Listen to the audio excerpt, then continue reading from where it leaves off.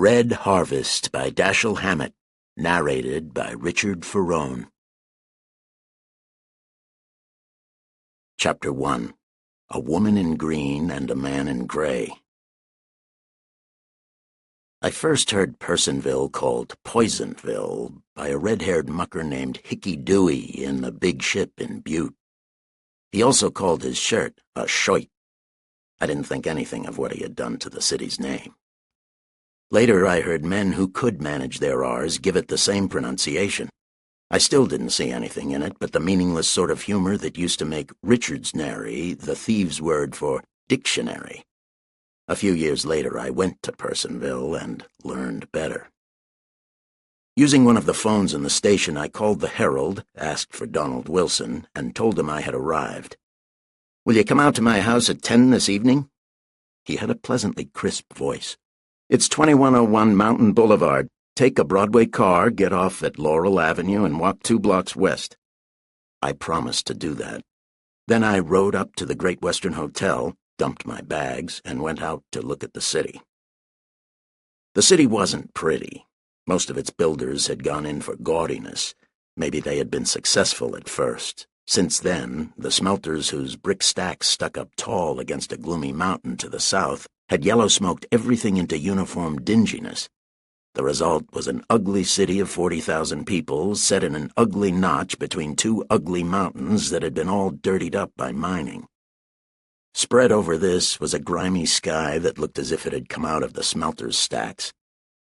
The first policeman I saw needed a shave. The second had a couple of buttons off his shabby uniform.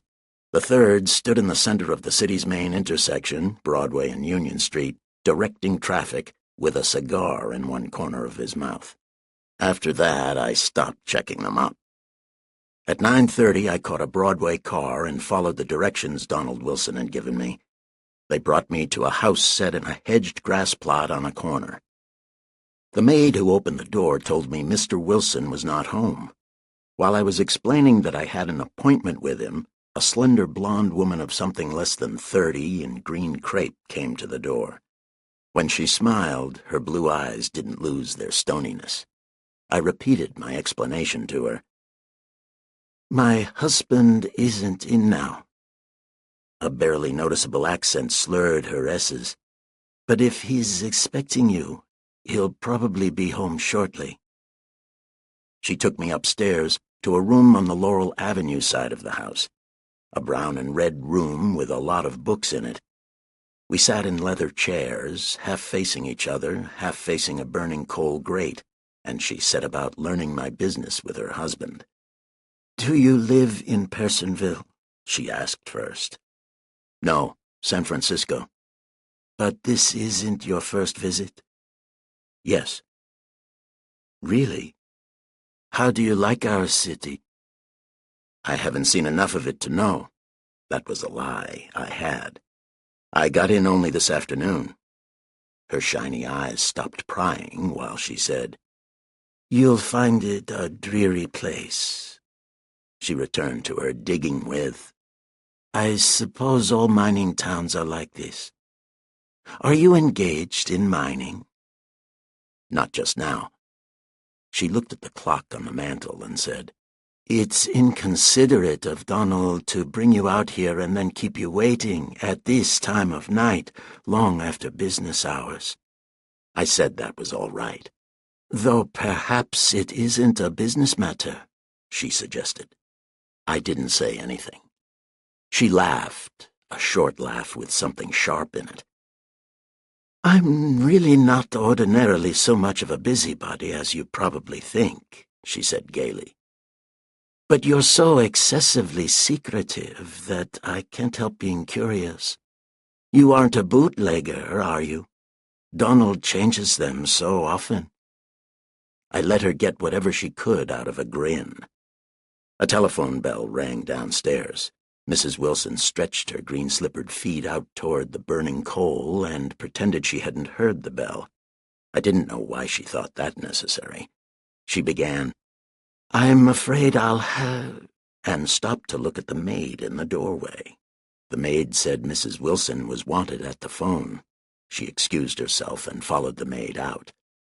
She didn't go downstairs, but spoke over an extension within earshot. I heard, "Mrs. Wilson speaking." "Yes. I beg your pardon?" "Who?" "Can't you speak a little louder?" "What?" "Yes, yes. Who is this? Hello, hello!" The telephone hook rattled. Her steps sounded down the hallway, rapid steps. I set fire to a cigarette and stared at it until I heard her going down the steps. Then I went to a window, lifted an edge of the blind, and looked out at Laurel Avenue and at the square white garage that stood in the rear of the house on that side. Presently, a slender woman in dark coat and hat came into sight hurrying from house to garage. It was Mrs. Wilson. She drove away in a black coupe. I went back to my chair and waited. 3/4 of an hour went by. At 5 minutes after 11, automobile brakes screeched outside. 2 minutes later, Mrs. Wilson came into the room. She had taken off her hat and coat. Her face was white, her eyes almost black. "I'm awfully sorry," she said, her tight-lipped mouth moving jerkily. "But you've had all this waiting for nothing. My husband won't be home tonight." I said I would get in touch with him at the Herald in the morning. I went away wondering why the green toe of her left slipper was dark and damp with something that could have been blood. I walked over to Broadway and caught a streetcar. 3 blocks north of my hotel, I got off to see what the crowd was doing around a side entrance of the city hall. 30 or 40 men and a sprinkling of women stood on the sidewalk looking at a door marked Police Department. There were men from mines and smelters still in their working clothes, gaudy boys from pool rooms and dance halls, sleek men with slick pale faces, men with the dull look of respectable husbands, a few just as respectable and dull women, and some ladies of the night. On the edge of this congregation I stopped beside a square-set man in rumpled gray clothes. His face was grayish, too, even the thick lips, though he wasn't much older than 30. His face was broad, thick-featured, and intelligent. For color, he depended on a red Windsor tie that blossomed over his gray flannel shirt. "What's the rumpus?" I asked him. He looked at me carefully before he replied, as if he wanted to be sure that the information was going to be in safe hands. His eyes were gray as his clothes, but not so soft. "Don Wilson's gone to sit at the right hand of God, if God don't mind looking at bullet holes." "Who shot him?" I asked. The gray man scratched the back of his neck and said, "Somebody with a gun." I wanted information, not wit. I would have tried my luck with some other member of the crowd if the red tie hadn't interested me. I said, "I'm a stranger in town. Hang the Punch and Judy on me. That's what strangers are for. Donald Wilson, Esquire, publisher of the Morning and Evening Heralds, was found in Hurricane Street a little while ago, shot very dead by parties unknown," he recited in a rapid sing-song. "Does that keep your feelings from being hurt?" "Thanks." I put out a finger and touched the loose end of his tie. "Mean anything, or just wearing it?" "I'm Bill Quint." "The hell you are!" I exclaimed, trying to place the name. "By God, I'm glad to meet you." I dug out my card case and ran through the collection of credentials I had picked up here and there by one means or another. The red card was the one I wanted. It identified me as Henry F. Neal, A.B. Seaman, member in good standing of the Industrial Workers of the World. There wasn't a word of truth in it. I passed this card to Bill Quint. He read it carefully, front and back, returned it to my hand, and looked me over from hat to shoes, not trustfully. "He's not going to die any more," he said. "Which way you going?" "Any." We walked down the street together, turned a corner, aimlessly as far as I knew. "What brought you in here, if you're a sailor?" he asked casually. "Where'd you get that idea?" "There's the card." "I got another that proves I'm a timber beast," I said. "If you want me to be a miner, I'll get one for that tomorrow." "You won't. I run 'em here." "Suppose you got a wire from Shy?" I asked. Hell with shy, I run 'em here. He nodded at a restaurant door and asked, "Drink?" "Only when I can get it." We went through the restaurant, up a flight of steps, and into a narrow second-story room with a long bar and a row of tables. Bill Quint nodded and said hello to some of the boys and girls at tables and bar, and steered me into one of the green-curtained booths that lined the wall opposite the bar. We spent the next 2 hours drinking whiskey and talking. The gray man didn't think I had any right to the card I had showed him, nor to the other one I had mentioned. He didn't think I was a good wobbly. As Chief Muckety-Muck of the IWW in Personville, he considered it his duty to get the lowdown on me and to not let himself be pumped about radical affairs while he was doing it. That was all right with me. I was interested in Personville affairs. He didn't mind discussing them between casual pokings into my business with the red cards. What I got out of him amounted to this. For 40 years, old Elihu Wilson, father of the man who had been killed this night, had owned Personville, heart, soul, skin, and guts. He was president and majority stockholder of the Personville Mining Corporation, ditto of the First National Bank, owner of the Morning Herald and Evening Herald, the city's only newspapers, and at least part owner of nearly every other enterprise of any importance.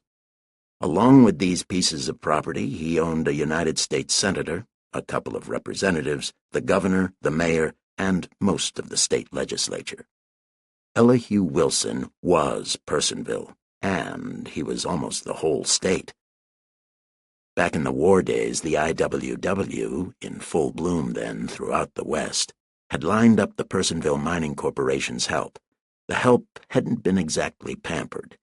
They used their new strength to demand the things they wanted.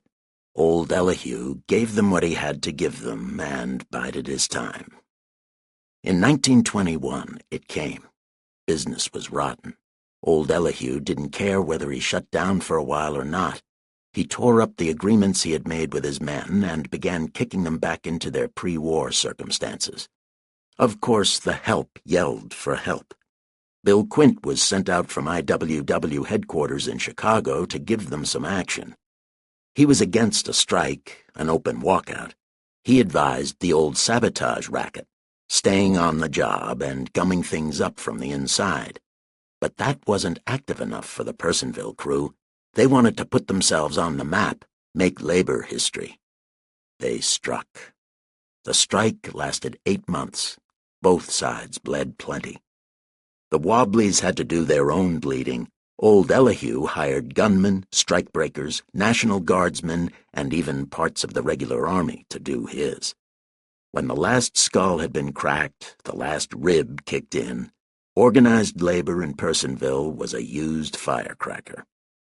But, said Bill Quint, old Elihu didn't know his Italian history. He won the strike, but he lost his hold on the city and the state. To beat the miners, he had to let his hired thugs run wild.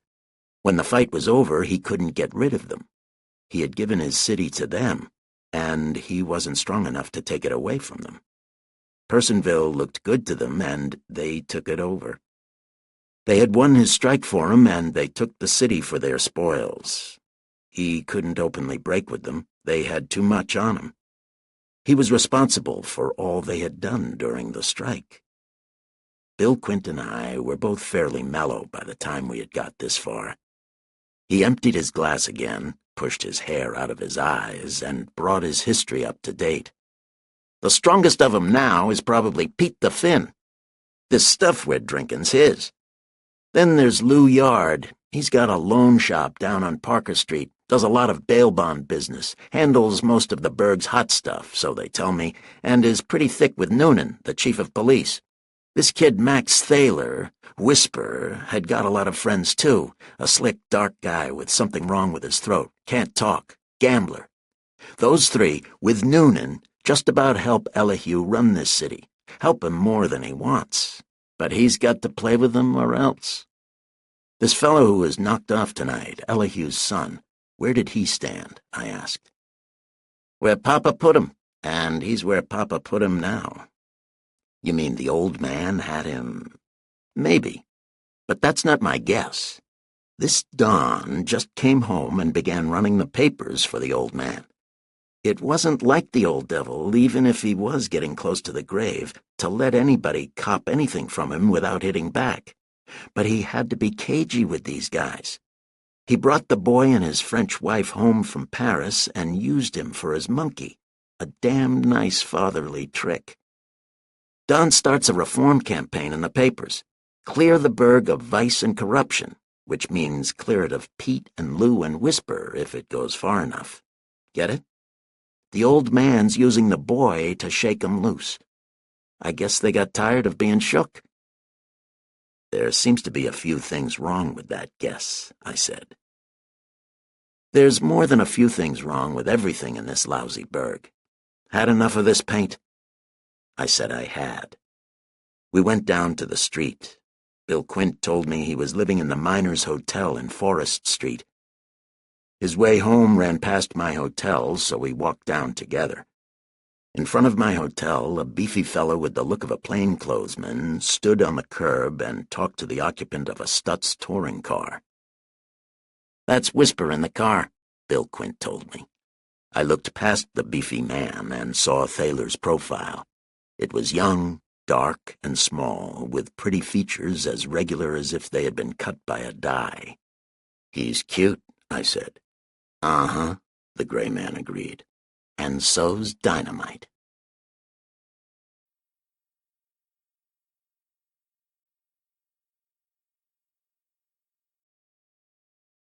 Chapter 2. The Czar of Poisonville.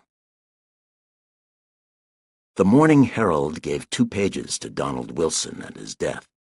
His picture showed a pleasant, intelligent face with curly hair, smiling eyes and mouth, a cleft chin, and a striped necktie. The story of his death was simple. At 10:40 the previous night, he had been shot 4 times in stomach, chest, and back, dying immediately. The shooting had taken place in the 1100 block of Hurricane Street. Residents of that block who looked out after hearing the shots saw the dead man lying on the sidewalk. A man and a woman were bending over him. The street was too dark for anyone to see anybody or anything clearly. The man and woman had disappeared before anybody else reached the street. Nobody knew what they looked like. Nobody had seen them go away. 6 shots had been fired at Wilson from a .32 caliber pistol. 2 of them had missed him, going into the front wall of a house. Tracing the course of these 2 bullets, the police had learned that the shooting had been done from a narrow alley across the street. That was all anybody knew. Editorially, the Morning Herald gave a summary of the dead man's short career as a civic reformer and expressed a belief that he had been killed by some of the people who didn't want Personville cleaned up. The Herald said the chief of police could best show his own lack of complicity by speedily catching and convicting the murderer or murderers. The editorial was blunt and bitter. I finished it with my second cup of coffee, jumped a Broadway car, dropped off at Laurel Avenue, and turned down toward the dead man's house. I was half a block from it when something changed my mind and my destination. A smallish young man in 3 shades of brown crossed the street ahead of me. His dark profile was pretty. He was Max Thaler, alias Whisper. I reached the corner of Mountain Boulevard in time to catch the flash of his brown-covered rear leg vanishing into the late Donald Wilson's doorway. I went back to Broadway, found a drugstore with a phone booth in it, searched the directory for Elihu Wilson's residence number, called it, told somebody who claimed to be the old man's secretary that I had been brought from San Francisco by Donald Wilson, that I knew something about his death, and that I wanted to see his father. When I made it emphatic enough, I got an invitation to call. The Czar of Poisonville was propped up in bed when his secretary, a noiseless, slim, sharp-eyed man of 40, brought me into the bedroom. The old man's head was small and almost perfectly round under its close-cut crop of white hair. His ears were too small and plastered too flat to the sides of his head to spoil the spherical effect. His nose also was small, carrying down the curve of his bony forehead. Mouth and chin were straight lines, chopping the sphere off. Below them, a short, thick neck ran down into white pajamas between square, meaty shoulders.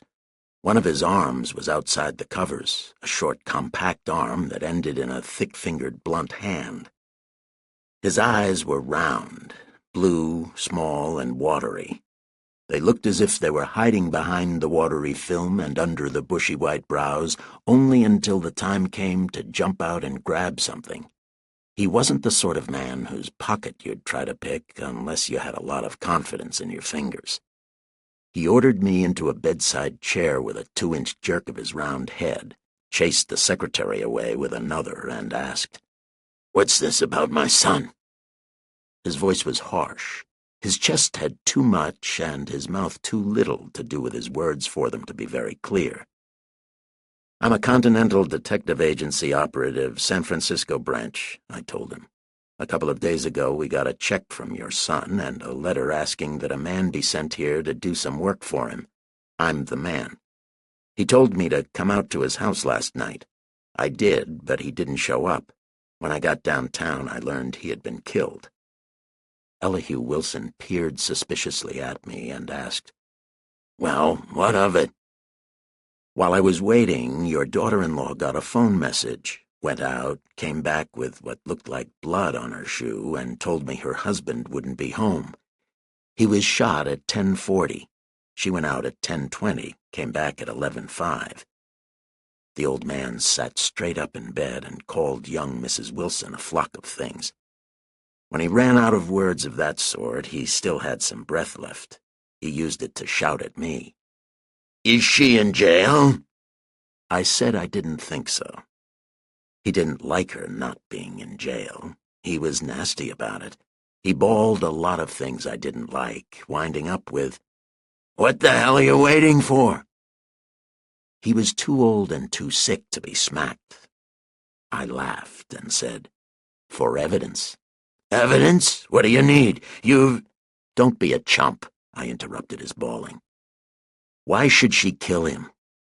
"Because she's a French hussy. Because she—" The secretary's frightened face appeared at the door. "Get out of here!" The old man roared at it, and the face went. "She jealous?" I asked before he could go on with his shouting. "And if you don't yell, maybe I'll be able to hear you anyway. My deafness is a lot better since I've been eating yeast." He put a fist on top of each hump his thighs made in the covers and pushed his square chin at me. "Old as I am, and sick as I am," he said very deliberately, "I've a great mind to get up and kick your behind." I paid no attention to that, repeating, "Was she jealous?" "She was," he said, not yelling now, "and domineering, and spoiled, and suspicious, and greedy, and mean, and unscrupulous, and deceitful, and selfish, and damned bad, altogether damned bad." "Any reason for her jealousy?" "I hope so," he said bitterly. "I'd hate to think a son of mine would be faithful to her, though likely enough he was. He'd do things like that." "But you don't know any reason why she should have killed him?" "Don't know any reason?" He was bellowing again. "Haven't I been telling you that—" "Yeah, but none of that means anything. It's kind of childish." The old man flung the covers back from his legs and started to get out of bed. Then he thought better of it, raised his red face, and roared, "Stanley!" The door opened to let the secretary glide in. "Throw this bastard out," his master ordered, waving a fist at me. The secretary turned to me. I shook my head and suggested, "Better get help." He frowned. We were about the same age. He was weedy, nearly a head taller than I, but 50 pounds lighter. Some of my 190 pounds were fat, but not all of them. The secretary fidgeted, smiled apologetically, and went away. "What I was about to say," I told the old man. "I intended talking to your son's wife this morning, but I saw Max Thaler go into the house, so I postponed my visit." Elihu Wilson carefully pulled the covers up over his legs again, leaned his head back on the pillows, screwed his eyes up at the ceiling, and said, So that's the way it is it? Mean anything? She killed him, he said certainly. That's what it means. Feet made noises in the hall, huskier feet than the secretary's. When they were just outside the door, I began a sentence. You were using your son to run a— "Get out of here!" the old man yelled at those in the doorway. "And keep that door closed!" He glowered at me and demanded, "What was I using my son for?" "To put the knife in Thaler, Yard, and the Finn." "You're a liar." "I didn't invent the story. It's all over Personville." "It's a lie. I gave him the papers. He did what he wanted with them." "You ought to explain that to your playmates. They'd believe you." "What they believe be damned. What I'm telling you is so." "What of it? Your son won't come back to life just because he was killed by mistake, if he was." "That woman killed him." "Maybe." "Damn you and your maybes. She did." "Maybe. But the other angle has got to be looked into, too, the political end. You can tell me." "I can tell you that French hussy killed him, and I can tell you that any other damned numbskull notions you've got are way off the load." "But they've got to be looked into," I insisted. "And you know the inside of Personville politics better than anyone else I'm likely to find. He was your son. The least you can do is—" "The least I can do," he bellowed, "is tell you to get to hell back to Frisco, you and your numbskull." I got up and said unpleasantly, "I'm at the Great Western Hotel. Don't bother me unless you want to talk sense for a change." I went out of the bedroom and down the stairs. The secretary hovered around the bottom step, smiling apologetically. "A fine old rowdy," I growled. "A remarkably vital personality," he murmured. At the office of the Herald, I hunted up the murdered man's secretary. She was a small girl of 19 or 20 with wide chestnut eyes, light brown hair, and a pale, pretty face. Her name was Lewis. She said she hadn't known anything about my being called to Personville by her employer. "But then," she explained, "Mr. Wilson always liked to keep everything to himself as long as he could. I don't think he trusted anybody here, completely." "Not you?" She flushed and said, "No, but of course he had been here such a short while and didn't know any of us very well."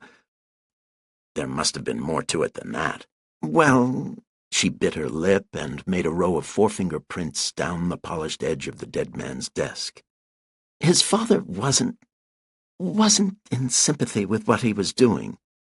Since his father really owned the papers, I suppose it was natural for Mr. Donald to think that some of the employees might be more loyal to Mr. Elihu than to him." "The old man wasn't in favor of the reform campaign? Why did he stand for it if the papers were his?" She bent her head to study the fingerprints she had made. Her voice was low. "It's not easy to understand unless you know. The last time Mr. Elihu was taken sick, he sent for Mr. Donald. Mr. Donald had lived in Europe most of his life, you know. Dr. Pride told Mr. Elihu that he'd have to give up the management of his affairs, so he cabled his son to come home. But when Mr. Donald got here, Mr. Elihu couldn't make up his mind to let go of everything. But he wanted Mr. Donald to stay here, so he gave him the newspapers. That is, made him publisher. Mr. Donald liked that. He had been interested in journalism in Paris. When he found out how terrible everything was here, in civic affairs and so on, he started that reform campaign. He didn't know. He had been away since he was a boy. He didn't know. He didn't know his father was in it as deep as anybody else. I helped her along. She squirmed a little over her examination of the fingerprints, didn't contradict me, and went on. "Mr. Elihu and he had a quarrel. Mr. Elihu told him to stop stirring things up, but he wouldn't stop. Maybe he would have stopped if he had known all there was to know. But I don't suppose it would have occurred to him that his father was really seriously implicated. And his father wouldn't tell him. I suppose it would be hard for a father to tell a son a thing like that. He threatened to take the papers away from Mr. Donald. I don't know whether he intended to or not, but he was taken sick again, and everything went along as it did. Donald Wilson didn't confide in you? I asked. No. It was almost a whisper. Then you learned all this where? I'm trying to help you learn who murdered him, she said earnestly. You have no right to. You'll help me most just now by telling me where you learned all this, I insisted. She stared at the desk, chewing her lower lip. I waited. Presently she said, My father is Mr. Wilson's secretary. Thanks. But you mustn't think that we— It's nothing to me, I assured her. What was Wilson doing in Hurricane Street last night when he had a date with me at his house? She said she didn't know. I asked her if she had heard him tell me, over the phone, to come to his house at 10 o'clock. She said she had. What did he do after that? Try to remember every least thing that was said and done from then until you left at the end of the day. She leaned back in her chair, shut her eyes, and wrinkled her forehead. You called up, if it was you he told to come to his house, at about 2 o'clock. After that, Mr. Donald dictated some letters, one to a paper mill, one to Senator Kiefer about some changes in post office regulations, and— Oh, yes, he went out for about 20 minutes, a little before 3, and before he went, he wrote out a check. Who for? I don't know, but I saw him writing it. Where's his checkbook? Carry it with him? It's here. She jumped up, went around to the front of his desk, and tried the top drawer. Locked. I joined her, straightened out a wire clip, and with that and a blade of my knife, fiddled the drawer open. The girl took out a thin, flat First National Bank checkbook. The last used stub was marked $5,000. Nothing else. No name, no explanation. He went out with his check, I said, and was gone 20 minutes? Long enough to get to the bank and back? It wouldn't have taken him more than 5 minutes to get there. Did anything else happen before he wrote out the check? Think. Any messages, letters, phone calls? Let's see. She shut her eyes again. He was dictating some mail and— Oh, how stupid of me. He did have a phone call. He said, Yes, I can be there at 10, but I shall have to hurry away. Then again he said, Very well, at 10. That was all he said, except yes, yes, several times. Talking to a man or a woman? I didn't know. Think. There'd be a difference in his voice. She thought and said, Then it was a woman. Which of you or he, left first in the evening? I did. I told you my father is Mr. Elihu's secretary. He and Mr. Donald had an engagement for the early part of the evening. Something about the paper's finances. Father came in a little after 5. They were going to dinner together, I think. That was all the Lewis girl could give me. She knew nothing that would explain Wilson's presence in the 1100 block of Hurricane Street, she said. She admitted knowing nothing about Mrs. Wilson.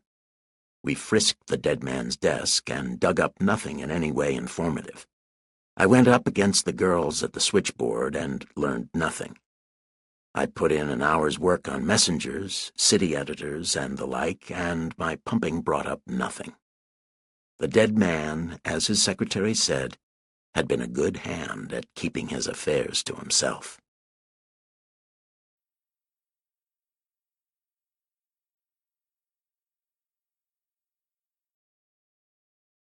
Chapter 3.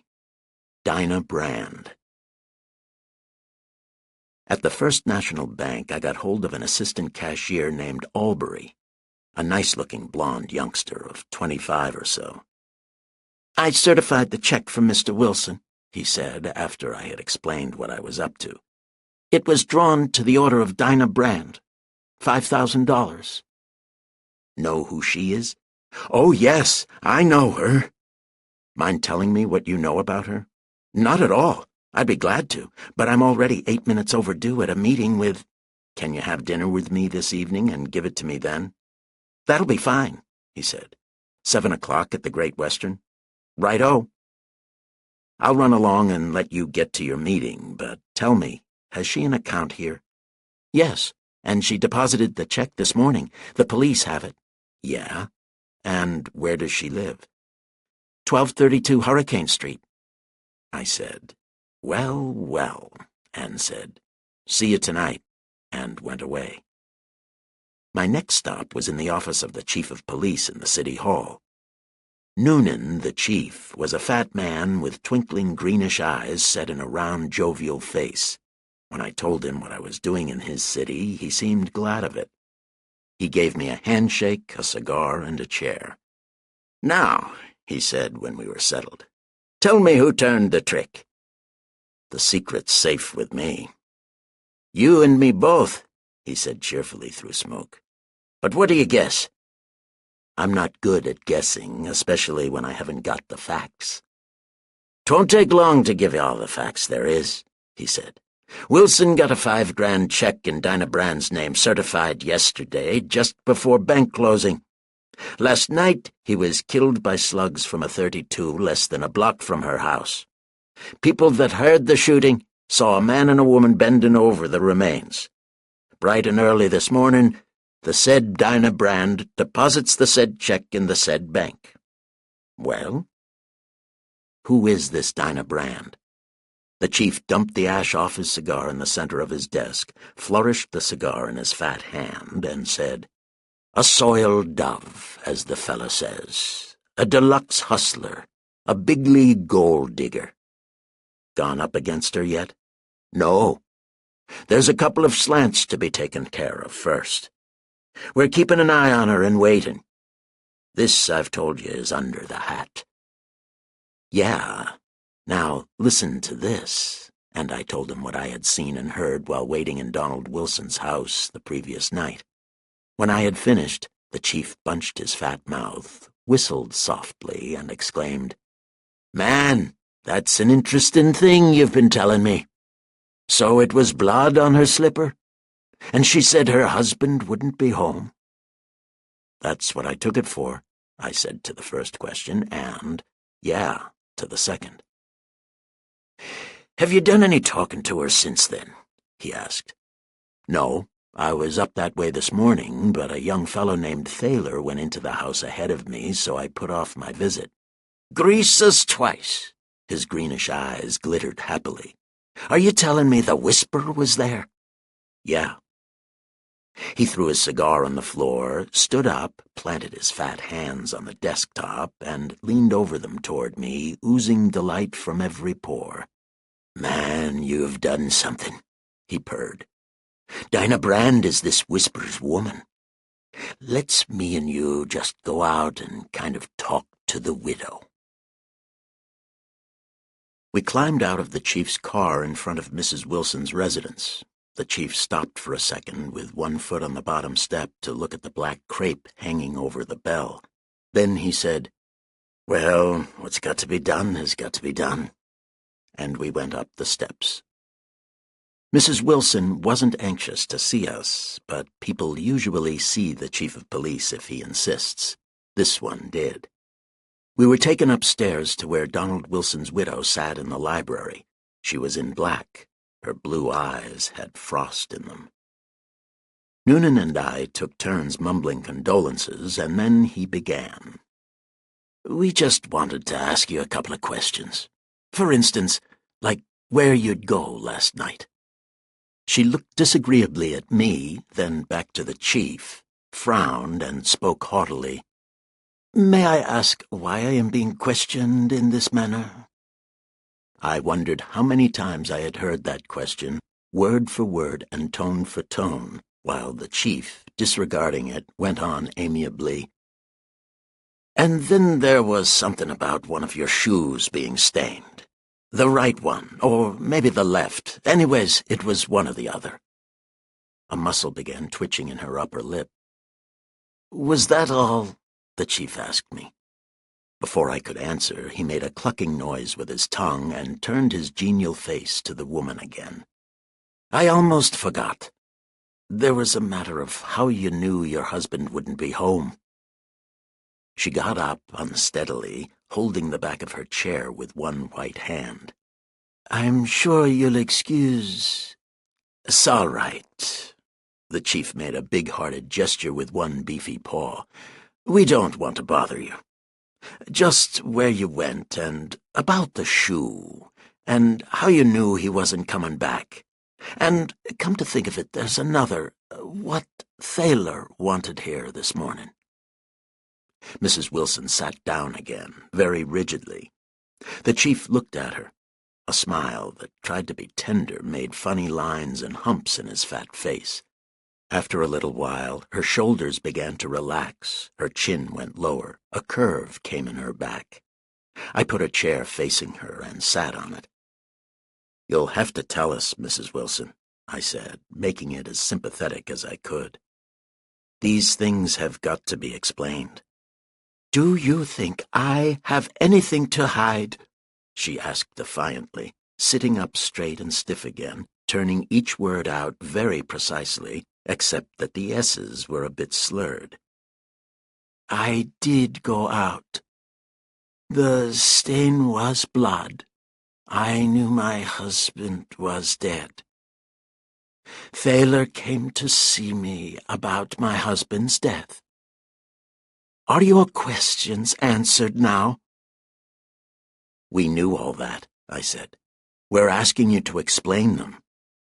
She stood up again, said angrily, I dislike your manner. I refuse to submit to... Noonan said, That's perfectly all right, Mrs. Wilson. Only we'll have to ask you to go down to the hall with us. She turned her back to him, took a deep breath, and threw words at me. While we were waiting here for Donald, I had a telephone call. It was a man who wouldn't give his name.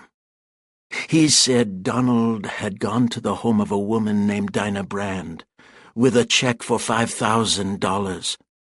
He gave me her address. Then I drove out there and waited down the street in the car until Donald came out. While I was waiting there, I saw Max Thaler, whom I knew by sight. He went to the woman's house, but didn't go in. He went away. Then Donald came out and walked down the street. He didn't see me. I didn't want him to. I intended to drive home, get here before he came. I had just started the engine when I heard the shots, and I saw Donald fall. I got out of the car and ran over to him. He was dead. I was frantic. Then Thaler came. He said if I were found there, they would say I had killed him. He made me run back to the car and drive home. Tears were in her eyes. Through the water, her eyes studied my face, apparently trying to learn how I took the story. I didn't say anything. She asked, Is that what you wanted? Practically, Noonan said. He had walked around to one side. What did Thaler say this afternoon? He urged me to keep quiet. Her voice had become small and flat. He said either or both of us would be suspected if anyone learned we were there, because Donald had been killed coming from the woman's house after giving her money. Where did the shots come from? The chief asked. I don't know. I didn't see anything, except when I looked up, Donald falling. Did Thaler fire them? No, she said quickly. Then her mouth and eyes spread. She put a hand to her breast. I don't know. I didn't think so, and he said he didn't. I don't know where he was. I don't know why I never thought he might have." "What do you think now?" Noonan asked. "He may have." The chief winked at me, an athletic wink in which all his facial muscles took part, and cast a little farther back. "And you don't know who called you up?" "He wouldn't tell me his name." "Didn't recognize his voice?" "No." "What kind of voice was it?" "He talked in an undertone, as if afraid of being overheard. I had difficulty understanding him." "He whispered?" The chief's mouth hung open as the last sound left it. His greenish eyes sparkled greedily between their pads of fat. "Yes, a hoarse whisper." The chief shut his mouth with a click, opened it again to say persuasively, "You've heard Thaler talk." The woman started and stared, big-eyed, from the chief to me. "It was he!" she cried. "It was he!" Robert Albury, the young assistant cashier of the First National Bank, was sitting in the lobby when I returned to the Great Western Hotel. We went up to my room, had some ice water brought, used its ice to put chill in scotch, lemon juice, and grenadine, and then went down to the dining room. "Now tell me about the lady," I said when we were working on the soup. "Have you seen her yet?" he asked. "Not yet. But you've heard something about her?" "Only that she's an expert in her line." "She is," he agreed. "I suppose you'll see her. You'll be disappointed at first.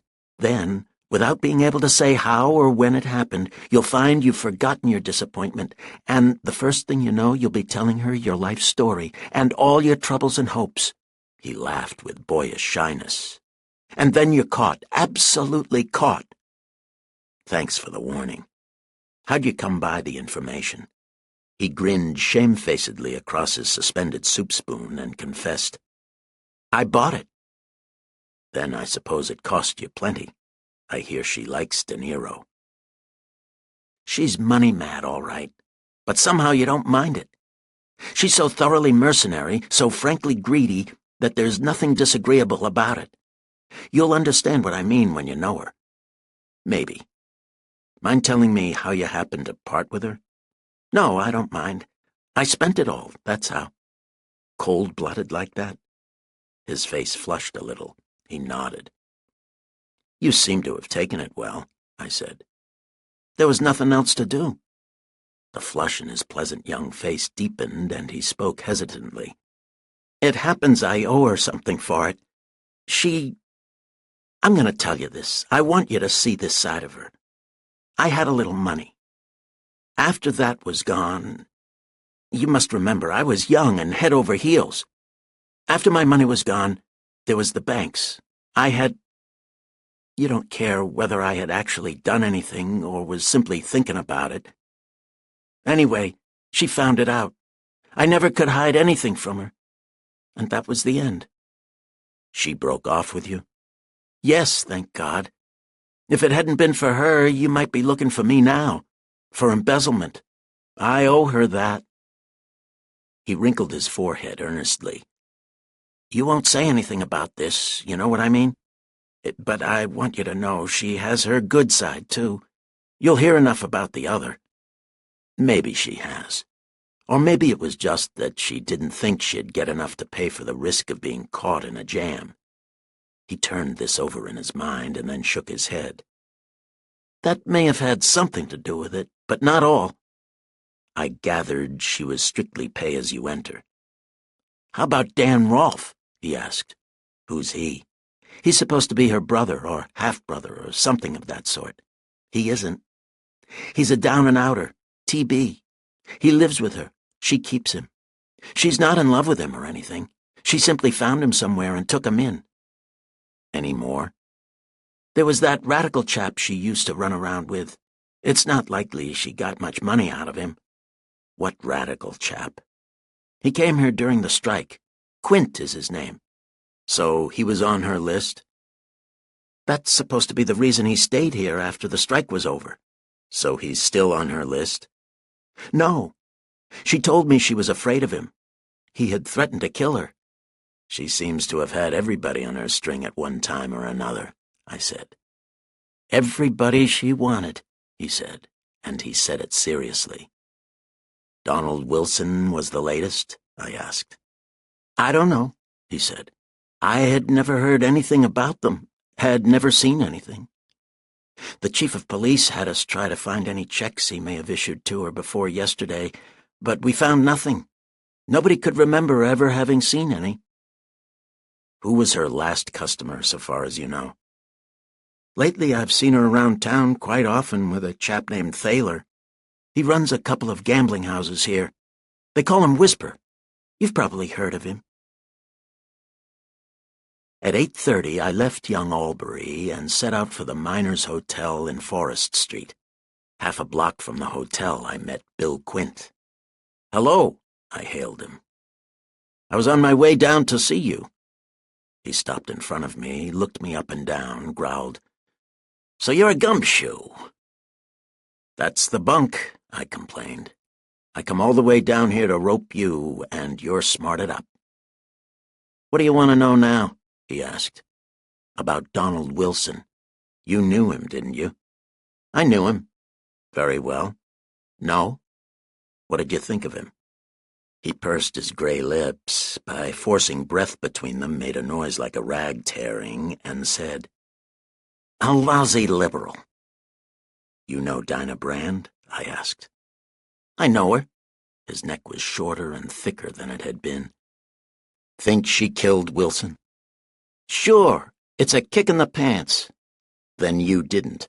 "Hell yes," he said. "The pair of us together. Got any more questions?" "Yeah, but I'll save my breath. You'd only lie to me." I walked back to Broadway, found a taxi, and told the driver to take me to 1232 Hurricane Street.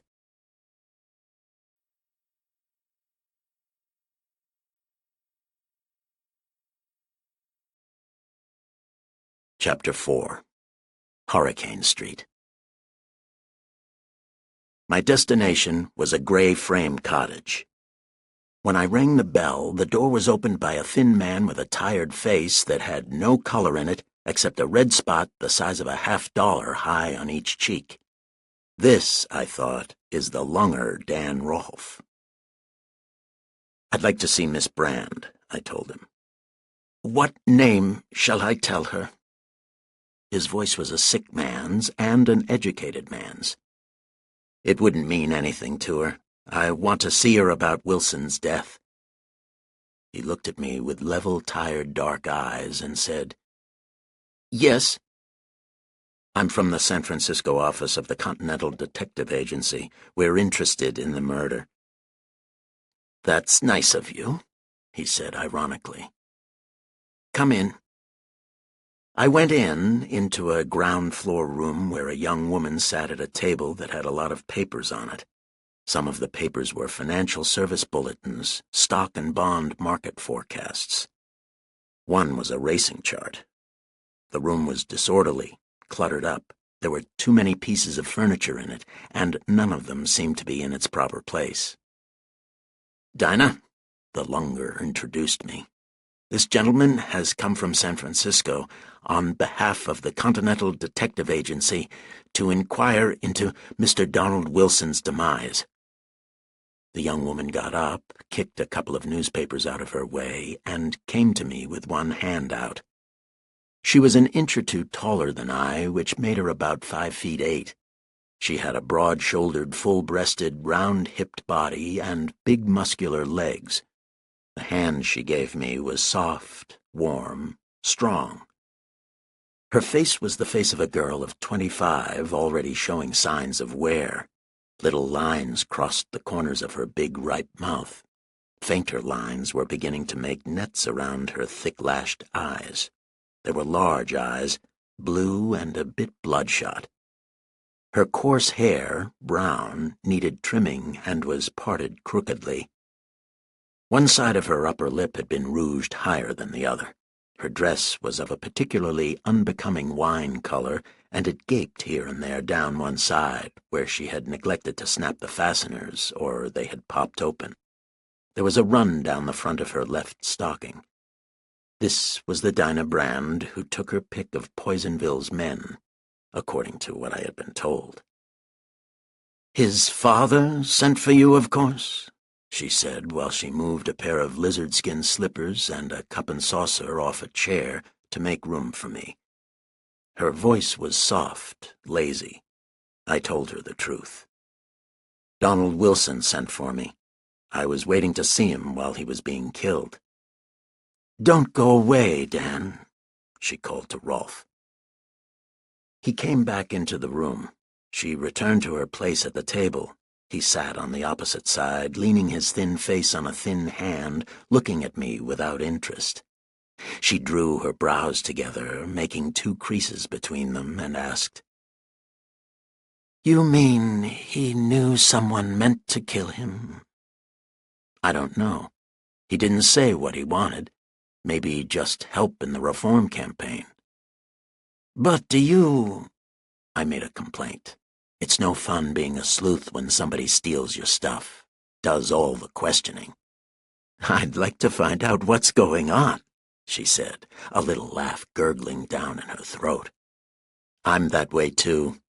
For instance, I'd like to know why you made him have the check certified." Very casually, Dan Rolfe shifted in his chair, leaning back, lowering his thin hands out of sight below the table's edge.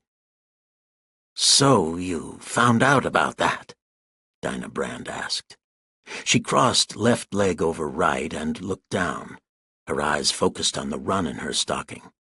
"Honest to God, I'm going to stop wearing them," she complained. "I'm going barefooted. I paid $5 for these socks yesterday. Now look at the damned things. Every day, runs, runs, runs." "It's no secret," I said.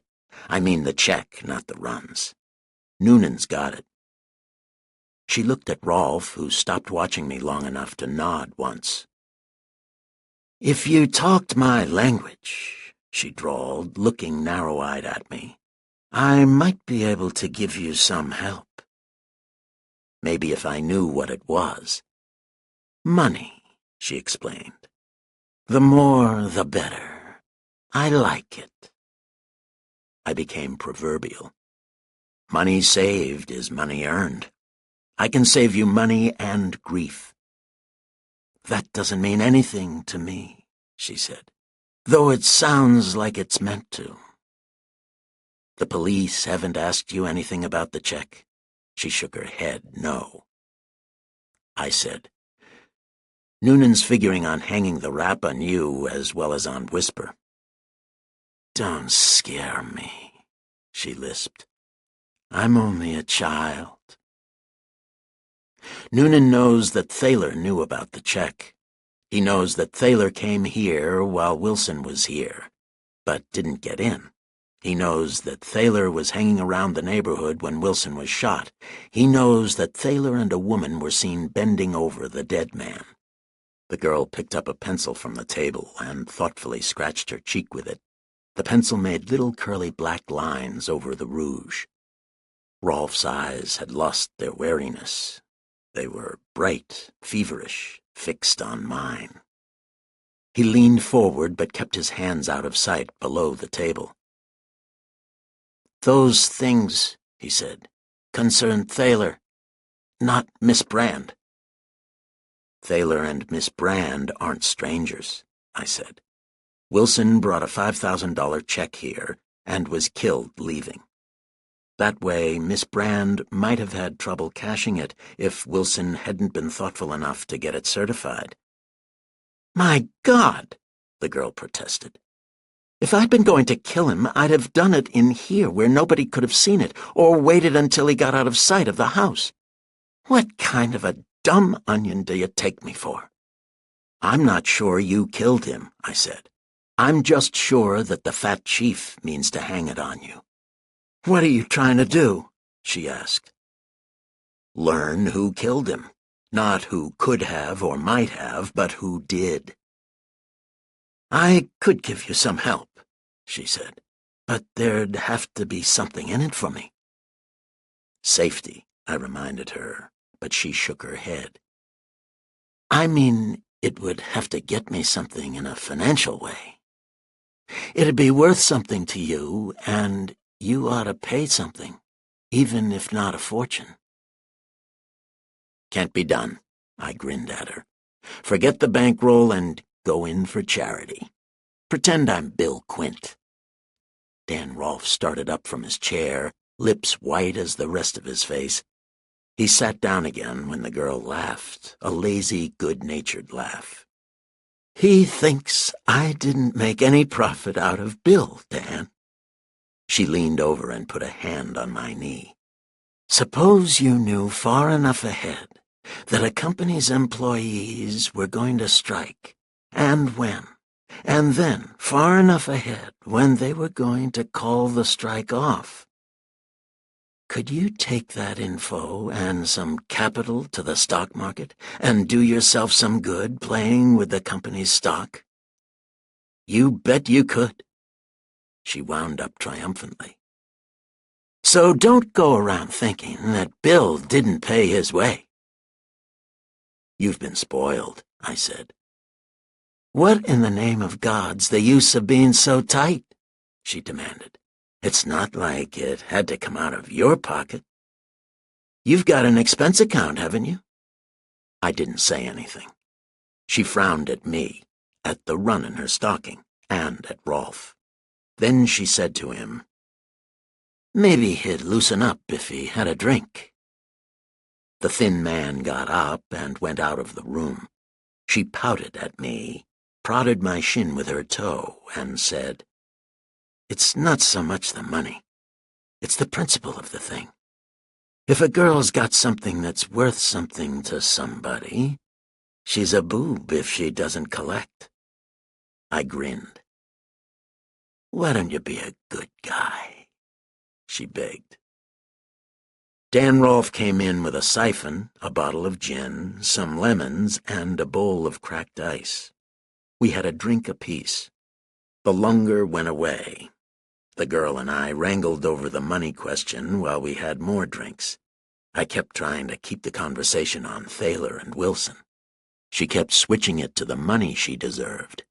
It went on that way until the gin bottle was empty. My watch said 1:15. She chewed a piece of lemon peel and said for the 30th or 40th time, It won't come out of your pocket. What do you care? It's not the money, I said. It's the principle of the thing. She made a face at me and put her glass where she thought the table was. She was 8 inches wrong. I don't remember if the glass broke when it hit the floor or what happened to it. I do remember that I was encouraged by her missing the table. Another thing, I opened up a new argumentative line. I'm not sure I really need whatever you can tell me. If I have to get along without it, I think I can. It'll be nice if you can. But don't forget, I'm the last person who saw him alive, except whoever killed him. Wrong, I said. His wife saw him come out, walk away, and fall. His wife? Yeah. She was sitting in a coupe down the street. How did she know he was here? She says Thaler phoned her that her husband had come here with the check. You're trying to kid me, the girl said. Max couldn't have known it.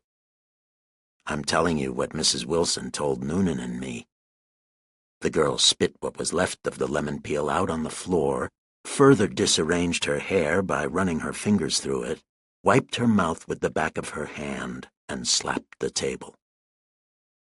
All right, Mr. Know-it-all, she said. I'm going to play with you. You can think it's not going to cost you anything, but I'll get mine before we're through. You think I won't? She challenged me, peering at me as if I were a block away. This was no time to revive the money argument, so I said, I hope you do. I think I said it 3 or 4 times, quite earnestly. I will, Now listen to me.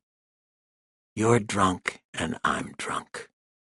And I'm just exactly drunk enough to tell you anything you want to know. That's the kind of girl I am. If I like a person, I'll tell them anything they want to know. Just ask me. Go ahead, ask me. I did. What did Wilson give you $5,000 for? For fun. She leaned back to laugh. Then, listen. He was hunting for scandal. I had some of it, some affidavits and things that I thought might be good for a piece of change someday. I'm a girl that likes to pick up a little jack when she can. So I had put these things away. When Donald began going after scalps, I let him know that I had these things, and that they were for sale. I gave him enough of a peep at them to let him know they were good, and they were good. Then we talked about how much. He wasn't as tight as you. Nobody ever was. But he was a little bit close. So the bargain hung fire till yesterday. Then I gave him the rush, phoned him and told him I had another customer for the stuff, and that if he wanted it, he'd have to show up that night with either 5,000 smacks in cash or a certified check. That was hooey, but he hadn't been around much, so he fell for it. Why 10 o'clock? I asked. Why not? That's as good a time as any other. The main thing on a deal like that is to give them a definite time. Now you want to know why it had to be cash or a certified check? All right, I'll tell you. I'll tell you anything you want to know. That's the kind of girl I am. Always was.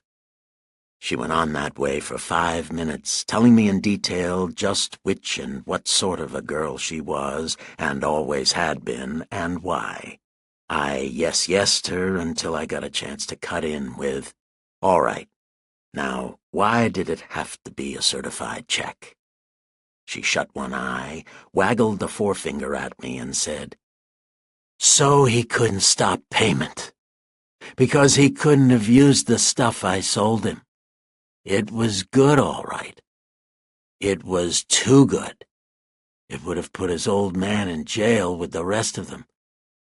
It would have nailed Papa Elihu tighter than anyone else. I laughed with her while I tried to keep my head above the gin I had guzzled.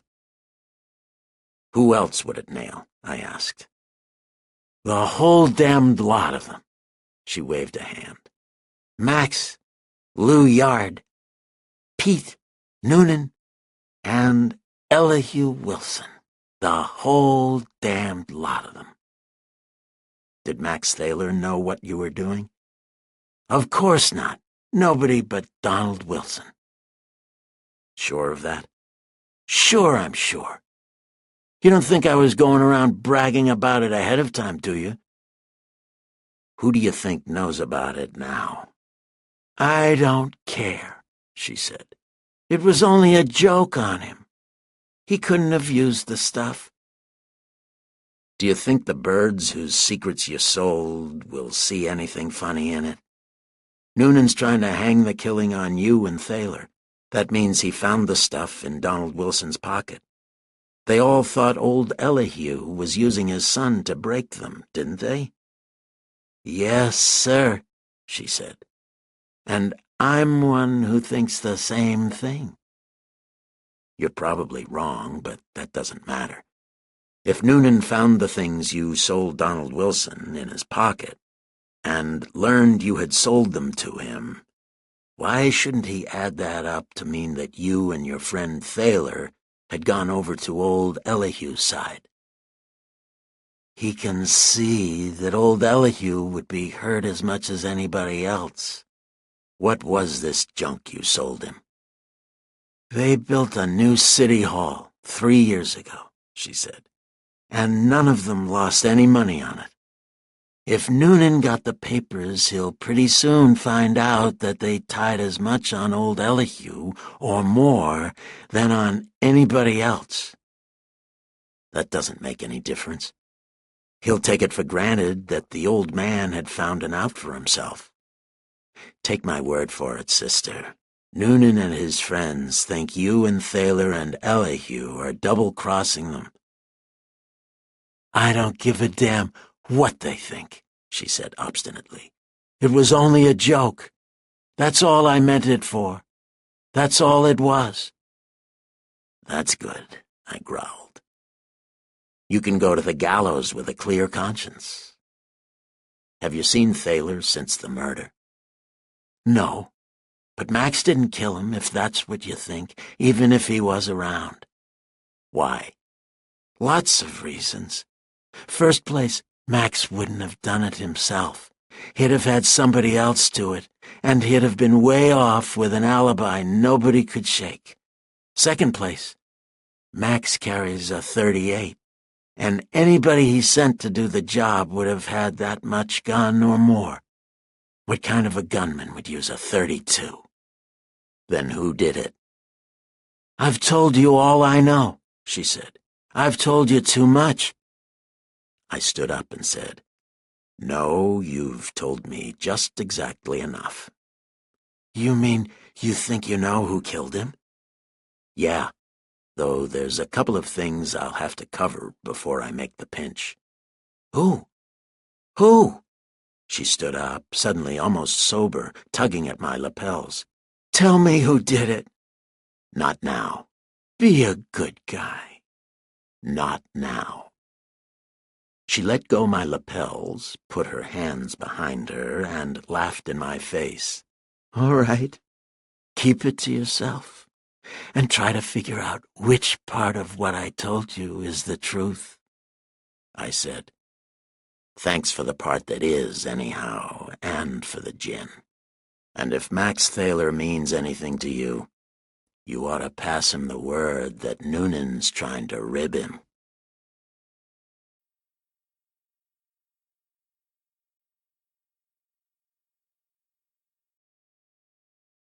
Chapter 5. Old Elihu Talks Sense.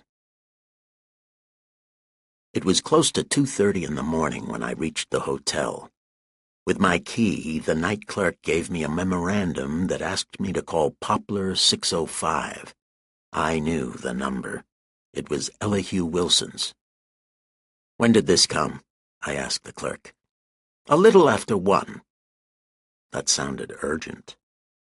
I went back to a booth and put in the call.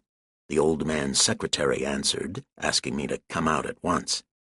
I promised to hurry, asked the clerk to get me a taxi, and went up to my room for a shot of scotch. I would rather have been cold sober, but I wasn't. If the night held more work for me, I didn't want to go to it with alcohol dying in me. The snifter revived me a lot. I poured more of the King George into a flask, pocketed it, and went down to the taxi.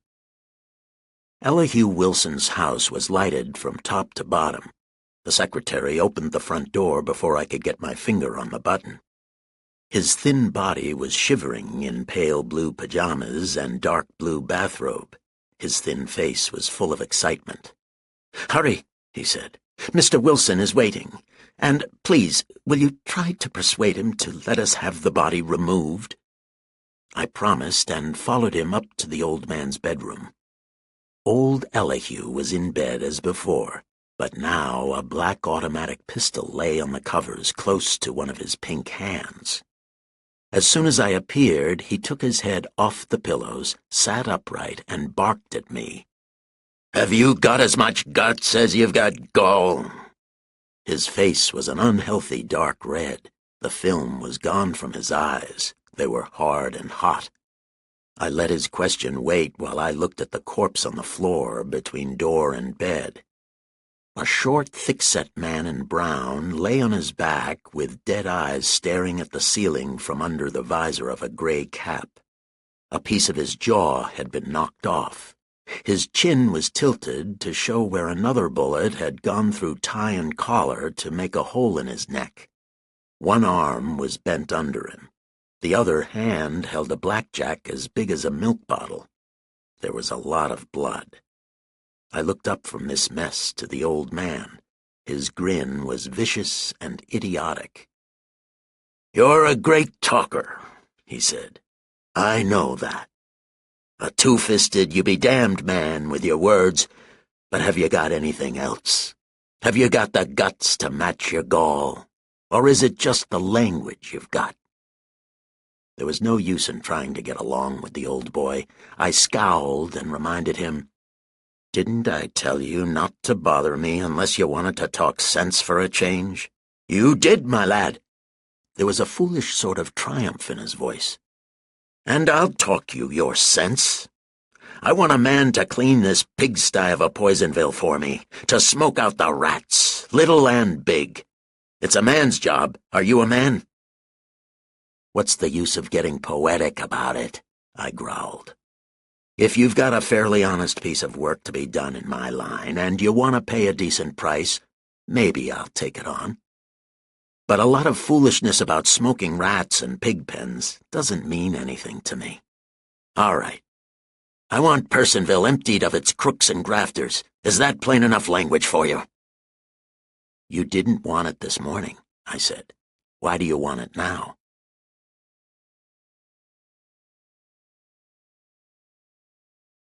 The explanation was profane and lengthy, and given to me in a loud and blustering voice. The substance of it was that he had built Personville brick by brick with his own hands, and he was going to keep it or wipe it off the side of the hill. Nobody could threaten him in his own city, no matter who they were. He had let them alone, but when they started telling him, Elihu Wilson, what he had to do and what he couldn't do, he would show them who was who. He brought the speech to an end by pointing at the corpse and boasting, "That'll show them there's still a sting in the old man." I wished I were sober. His clowning puzzled me. I couldn't put my finger on the something behind it. "Your playmate sent him?" I asked, nodding at the dead man. "I only talked to him with this," he said, patting the automatic on the bed. "But I reckon they did." "How did it happen?" "It happened simple enough. I heard the door opening, and I switched on the light, and there he was, and I shot him, and there he is." "What time?" "It was about 1 o'clock. "And you've let him lie there all this time?" "That I have." The old man laughed savagely and began blustering again. "Does the sight of a dead man turn your stomach? Or is it his spirit you're afraid of?" I laughed at him. Now I had it. The old boy was scared stiff. Fright was the something behind his clowning. That was why he blustered, and why he wouldn't let them take the body away. He wanted it there to look at, to keep panic away, visible proof of his ability to defend himself. I knew where I stood. "You really want the town cleaned up?" I asked.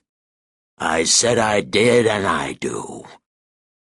"I'd have to have a free hand, no favors to anybody, run the job as I pleased, and I'd have to have a $10,000 retainer." $10,000? Why in hell should I give that much to a man I don't know from Adam? A man who's done nothing I know of but talk. Be serious. When I say me, I mean the Continental. You know them. I do, and they know me, and they ought to know I'm good for— That's not the idea.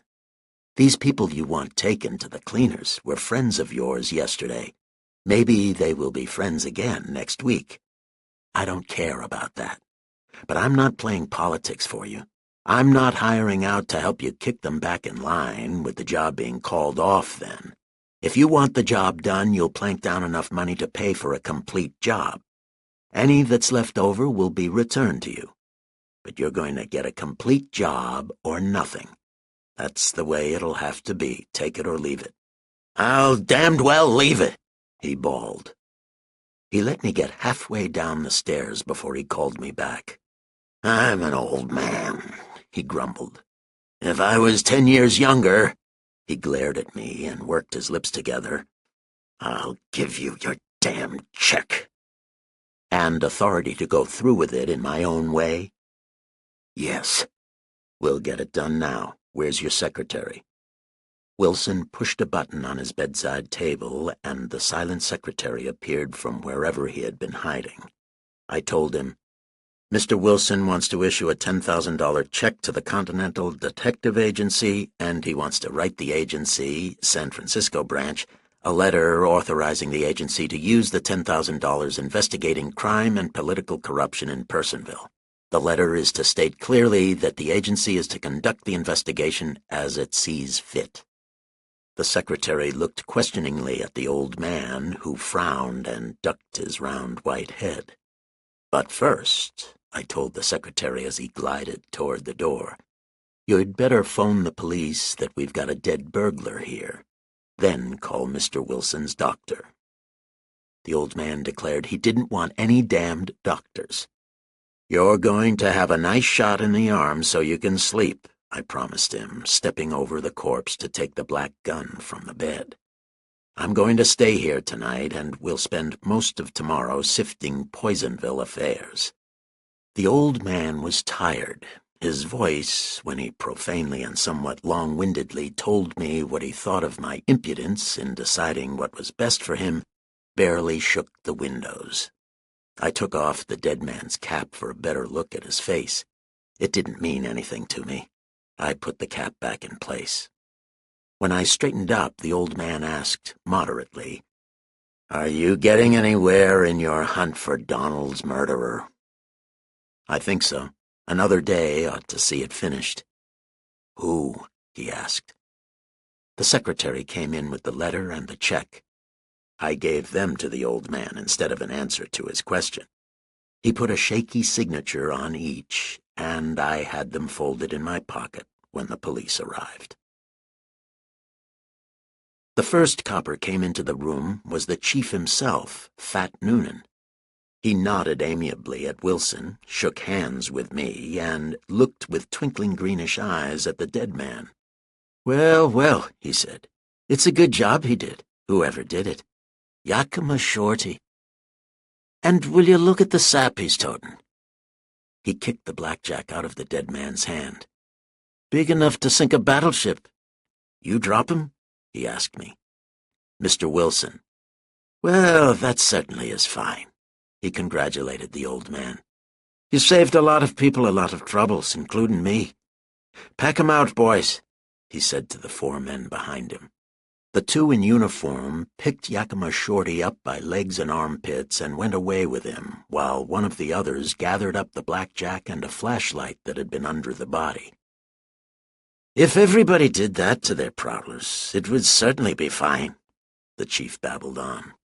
He brought 3 cigars out of a pocket, threw one over on the bed, stuck one at me, and put the other in his mouth. I was just wondering where I could get hold of you, he told me as we lighted up. I got a little job ahead that I thought you'd like to be in on. That's how I happened to be on tap when the rumble came. He put his mouth close to my ear and whispered, Going to pick up Whisper. Want to come along? Yeah, I thought you would. Hello, Doc. He shook hands with a man who had just come in, a little plump man with a tired oval face and gray eyes that still had sleep in them. The doctor went to the bed where one of Noonan's men was asking Wilson about the shooting. I followed the secretary into the hall and asked him, Any man in the house besides you? Yes, the chauffeur, the Chinese cook. Let the chauffeur stay in the old man's room tonight. I'm going out with Noonan. I'll get back as soon as I can. I don't think there'll be any more excitement here, but no matter what happens, don't leave the old man alone. And don't leave him alone with Noonan or any of Noonan's crew. The secretary's mouth and eyes popped wide. What time did you leave Donald Wilson last night? I asked. You mean night before last, the night he was killed? Yeah. At precisely 9:30. You were with him from 5 o'clock till then? From 5:15. We went over some statements and that sort of thing in his office until nearly 8 o'clock. Then we went to Bayard's and finished our business over our dinners. He left at 9:30. saying he had an engagement. What else did he say about this engagement? Nothing else. Didn't give you any hint of where he was going, who he was going to meet. He merely said he had an engagement. And you didn't know anything about it? No. Why? Did you think I did? I thought he might have said something. I switched back to tonight's doings. What visitors did Wilson have today, not counting the one he shot? You'll have to pardon me, the secretary said, smiling apologetically. I can't tell you that without Mr. Wilson's permission. I'm sorry. Weren't some of the local powers here, say Lou Yard, or... The secretary shook his head, repeating, I'm sorry. We won't fight over it, I said, giving it up and starting back toward the bedroom door. The doctor came out, buttoning his overcoat. He will sleep now, he said hurriedly. Someone should stay with him. I shall be in the morning. He ran downstairs. I went into the bedroom. The chief and the man who had questioned Wilson were standing by the bed. The chief grinned as if he were glad to see me. The other man scowled. Wilson was lying on his back, staring at the ceiling. That's about all there is here, Noonan said. What say we mosey along? I agreed and said, Good night, to the old man. He said, Good night, without looking at me. The secretary came in with the chauffeur, a tall, sunburned young husky. The chief, the other sleuth, a police lieutenant named McGraw, and I went downstairs and got into the chief's car. McGraw sat beside the driver. The chief and I sat in back. We'll make the pinch along about daylight, Noonan explained as we rode. Whisper's got a joint over on King Street. He generally leaves there along about daylight. We could crash the place, but that'd mean gunplay, and it's just as well to take it easy. We'll pick him up when he leaves. I wondered if he meant pick him up or pick him off. I asked. Got enough on him to make the rap stick? Enough? He laughed good-naturedly. If what the Wilson dame give us ain't enough to stretch him, I'm a pickpocket. I thought of a couple of wisecrack answers to that. I kept them to myself.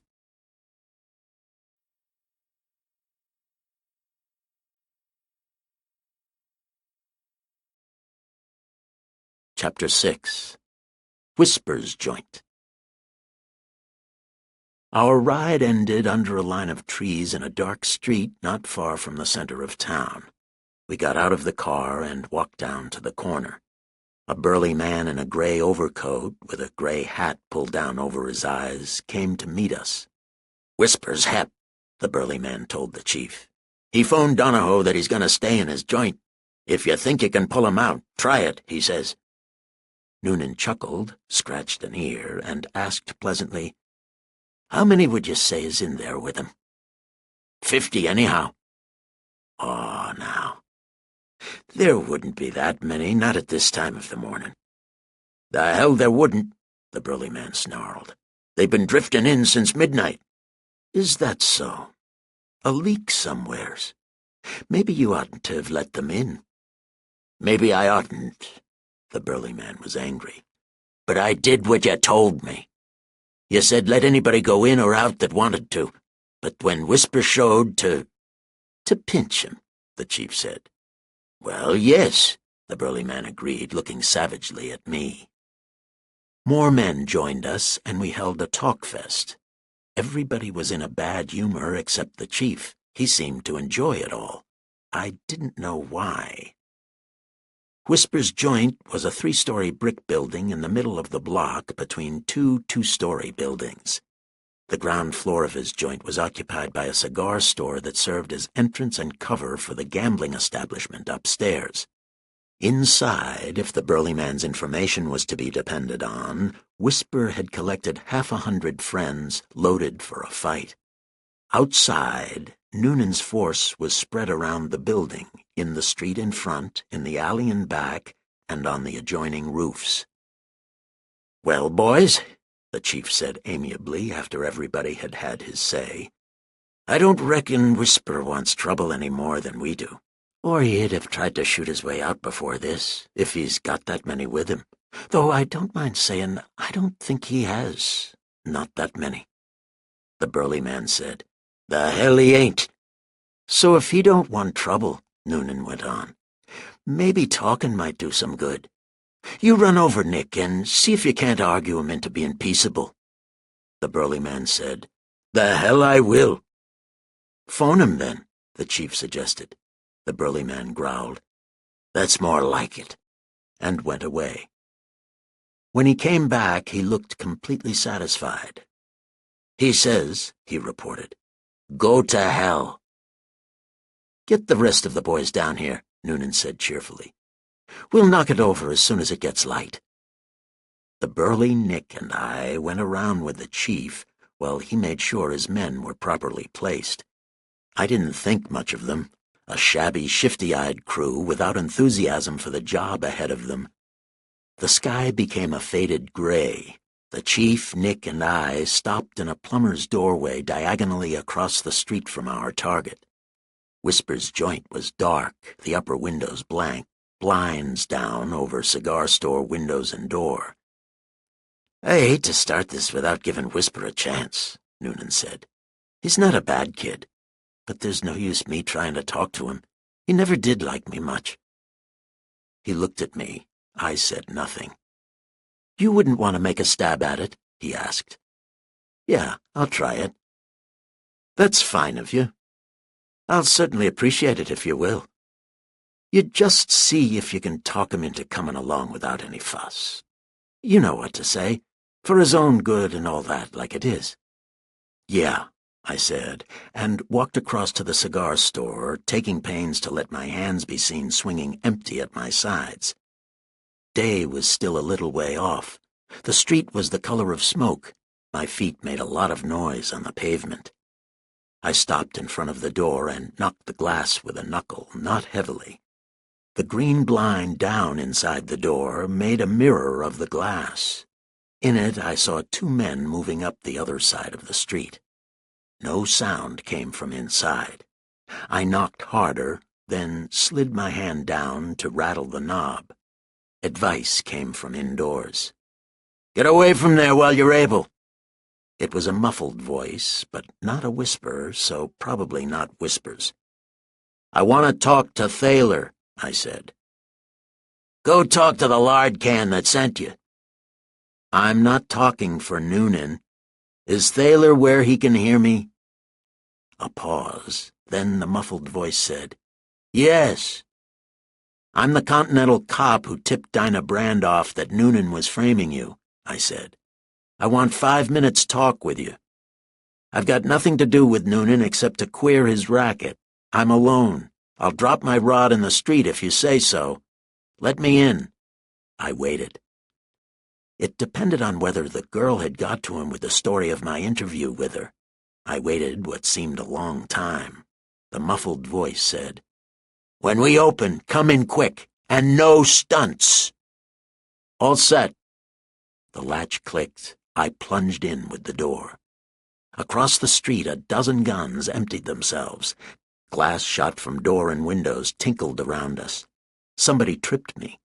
Fear gave me 3 brains and half a dozen eyes. I was in a tough spot. Noonan had slipped me a pretty dose. These birds couldn't help thinking I was playing his game. I tumbled down, twisting around to face the door. My gun was in my hand by the time I hit the floor. Across the street, burly Nick had stepped out of a doorway to pump slugs at us with both hands. I steadied my gun arm on the floor. Nick's body showed over the front sight. I squeezed the gun. Nick stopped shooting. He crossed his guns on his chest and went down in a pile on the sidewalk. Hands on my ankles dragged me back. The floor scraped pieces off my chin. The door slammed shut. Some comedian said, "Uh-huh, people don't like you."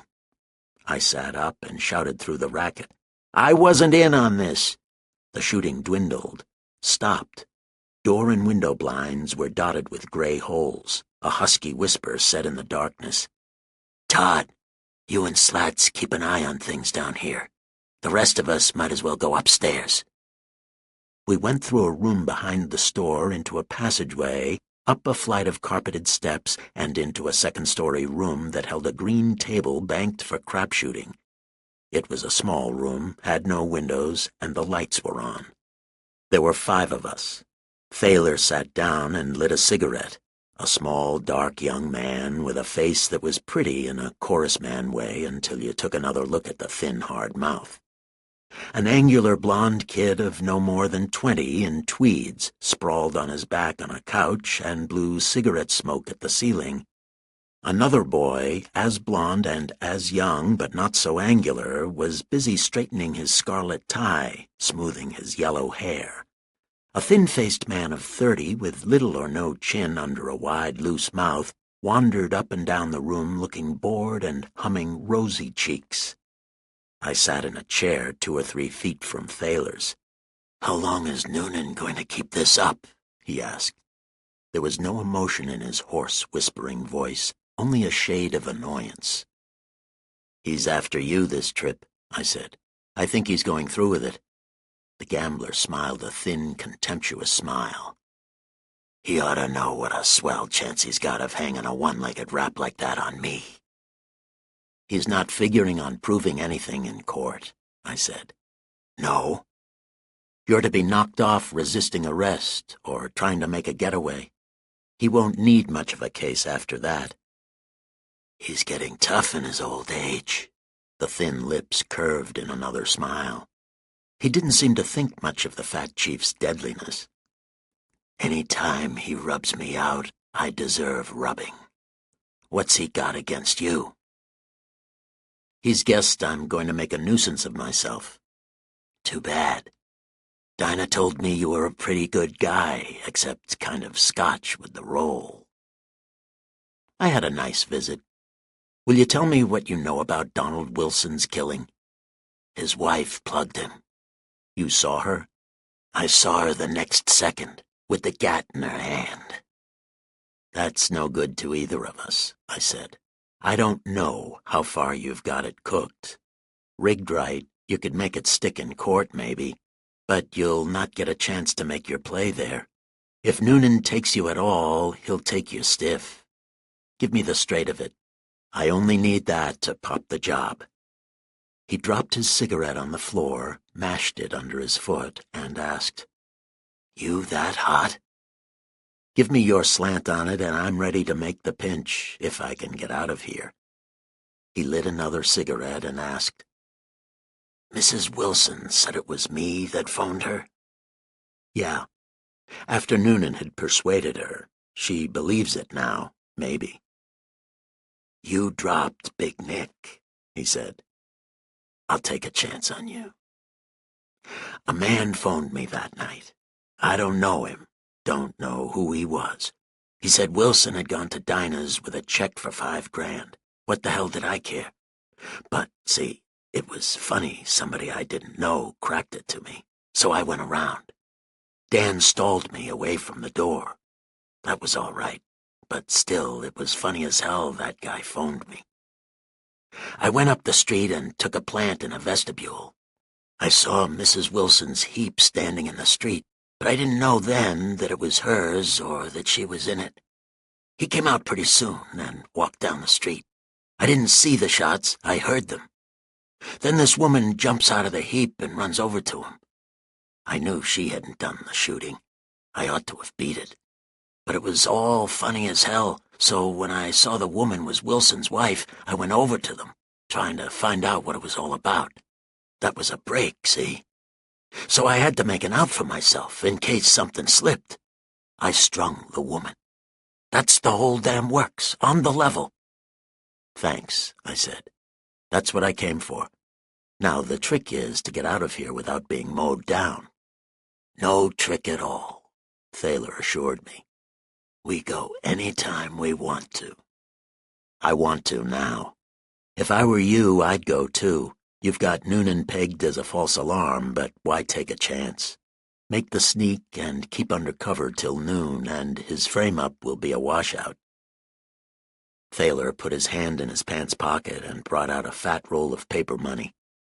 He counted off 100 or 2, some 50s, 20s, 10s, and held them out to the chinless man, saying, Buy us a getaway, Jerry, and you don't have to give anybody any more dough than he's used to. Jerry took the money, picked up a hat from the table, and strolled out. Half an hour later, he returned and gave some of the bills back to Thaler, saying casually, "We wait in the kitchen till we get in the office." We went down to the kitchen. It was dark there. More men joined us. Jerry opened the door, and we went down 3 steps into the backyard. It was almost full daylight. There were 10 of us in the party. "This all?" I asked Thaler. He nodded. "Nick said there were 50 of you." 50 of us to stand off that crummy force," he sneered. A uniformed copper held the back gate open, muttering nervously, "Hurry it up, boys, please." I was willing to hurry, but nobody else paid any attention to him.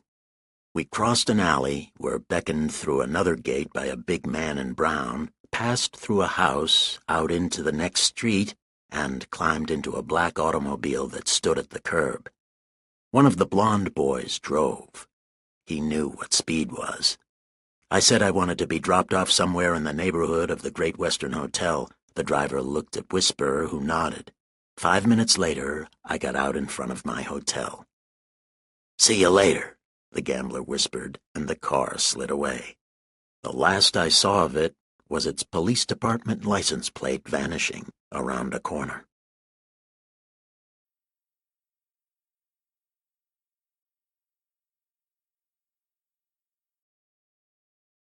Chapter 7. That's Why I Sewed You Up. It was 5:30. I walked around a few blocks until I came to an unlighted electric sign that said Hotel Crawford, climbed a flight of steps to the second-floor office, registered, left a call for 10 o'clock, was shown into a shabby room, moved some of the scotch from my flask to my stomach, and took old Elihu's $10,000 check and my gun to bed with me. At 10 I dressed, went up to the First National Bank, found young Albury, and asked him to certify Wilson's check for me. He kept me waiting a while. I suppose he phoned the old man's residence to find out if the check was on the up and up. Finally, he brought it back to me, properly scribbled on. I sponged an envelope, put the old man's letter and check in it, addressed it to the agency in San Francisco, stuck a stamp on it, and went out and dropped it in the mailbox on the corner. Then I returned to the bank and said to the boy, "Now tell me why you killed him." He smiled and asked, "Cock Robin or President Lincoln?" "You're not going to admit offhand that you killed Donald Wilson?" "I don't want to be disagreeable," he said, still smiling, "but I'd rather not." "That's going to make it bad," I complained. "We can't stand here and argue very long without being interrupted. Who's the stout party with cheaters coming this way?" The boy's face pinkened. He said, "Mr. Dritton, the cashier." "Introduce me." The boy looked uncomfortable, but he called the cashier's name. Dritton, a large man with a smooth pink face, a fringe of white hair around an otherwise bald pink head, and rimless nose glasses, came over to us. The assistant cashier mumbled the introductions. I shook Dritton's hand without losing sight of the boy. "I was just saying," I addressed Dritton, "that we ought to have a more private place to talk in. He probably won't confess till I've worked on him a while, and I don't want everybody in the bank to hear me yelling at him." "Confess?" The cashier's tongue showed between his lips. "Sure." I kept my face, voice, and manner bland, mimicking Noonan. "Didn't you know that Albury is the fellow who killed Donald Wilson?" A polite smile at what he thought an asinine joke started behind the cashier's glasses, and changed to puzzlement when he looked at his assistant. The boy was rouge red, and the grin he was forcing his mouth to wear was a terrible thing. Dritton cleared his throat and said heartily, "It's a splendid morning. We've been having splendid weather." "But isn't there a private room where we can talk?" I insisted. Dritton jumped nervously and questioned the boy. What is this?" Young Albury said something nobody could have understood. I said, If there isn't, I'll have to take him down to the city hall. Dritten caught his glasses as they slid down his nose, jammed them back in place, and said, "Come back here." We followed him down the length of the lobby, through a gate, and into an office whose door was labeled President, old Elihu's office. Nobody was in it. I motioned Albury into one chair and picked another for myself. The cashier fidgeted with his back against the desk, facing both of us. "Now, sir, will you explain this?" he said. "We'll get around to that," I told him, and turned to the boy. "You're an ex-boyfriend of Dinah's who was given the heir. You're the only one who knew her intimately, who could have known about the certified check in time to phone Mrs. Wilson and Thaler. Wilson was shot with a .32. Banks liked that caliber. Maybe the gun you used wasn't a bank gun, but I think it was. Maybe you didn't put it back. Then there'll be one missing. Anyway, I'm going to have a gun expert put his microscopes and micrometers on the bullets that killed Wilson and bullets fired from all the bank guns." The boy looked calmly at me and said nothing. He had himself under control again. That wouldn't do. I had to be nasty. I said, "You were cuckoo over the girl. You confessed to me that it was only because she wouldn't stand for it that you didn't—" "Don't, please, don't," he gasped. His face was red again. I made myself sneer at him until his eyes went down. Then I said, "You talked too much, son. You were too damned anxious to make your life an open book for me. That's a way you amateur criminals have. You've always got to overdo the frank and open business."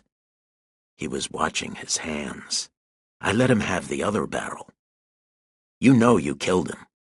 You know if you used a bank gun and if you put it back. If you did, you're nailed now, without an out. The gun sharks will take care of that. If you didn't, I'm going to nail you anyhow. All right. I don't have to tell you whether you've got a chance or not. You know. Noonan is framing Whisper Thaler for the job. He can't convict him, but the frame-up is tight enough that if Thaler's killed resisting arrest, the chief will be in the clear. That's what he means to do. Kill Thaler. Thaler stood off the police all night in his King Street joint. He's still standing them off, unless they've got to him. The first copper that gets to him, exit Thaler. If you figure you've got a chance to beat your rap and you want to let another man be killed on your account, that's your business. But if you know you haven't got a chance, and you haven't if the gun can be found, for God's sake, give Thaler one by clearing him." "I'd like—" Albury's voice was an old man's. He looked up from his hands, saw Dritten, said, "I'd like," again, and stopped. "Where is the gun?" I asked. "In Harper's cage," the boy said. I scowled at the cashier and asked him, "Will you get it?" He went out as if he were glad to go. "I didn't mean to kill him," the youngster said. "I don't think I meant to." I nodded encouragingly, trying to look solemnly sympathetic. "I don't think I meant to kill him," he repeated, "though I took the gun with me. You were right about my being cuckoo over Dinah, then. It was worse some days than others. The day Wilson brought the check in was one of the bad ones. All I could think about was that I had lost her because I had no more money, and he was taking $5,000 to her. It was the check. Can you understand that? I had known that she and Thaler were, If I had learned that Wilson and she were too, without seeing the check, I wouldn't have done anything. I'm sure of it. It was seeing the check and knowing I'd lost her because my money was gone. I watched her house that night and saw him go in. I was afraid of what I might do, because it was one of the bad days, and I had the gun in my pocket. Honestly, I didn't want to do anything. I was afraid. I couldn't think of anything but the check and why I had lost her. I knew Wilson's wife was jealous. Everybody knew that. I thought if I called her up and told her, I don't know exactly what I thought, but I went to a store around the corner and phoned her. Then I phoned Thaler. I wanted them there. If I could have thought of anyone else who had anything to do with either Dinah or Wilson, I'd have called them, too. Then I went back and watched Dinah's house again. Mrs. Wilson came, and then Thaler, and both of them stayed there, watching the house. I was glad of that.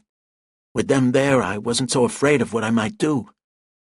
After a while, Wilson came out and walked down the street. I looked up at Mrs. Wilson's car and at the doorway where I knew Thaler was. Neither of them did anything, and Wilson was walking away. I knew then why I had wanted them there. I had hoped they would do something, and I wouldn't have to. But they didn't, and he was walking away.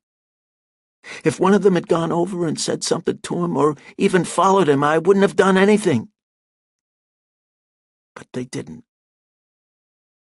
I remember taking the gun out of my pocket. Everything was blurred in front of my eyes, like I was crying. Maybe I was. I don't remember shooting. I don't remember deliberately aiming and pulling the trigger, but I can remember the sound the shots made, and that I knew the noise was coming from the gun in my hand. I don't remember how Wilson looked, if he fell before I turned and ran up the alley, or not. When I got home, I cleaned and reloaded the pistol and put it back in the paying teller's cage the next morning. On the way down to the city hall with the boy and the gun, I apologized for the village cut-up stuff I had put in the early part of the shakedown, explaining I had to get under your skin, and that was the best way I knew. The way you'd talked about the girl showed me you were too good an actor to be broken down by straight hammering. He winced and said slowly, "That wasn't acting, altogether. When I was in danger, facing the gallows, she didn't seem so important to me. I can't now quite understand, fully, why I did what I did. Do you know what I mean? That somehow makes the whole thing, and me, cheap. The whole thing from the beginning." I couldn't find anything to say except something meaningless like, "Things happen that way." In the chief's office, we found one of the men who had been on the storming party the night before, a red-faced official named Biddle. He goggled at me with curious gray eyes, but asked no questions about the King Street doings. Biddle called in a young lawyer named Dart from the prosecuting attorney's office. Albury was repeating his story to Biddle, Dart, and a stenographer when the chief of police, looking as if he had just crawled out of bed, arrived. "Well, it certainly is fine to see you," Noonan said, pumping my hand up and down while patting my back. "By God, you had a narrow one last night, the rats. I was dead sure they'd got you till we kicked the doors in and found the joint empty. Tell me how those son-of-a-guns got out of there." "A couple of your men let them out the back door, took them through the house and back, and sent them away in a department car. They took me along so I couldn't tip you off." "A couple of my men did that?" he asked, with no appearance of surprise. Well, well. What kind of looking men were they?" I described them. "Shore and Reardon," he said. "I might have known it. Now what's all this?" nodding his fat face at Albury. I told him briefly while the boy went on dictating his statement. The chief chuckled and said, Well, I did whisper an injustice. I'll have to hunt him up and square myself. So you landed the boy. That certainly is fine. Congratulations and thanks." He shook my hand again. "You'll not be leaving our city now, will you?" "Not just yet." "That's fine," he assured me. I went out for breakfast and lunch. Then I treated myself to a shave and haircut, sent a telegram to the agency asking to have Dick Foley and Mickey Linehan shipped to Personville, stopped in my room for a change of clothes, and set out for my client's house. Old Elihu was wrapped in blankets in an armchair at a sunny window. He gave me a stubby hand and thanked me for catching his son's murderer. I made some more or less appropriate reply. I didn't ask him how he had got the news. "The check I gave you last night," he said, "is only fair pay for the work you have done." "Your son's check more than covered that." "Then call mine a bonus." "The Continental's got rules against taking bonuses or rewards," I said. His face began to redden. "Well, damn it." "You haven't forgotten that your check was to cover the costs of investigating crime and corruption in Personville, have you?" I asked. "That was nonsense," he snorted. "We were excited last night. That's called off." "Not with me." He threw a lot of profanity around. Then, "It's my money, and I won't have it wasted on a lot of damn foolery. If you won't take it for what you've done, give it back to me." "Stop yelling at me," I said. "I'll give you nothing except a good job of city cleaning. That's what you bargained for, and that's what you're going to get. You know now that your son was killed by young Albury and not by your playmates. They know now that Thaler wasn't helping you double-cross them. With your son dead, you've been able to promise them that the newspapers won't dig up any more dirt. All's lovely and peaceful again. I told you I expected something like that. That's why I sewed you up. And you are sewed up. The check has been certified, so you can't stop payment. The letter of authority may not be as good as a contract, but you'll have to go into court to prove that it isn't. If you want that much of that kind of publicity, go ahead. I'll see that you get plenty. Your fat chief of police tried to assassinate me last night. I don't like that. I'm just mean enough to want to ruin him for it. Now I'm going to have my fun. I've got $10,000 of your money to play with. I'm going to use it opening Poisonville up from Adam's apple to ankles. I'll see that you get my reports as regularly as possible.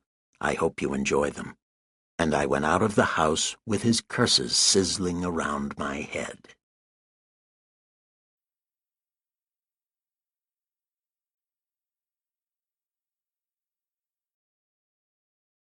Chapter 8. A Tip on Kid Cooper.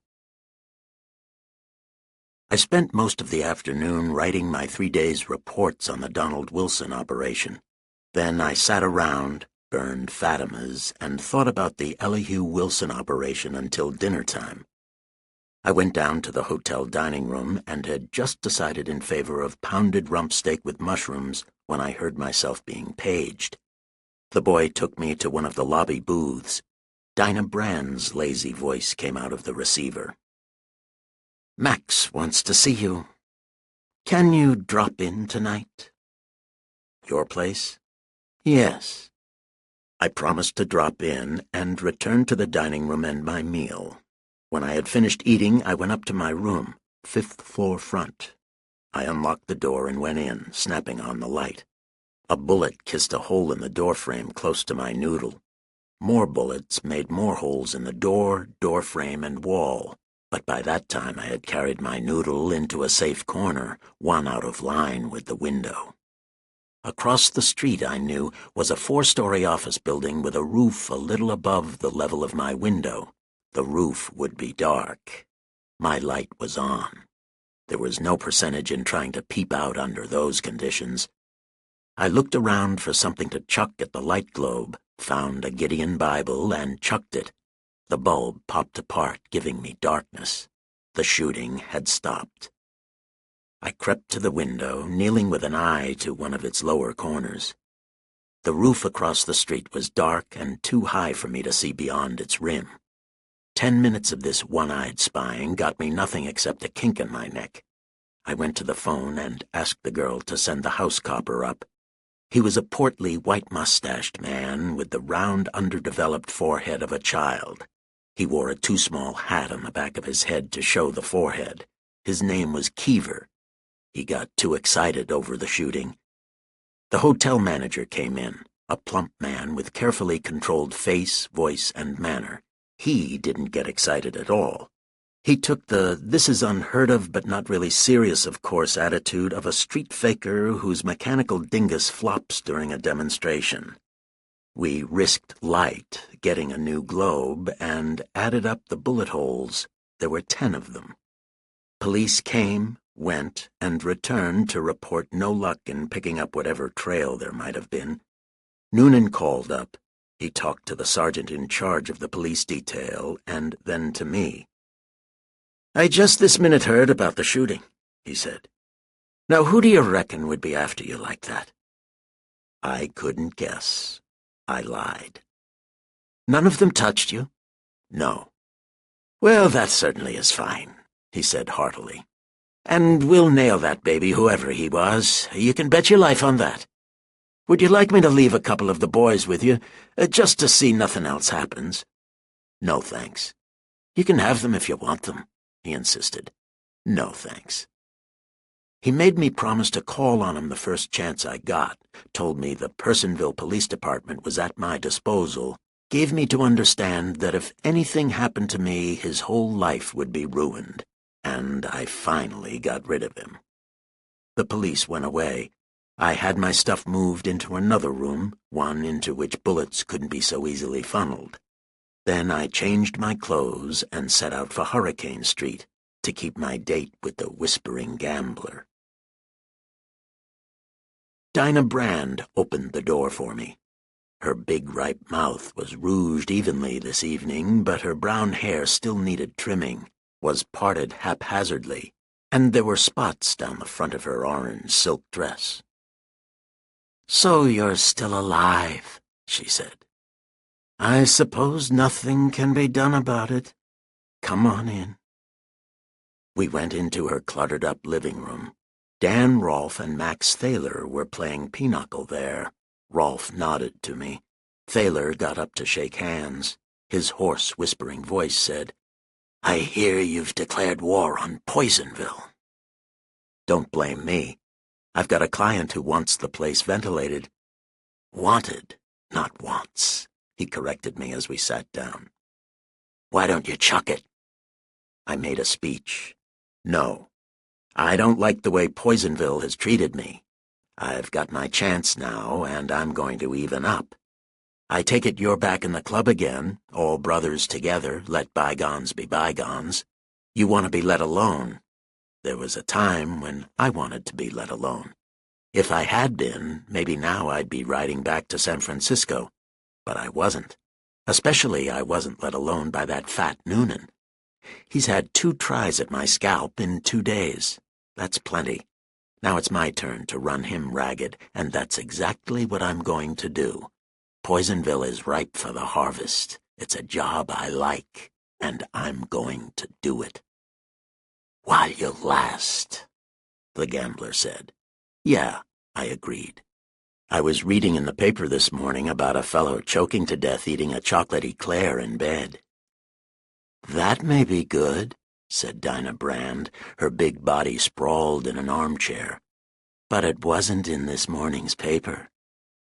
She lit a cigarette and threw the match out of sight under the Chesterfield. The lunger had gathered up the cards and was shuffling them over and over, purposelessly. Thaler frowned at me and said, "Wilson's willing for you to keep the 10 grand. Let it go at that." I've got a mean disposition. Attempted assassinations make me mad. That won't get you anything but a box. I'm for you.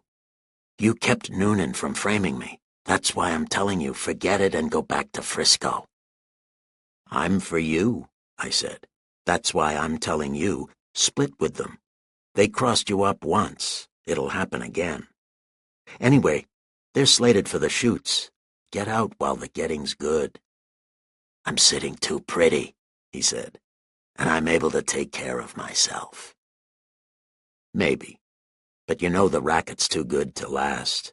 You've had the cream of the pickings. Now it's getaway day. He shook his little dark head and told me, "I think you're pretty good, but I'm damned if I think you're good enough to crack this camp. It's too tight. If I thought you could swing it, I'd be with you. You know how I stand with Noonan, but you'll never make it. Chuck it."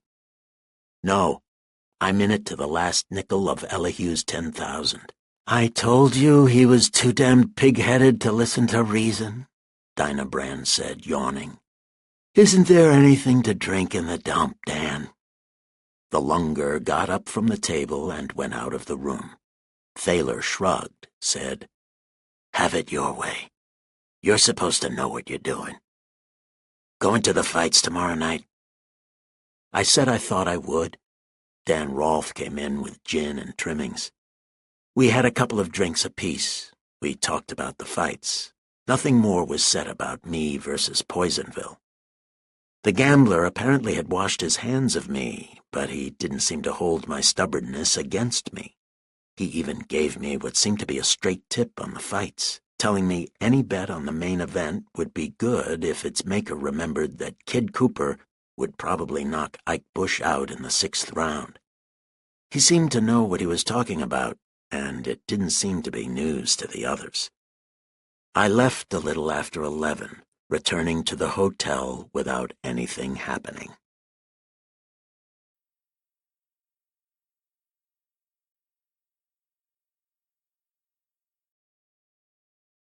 Chapter 9. A Black Knife. I woke next morning with an idea in my skull. Personville had only some 40,000 inhabitants. It shouldn't be hard to spread news. 10 o'clock found me out spreading it. I did my spreading in pool rooms, cigar stores, speakeasies, soft drink joints, and on street corners, wherever I found a man or two loafing. My spreading technique was something like this. "Got a match?" "Thanks. Going to the fights tonight?" "I hear Ike Bush takes a dive in the 6th. It ought to be straight. I got it from Whisper." "Yeah, they all are." People like inside stuff, and anything that had Thaler's name to it was very inside in Personville. The news spread nicely. Half the men I gave it to worked almost as hard as I did spreading it, just to show they knew what was what. When I started out, 7-4 was being offered that Ike Bush would win, and 2-3 that he would win by a knockout. By 2 o'clock, none of the joints taking bets were offering anything better than even money, and by 3:30, Kid Cooper was a 2-1 favorite.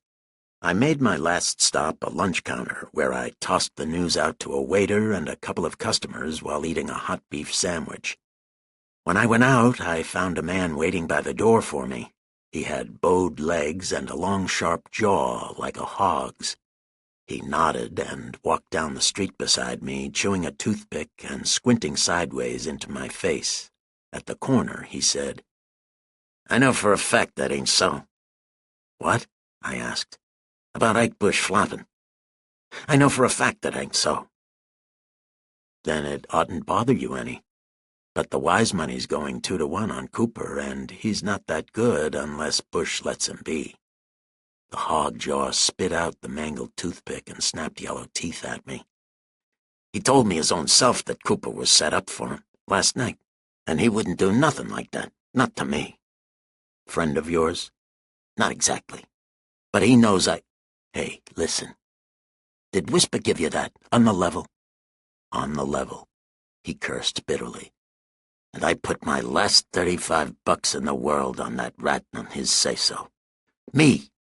That could send him over for—" He broke off and looked down the street. "Could send him over for what?" I asked. "Plenty," he said. "Nothing." I had a suggestion. "If you've got something on him, maybe we ought to talk it over. I wouldn't mind seeing Bush win myself. If what you've got is any good, what's the matter with putting it up to him?" He looked at me, at the sidewalk, fumbled in his vest pocket for another toothpick, put it in his mouth, and mumbled, "Who are you?" I gave him a name, something like Hunter or Hunt or Huntington, and asked him his. He said his name was McSwain, Bob McSwain, and I could ask anybody in town if it wasn't right. I said I believed him and asked, "What do you say? Will we put the squeeze to Bush?" Little hard lights came into his eyes and died. "No," he gulped. "I ain't that kind of fellow. I never—" "You never did anything but let people chip you," You don't have to go up against him, McSwain. Give me the dope, and I'll make the play, if it's any good." He thought that over, licking his lips, letting the toothpick fall down to stick on his coat front. "You wouldn't let on about me having any part in it?" he asked. "I belong here, and I wouldn't stand a chance if it got out. And you won't turn him up. You'll just use it to make him fight." "Right." He took my hand excitedly and demanded, "Honest to God." "Honest to God." "His real name is Al Kennedy. He was in on the Keystone Trust knockover in Philly 2 years ago, when Scissors Haggerty's mob croaked 2 messengers. Al didn't do the killing, but he was in on the caper. He used to scrap around Philly. The rest of them got copped, but he made the sneak. That's why he's sticking out here in the bushes. That's why he won't never let them put his mug in the papers or on any cards. That's why he's a pork and beaner when he's as good as the best, see? This Ike Bush is Al Kennedy that the Philly Bulls want for the Keystone trick, see? He was in on the—" I see. I stopped the merry-go-round. "The next thing is to get to see him. How do we do that?" "He flops at the Maxwell on Union Street. I guess maybe he'd be there now, resting up for the mill." "Resting for what? He doesn't know he's going to fight. We'll give it a try, though." We? Where do you get the we at? You said you swore you'd keep me covered." "Yeah," I said. "I remember that now. What does he look like?" "A black-headed kid, kinda slim, with one tin ear and eyebrows that run straight across. I don't know if you can make him like it." "Leave that to me. Where'll I find you afterwards?" "I'll be hanging around Murray's. Mind you, don't tip my mitt. You promised." The Maxwell was one of a dozen hotels along Union Street with narrow front doors between stores and shabby stairs leading up to second-story offices.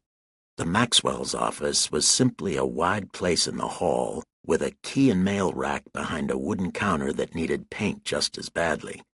A brass bell and a dirty daybook register were on the counter.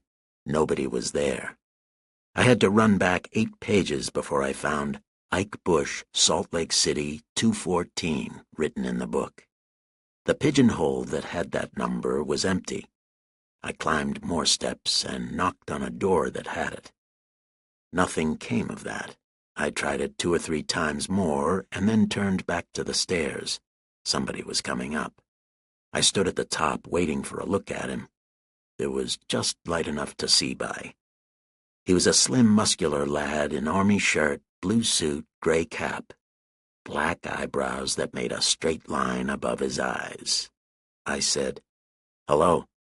He nodded without stopping or saying anything. "Win tonight?" I asked. "Hope so," he said shortly, passing me.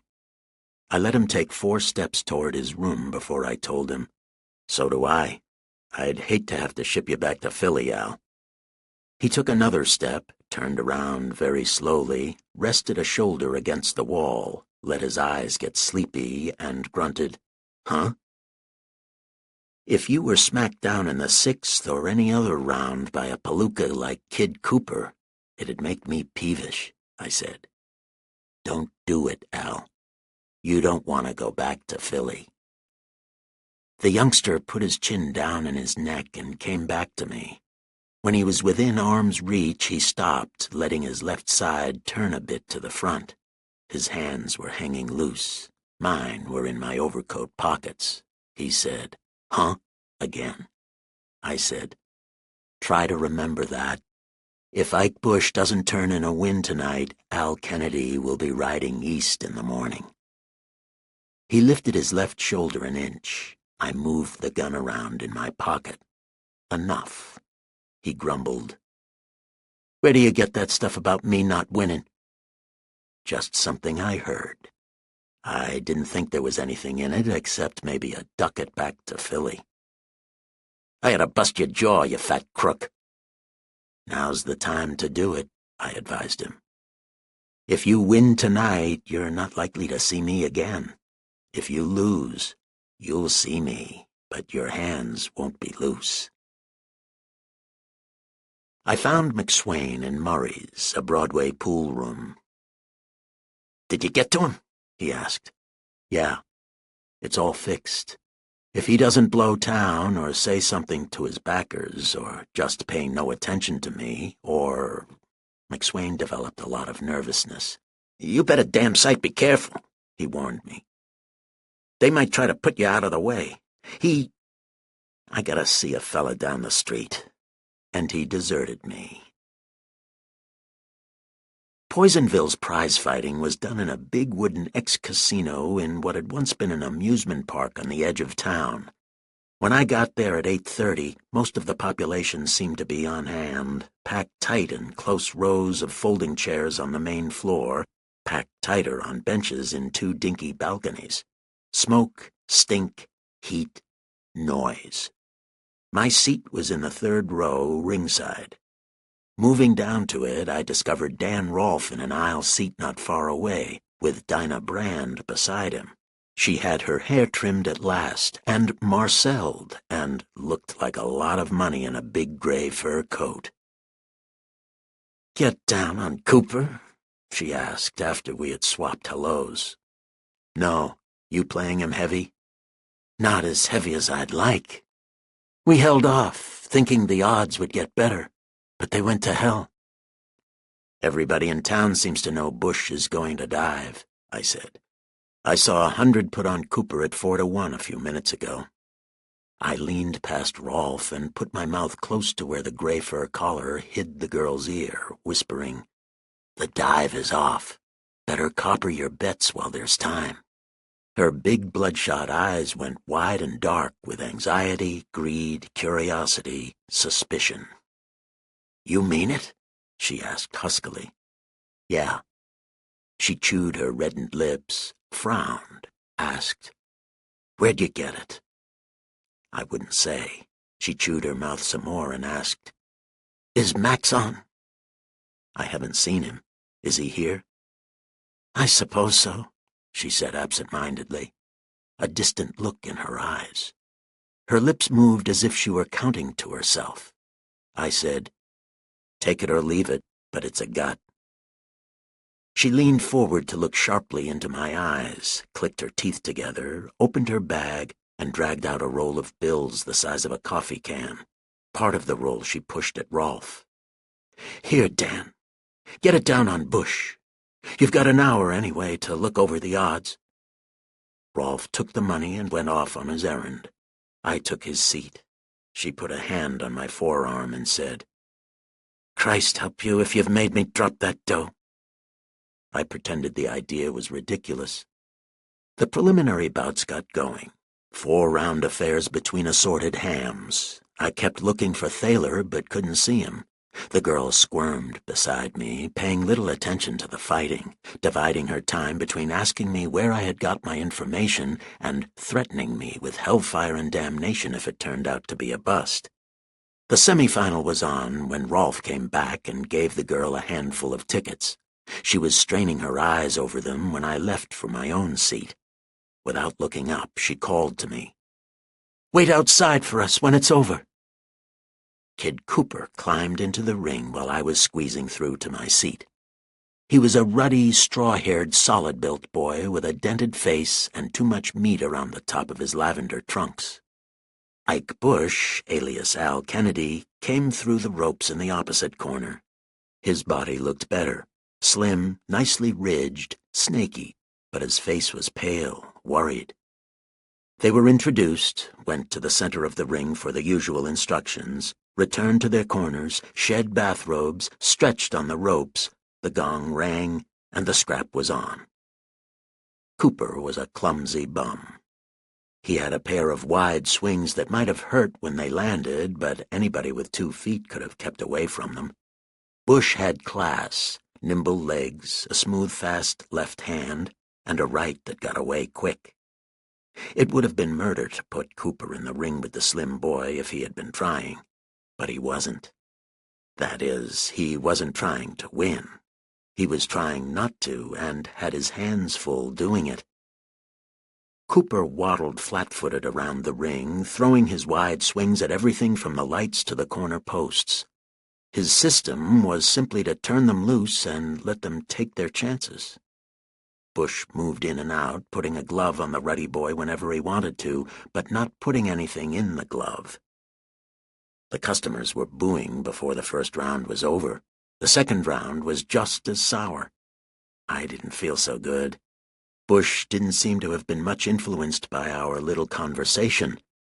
Out of the corner of my eye, I could see Dinah Brand trying to catch my attention. She looked hot. I took care not to have my attention caught.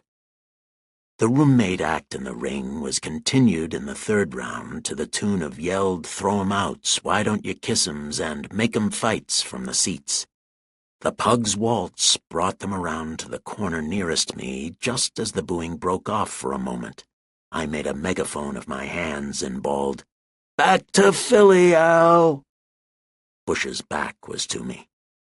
He wrestled Cooper around, shoving him into the rope so he, Bush, faced my way.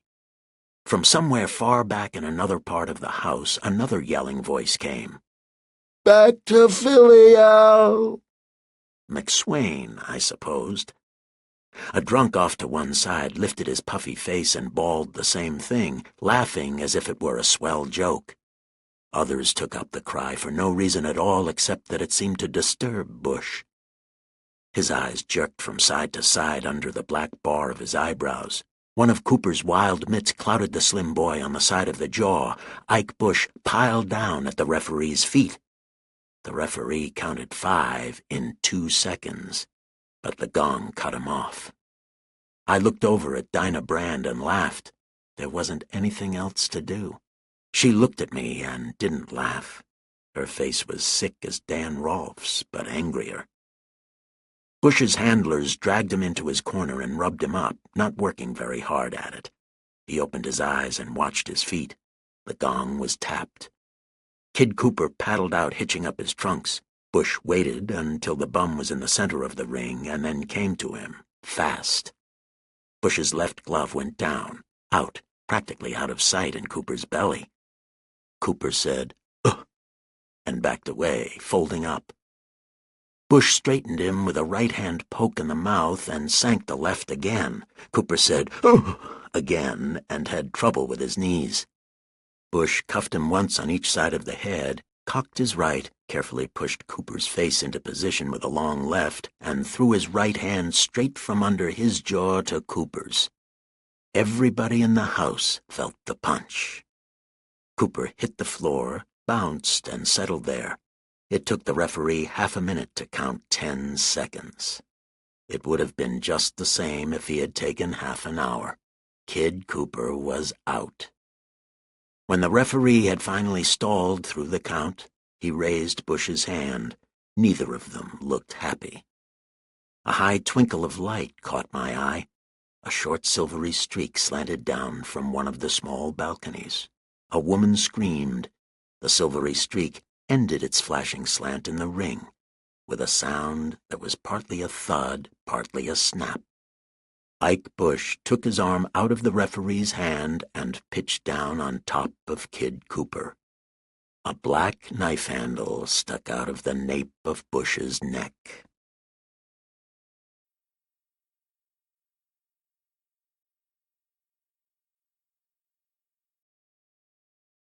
Chapter 10. Crime Wanted, Male or Female. Half an hour later, when I left the building, Dinah Brand was sitting at the wheel of a pale blue little Marmon, talking to Max Thaler, who stood in the road. The girl's square chin was tilted up.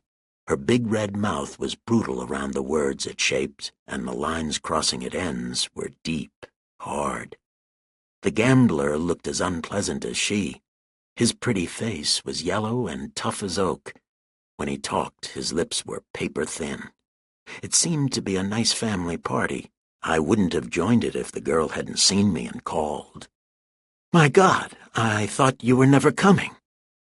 I went over to the car. Thaler looked across the hood at me with no friendliness at all. "Last night I advised you to go back to Frisco." His whisper was harsher than anybody's shout could have been. "Now I'm telling you." "Thanks just the same," I said as I got in beside the girl. While she was stirring the engine up, he said to her, "This isn't the first time you've sold me out. It's the last."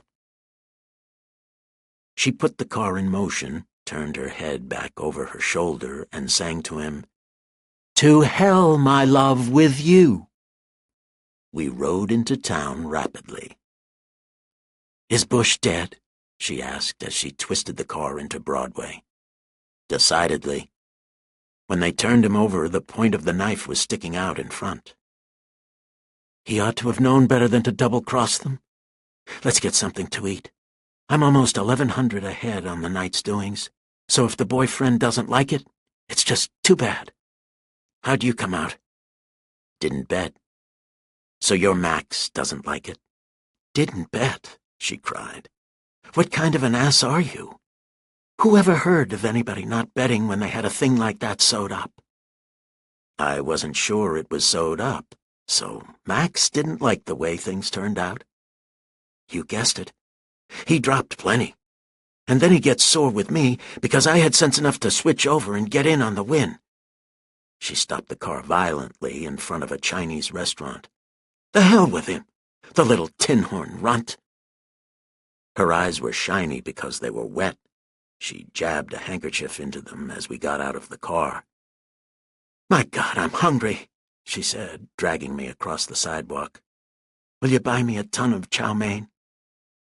She didn't eat a ton of it, but she did pretty well, putting away a piled-up dish of her own and half of mine. Then we got back into the Marmon and rode out to her house. Dan Rolfe was in the dining room.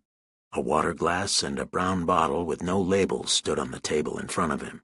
He sat straight up in his chair, staring at the bottle. The room smelled of laudanum.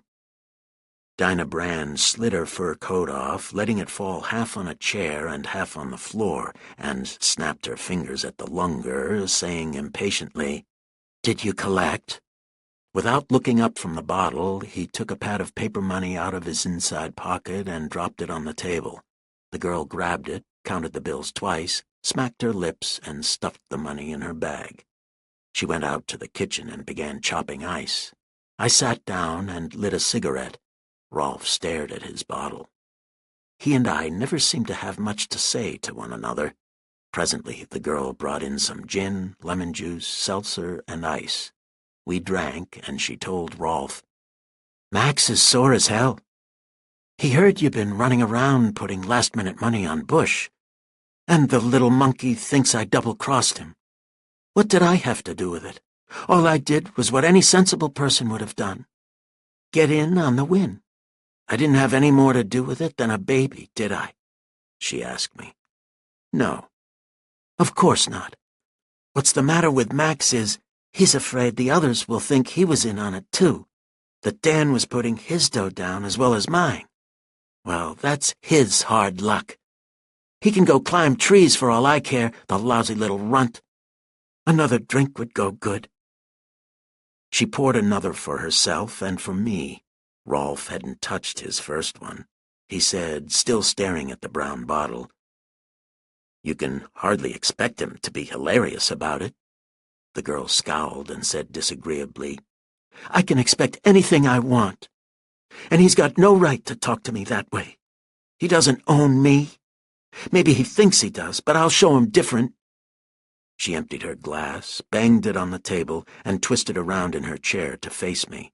"Is that on the level about your having $10,000 of Elihu Wilson's money to use cleaning up the city?" "Yeah." Her bloodshot eyes glistened hungrily. "And if I help you, will I get some of the 10? "You can't do that, Dinah." Rolfe's voice was thick but gently firm, as if he were talking to a child. "That would be utterly filthy." The girl turned her face slowly toward him. Her mouth took on the look it had worn while talking to Thaler. "I'm going to do it," she said. "That makes me utterly filthy, does it?" He didn't say anything, didn't look up from the bottle. Her face got red, hard, cruel. Her voice was soft, cooing. "It's just too bad that a gentleman of your purity, even if he is a bit consumptive, has to associate with a filthy bum like me. That can be remedied, he said slowly, getting up. He was laudanum to the scalp. Dinah Brand jumped out of her chair and ran around the table to him. He looked at her with blank, dopey eyes. She put her face close to his and demanded, "So I'm too utterly filthy for you now, am I?" He said evenly. "I said to betray your friends to this chap would be utterly filthy, and it would." She caught one of his thin wrists and twisted it until he was on his knees. Her other hand, open, beat his hollow-cheeked face half a dozen times on each side, rocking his head from side to side. He could have put his free arm up to protect his face, but didn't. She let go his wrist, turned her back to him, and reached for gin and seltzer. She was smiling. I didn't like the smile. He got up, blinking. His wrist was red where she had held it, his face bruised. He steadied himself upright and looked at me with dull eyes. With no change in the blankness of his face and eyes, he put a hand under his coat, brought out a black automatic pistol, and fired at me. But he was too shaky for either speed or accuracy. I had time to toss a glass at him. The glass hit his shoulder. His bullet went somewhere overhead. I jumped before he got the next one out, jumped at him, was close enough to knock the gun down. The second slug went into the floor. I socked his jaw. He fell away from me and lay where he fell. I turned around. Dinah Brand was getting ready to bat me over the head with the seltzer bottle, a heavy glass siphon that would have made pulp of my skull. "Don't!" I yelped. "You didn't have to bust him like that," she snarled. "Well, it's done. You'd better get him straightened out." She put down the siphon, and I helped her carry him up to his bedroom. When he began moving his eyes, I left her to finish the work and went down to the dining room again. She joined me there 15 minutes later. "He's all right," she said. "But you could have handled him without that." "Yeah, but I did that for him. Know why he took the shot at me?" "So I'd have nobody to sell Max out to?" "No, because I'd seen you maul him around." "That doesn't make sense to me," she said. "I was the one who did it." "He's in love with you, and this isn't the first time you've done it. He acted like he had learned there was no use matching muscle with you, but you can't expect him to enjoy having another man see you slap his face." "I used to think I knew men," she complained, "but by God, I don't. They're lunatics, all of them." So I poked him to give him back some of his self-respect. You know, treated him as I would a man instead of a down-and-outer who could be slapped around by girls. "Anything you say. I give up. We ought to have a drink." We had the drink, and I said, "You were saying you'd work with me if there was a cut of the Wilson money in it for you?" "There is." "How much?" "Whatever you earn, whatever what you do is worth." "That's uncertain." "So's your help, so far as I know." "Is it? I can give you the stuff, brother, loads of it. And don't think I can't. I'm a girl who knows her Poisonville." She looked down at her gray-stockinged knees, waved one leg at me, and exclaimed indignantly, "Look at that! Another run! Did you ever see anything to beat it?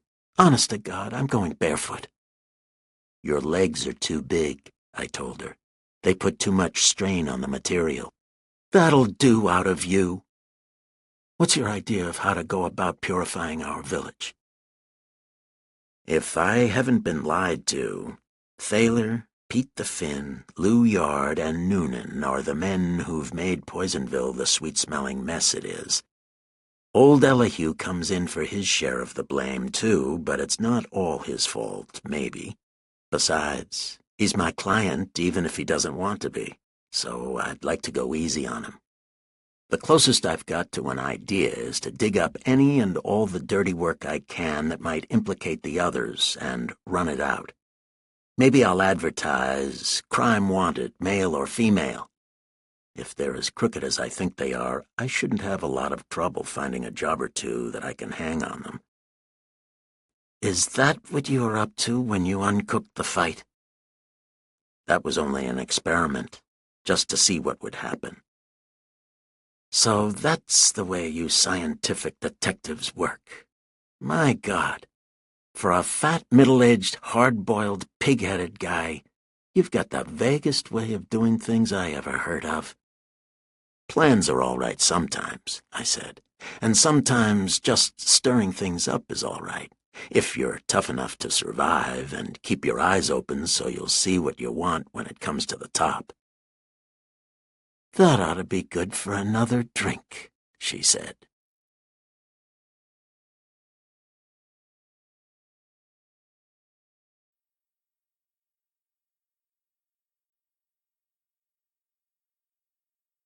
Chapter 11.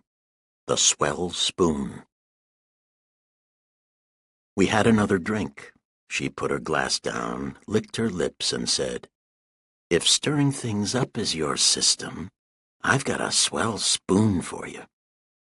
Did you ever hear of Noonan's brother, Tim, the one who committed suicide out at Mock Lake a couple of years ago? No. You wouldn't have heard much good. Anyway, he didn't commit suicide. Max killed him." "Yeah?" "For God's sake, wake up! This I'm giving you is real. Noonan was like a father to Tim. Take the proof to him, and he'll be after Max like nobody's business. That's what you want, isn't it?" "We've got proof." "2 people got to Tim before he died, and he told them Max had done it. They're both still in town, though one won't live a lot longer. How's that?" She looked as if she were telling the truth, though with women, especially blue-eyed women, that doesn't always mean anything. "Let's listen to the rest of it," I said. "I like details and things." "You'll get them. You ever been out to Mock Lake? Well, it's our summer resort, 30 miles up the canyon road. It's a dump, but it's cool in summer, so it gets a good play. This was summer a year ago, the last weekend in August. I was out there with a fella named Holly. He's back in England now, but you don't care anything about that, because he's got nothing to do with it. He was a funny sort of old woman. Used to wear white silk socks turned inside out so the loose threads wouldn't hurt his feet. I got a letter from him last week. He's around here somewhere, but that doesn't make any difference. We were up there, and Max was up there with a girl he used to play around with, Myrtle Jennison. She's in the hospital now, city, dying of Bright's disease or something. She was a classy-looking kid then, a slender blonde. I always liked her, except that a few drinks made her too noisy. Tim Noonan was crazy about her, but she couldn't see anybody but Max that summer. Tim wouldn't let her alone. He was a big, good-looking Irishman, but a sap and a cheap crook who only got by because his brother was chief of police. Wherever Myrtle went, he'd pop up sooner or later. She didn't like to say anything to Max about it, not wanting Max to do anything to put him in wrong with Tim's brother, the chief. So, of course, Tim showed up at Mock Lake this Saturday. Myrtle and Max were just by themselves. Holly and I were with a bunch, but I saw Myrtle to talk to, and she told me she had got a note from Tim, asking her to meet him for a few minutes that night, in one of the little arbor things on the hotel grounds. He said if she didn't, he would kill himself. That was a laugh for us. The big false alarm. I tried to talk Myrtle out of going, but she had just enough booze in her to feel gay, and she said she was going to give him an earful. We were all dancing in the hotel that night. Max was there for a while, and then I didn't see him anymore. Myrtle was dancing with a fella named Rutgers, a lawyer here in town. After a while she left him and went out one of the side doors. She winked at me when she passed, so I knew she was going down to see Tim. She had just got out when I heard the shot. Nobody else paid any attention to it. I suppose I wouldn't have noticed it either if I hadn't known about Myrtle and Tim. I told Holly I wanted to see Myrtle and went out after her by myself. I must have been about 5 minutes behind her in getting out. When I got outside, I saw lights down by one of the summer houses, and people. I went down there, and this talking is thirsty work." I poured out a couple of hookers of gin. She went into the kitchen for another siphon and more ice. We mixed them up, drank, and she settled down to her tale again. "There was Tim Noonan, dead, with a hole in his temple and his gun lying beside him. Perhaps a dozen people were standing around, hotel people, visitors, one of Noonan's men, a dick named McSwain. As soon as Myrtle saw me, she took me away from the crowd, back in the shade of some trees. 'Max killed him,' she said. 'What'll I do?' I asked her about it. She told me she had seen the flash of the gun, and at first she thought Tim had killed himself after all.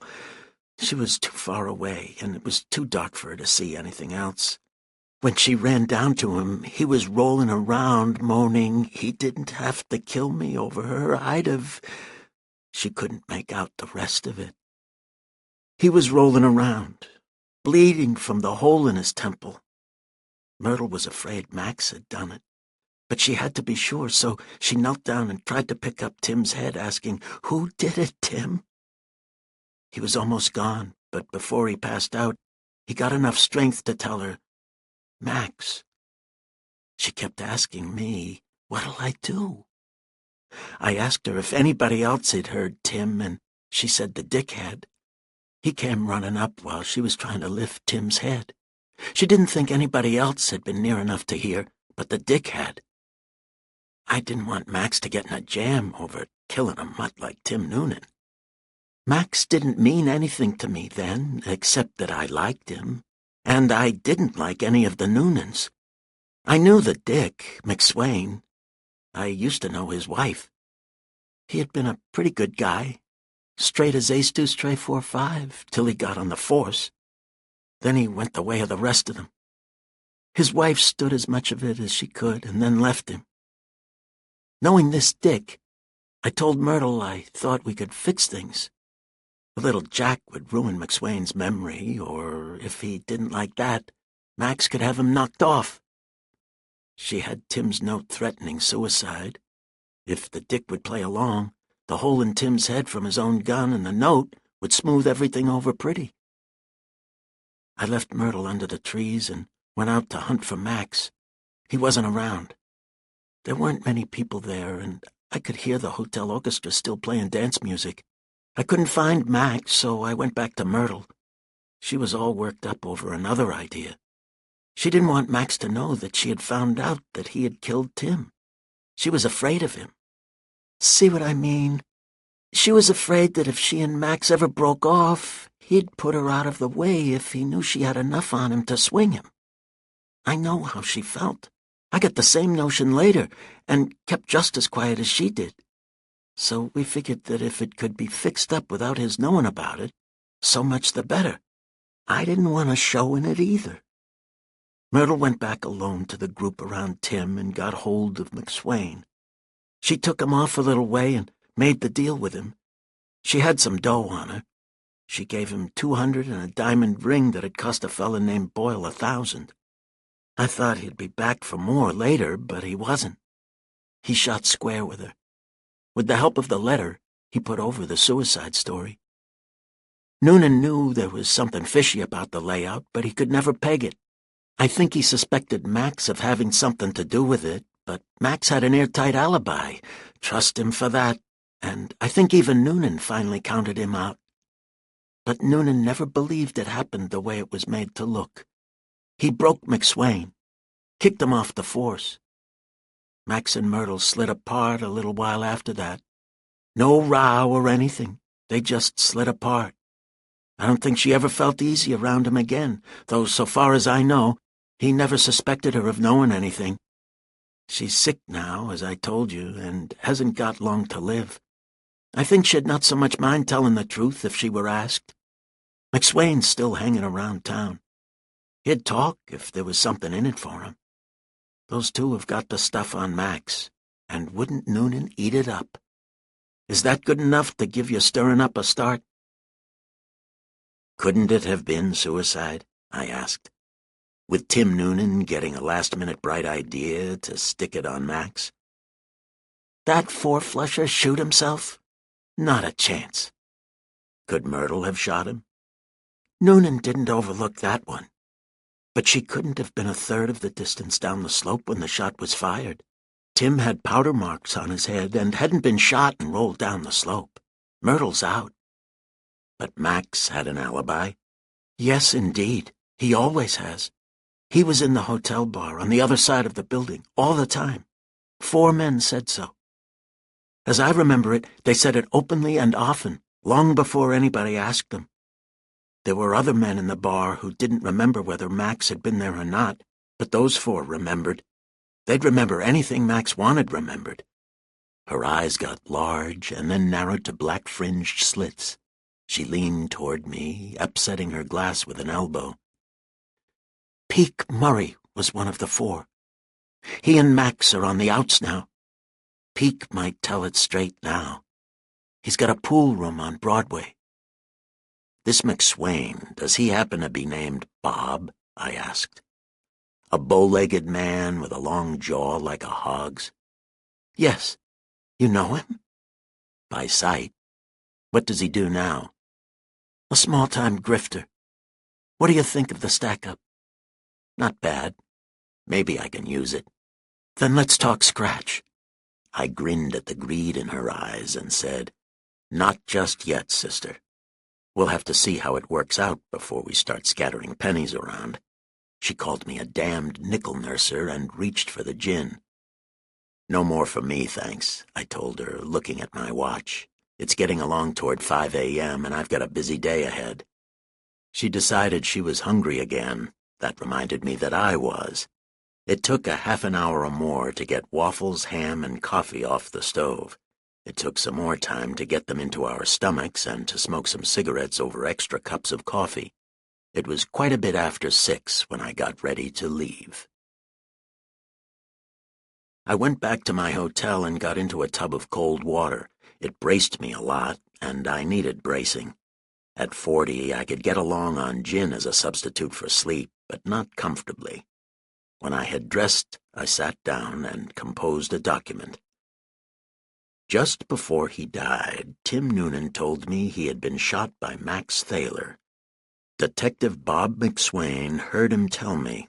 I gave Detective McSwain $200 and a diamond ring worth $1,000 to keep quiet and make it look like suicide.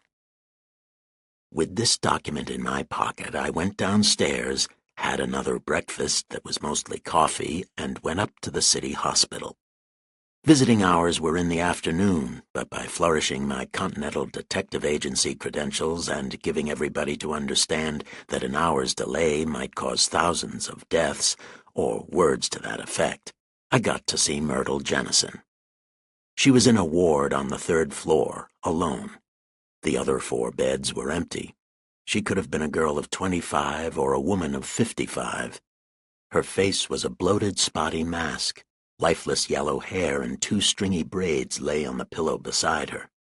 I waited until the nurse who had brought me up left. Then I held my document out to the invalid and said, "Will you sign this, please, Miss Jennison?" She looked at me with ugly eyes that were shaded into no particular dark color by the pads of flesh around them, then at the document, and finally brought a shapeless fat hand from under the covers to take it. She pretended it took her nearly 5 minutes to read the 42 words I had written.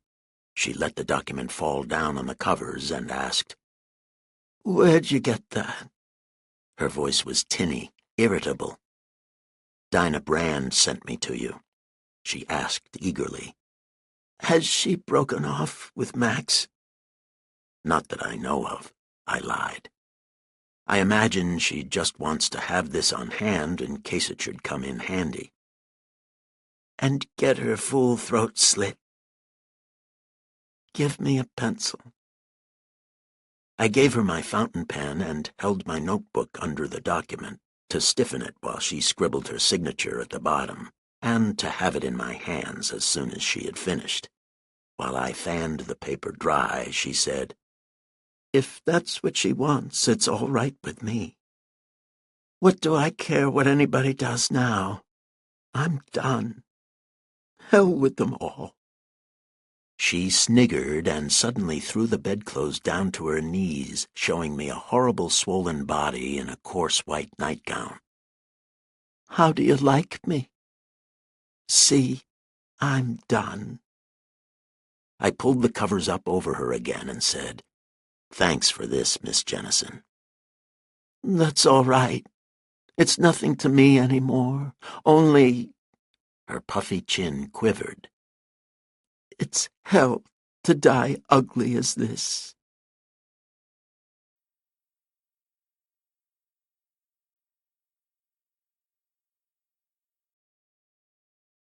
Chapter 12. A New Deal. I went out to hunt for McSwain. Neither city directory nor telephone book told me anything. I did the pool rooms, cigar stores, speakeasies, looking around first, then asking cautious questions. That got me nothing. I walked the streets, looking for bowed legs. That got me nothing. I decided to go back to my hotel, grab a nap, and resume the hunting at night. In a far corner of the lobby, a man stopped hiding behind a newspaper and came out to meet me. He had bowed legs, a hog jaw, and was McSwain. I nodded carelessly at him and walked on toward the elevators. He followed me, mumbling, "Hey, you got a minute?" "Yeah, just about." I stopped, pretending indifference. "Let's get out of sight," he said nervously. I took him up to my room. He straddled a chair and put a match in his mouth. I sat on the side of the bed and waited for him to say something. He chewed his match a while and began, "I'm going to come clean with you, brother. "You mean you're going to tell me you knew me when you braced me yesterday?" I asked. "And you're going to tell me Bush hadn't told you to bet on him? And you didn't until afterwards? And you knew about his record because you used to be a bull? And you thought if you could get me to put it to him, you could clean up a little dough playing on him?" "I'll be damned if I was going to come through with that much," he said. "But since it's been said, I'll put a yes to it." "Did you clean up?" "I win myself 600 iron men." He pushed his hat back and scratched his forehead with the chewed end of his match. "And then I lose myself that and my own 200, and some in a crap game. What do you think of that? I pick up 600 berries like shooting fish and have to bum 4 bits for breakfast." I said it was a tough break, but that was the kind of a world we lived in. He said, "Uh-huh," put the match back in his mouth, ground it some more, and added, "That's why I thought I'd come to see you. I used to be in the racket myself, and—" "What did Noonan put the skids under you for?" "Skids? What skids? I quit. I come into a piece of change when the wife got killed in an automobile accident. Insurance, and I quit." "I heard he kicked you out the time his brother shot himself." "Well, you heard wrong. It was just after that. But you can ask him if I didn't quit." "It's not that much to me. Go on telling me why you came to see me." "I'm busted, flat. I know you're a Continental op, and I got a pretty good hunch what you're up to here. I'm close to a lot that's going on both sides of things in this burg. There's things I could do for you, being an ex-dick, knowing the ropes both ways." "You want a stool pigeon for me?" He looked me straight in the eye and said evenly, "There's no sense in a man picking out the worst name he can find for everything." "I'll give you something to do, McSwain." I took out Myrtle Jennison's document and passed it to him. "Tell me about that." He read it through carefully, his lips framing the words, the match wavering up and down in his mouth. He got up, put the paper on the bed beside me, and scowled down at it. "There's something I'll have to find out about first," he said very solemnly. "I'll be back in a little while and give you the whole story." I laughed and told him, "Don't be silly. You know I'm not going to let you walk out on me." "I don't know that." He shook his head, still solemn. "Neither do you. All you know is whether you're going to try to stop me." "The answer's yeah," I said, while I considered that he was fairly hard and strong, 6 or 7 years younger than I, and 20 or 30 pounds lighter. He stood at the foot of the bed and looked at me with solemn eyes. I sat on the side of the bed and looked at him with whatever kind of eyes I had at the time. We did this for nearly 3 minutes. I used part of the time measuring the distance between us, figuring out how, by throwing my body back on the bed and turning on my hip, I could get my heels in his face if he jumped me. He was too close for me to pull the gun. I had just finished this mental map-making when he spoke. "That lousy ring wasn't worth no grand. I did swell to get 2 centuries for it." He shook his head again and said, "First, I want to know what you're meaning to do about it." Cop whisper. "I don't mean that. I mean with me." "You'll have to go over to the hall with me." "I won't." "Why not? You're only a witness." "I'm only a witness that Noonan can hang a bribe-taking or an accomplice after the act rap on, or both, and he'd be tickled simple to have the chance." This jaw-wagging didn't seem to be leading anywhere. I said, "That's too bad, but you're going to see him." "Try and take me." I sat up straighter and slid my right hand back to my hip. He grabbed for me. I threw my body back on the bed, did the hip swing, swung my feet at him. It was a good trick, only it didn't work. In his hurry to get at me, he bumped the bed aside just enough to spill me off on the floor. I landed all sprawled out on my back. I kept dragging at my gun while I tried to roll under the bed. Missing me, his lunge carried him over the low footboard, over the side of the bed. He came down beside me, on the back of his neck, his body somersaulting over. I put the muzzle of my gun in his left eye and said, "You're making a fine pair of clowns of us. Be still while I get up, or I'll make an opening in your head for brains to leak in." I got up, found and pocketed my document, and let him get up. "Knock the dents out of your hat and put your necktie in front so you won't disgrace me going through the streets," I ordered after I had run a hand over his clothes and found nothing that felt like a weapon. "You can suit yourself about remembering that this gat is going to be in my overcoat pocket with a hand on it." He straightened his hat and tie and said, "Hey, listen, I'm in this, I guess, and cutting up won't get me nothing. Suppose I be good. Could you forget about the tussle? See, maybe it'd be smoother for me if they thought I'd come along without being dragged." "Okay. Thanks, brother." Noonan was out eating. We had to wait half an hour in his outer office. When he came in, he greeted me with the usual, "How are you? That certainly is fine," and the rest of it. He didn't say anything to McSwain, simply eyed him sourly. We went into the chief's private office. He pulled a chair over to his desk for me and then sat in his own, ignoring the ex-stick. I gave Noonan the sick girl's document. He gave it one glance, bounced out of his chair, and smashed a fist the size of a cantaloupe into McSwain's face. The punch carried McSwain across the room until a wall stopped him. The wall creaked under the strain, and a framed photograph of Noonan and other city dignitaries welcoming somebody in spats dropped down to the floor with the hit man. The fat chief waddled over, picked up the picture, and beat it to splinters on McSwain's head and shoulders. Noonan came back to his desk, puffing, smiling, saying cheerfully to me, "That fella's a rat if there ever was one." McSwain sat up and looked around, bleeding from nose, mouth, and head. Noonan roared at him, "Come here, you!" McSwain said, "Yes, Chief," scrambled up and ran over to the desk. Noonan said, "Come through or I'll kill you." McSwain said, "Yes, Chief." It was like she said, only that rock wasn't worth no grand. But she give me it and the 200 to keep my mouth shut, because I got there just when she asks him who did it, Tim, and he says, "Max." He says it kind of loud and sharp, like he wanted to get it out before he died, because he died right then, almost before he'd got it out. That's the way it was, Chief, but the rock wasn't worth no— "Damn the rock!" Noonan barked. "And stop bleeding on my rug." McSwain hunted in his pocket for a dirty handkerchief, mopped his nose and mouth with it, and jabbered on. "That's the way it was, Chief. Everything else was like I said at the time, only I didn't say anything about hearing him say Max done it. I know I hadn't ought to— Shut up. Noonan said, and pressed one of the buttons on his desk. A uniformed copper came in. The chief jerked a thumb at McSwain and said, "Take this baby down cellar and let the wrecking crew work on him before you lock him up." McSwain started a desperate plea. "Ah, Chief!" But the copper took him away before he could get any farther.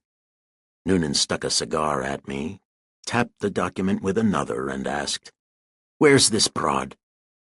"In the city hospital, dying.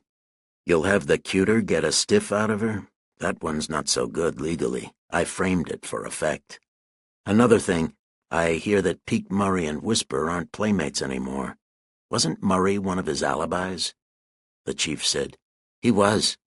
Picked up one of his phones and said, "McGraw," and then, "Get hold of Peak Murray and ask him to drop in. And have Tony Augusti picked up for that knife throwing." He put the phone down, stood up, made a lot of cigar smoke, and said through it, "I haven't been always on the up and up with you." I thought that was putting it mildly, but I didn't say anything while he went on. "You know your way around. You know what these jobs are. There's this one and that one that's got to be listened to. Just because a man's chief of police doesn't mean he's chief. Maybe you're a lot of trouble to somebody that can be a lot of trouble to me. Don't make any difference if I think you're a right guy. I gotta play with them that play with me. See what I mean?" I wagged my head to show I did. "That's the way it was," he said, "but no more. This is something else, a new deal. When the old woman kicked off, Tim was just a lad. She said to me, 'Take care of him, John,' and I promised I would. And then Whisper murders him on account of that tramp." He reached down and took my hand. "See what I'm getting at? That's 1.5 years ago, and you give me my first chance to hang it on him. I'm telling you, there's no man in Personville that's got a voice big enough to talk you down.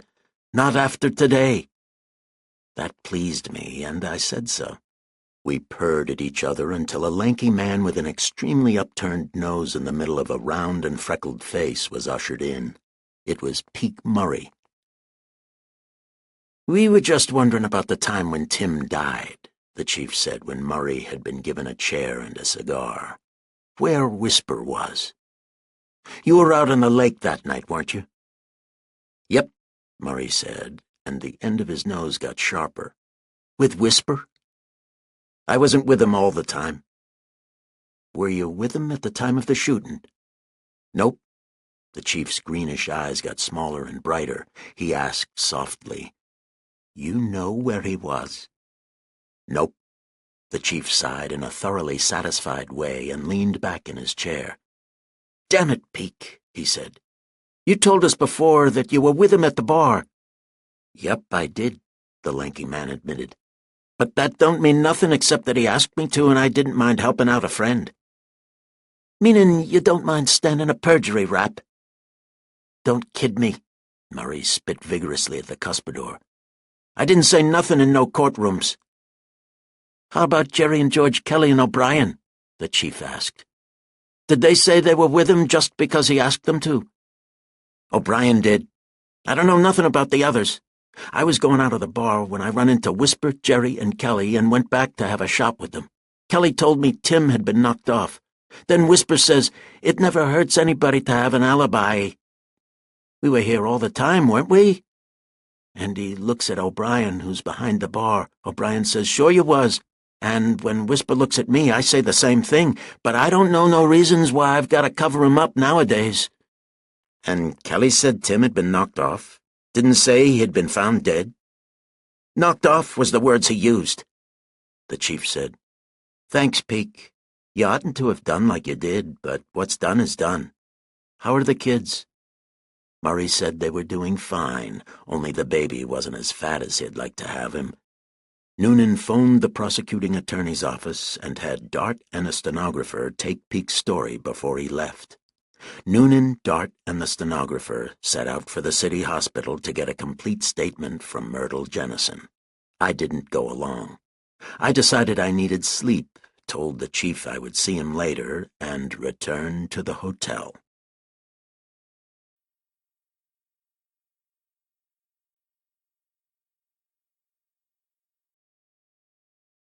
Chapter 13. $200.10. I had my vest unbuttoned when the telephone rang. It was Dinah Brand, complaining that she had been trying to get me since 10 o'clock.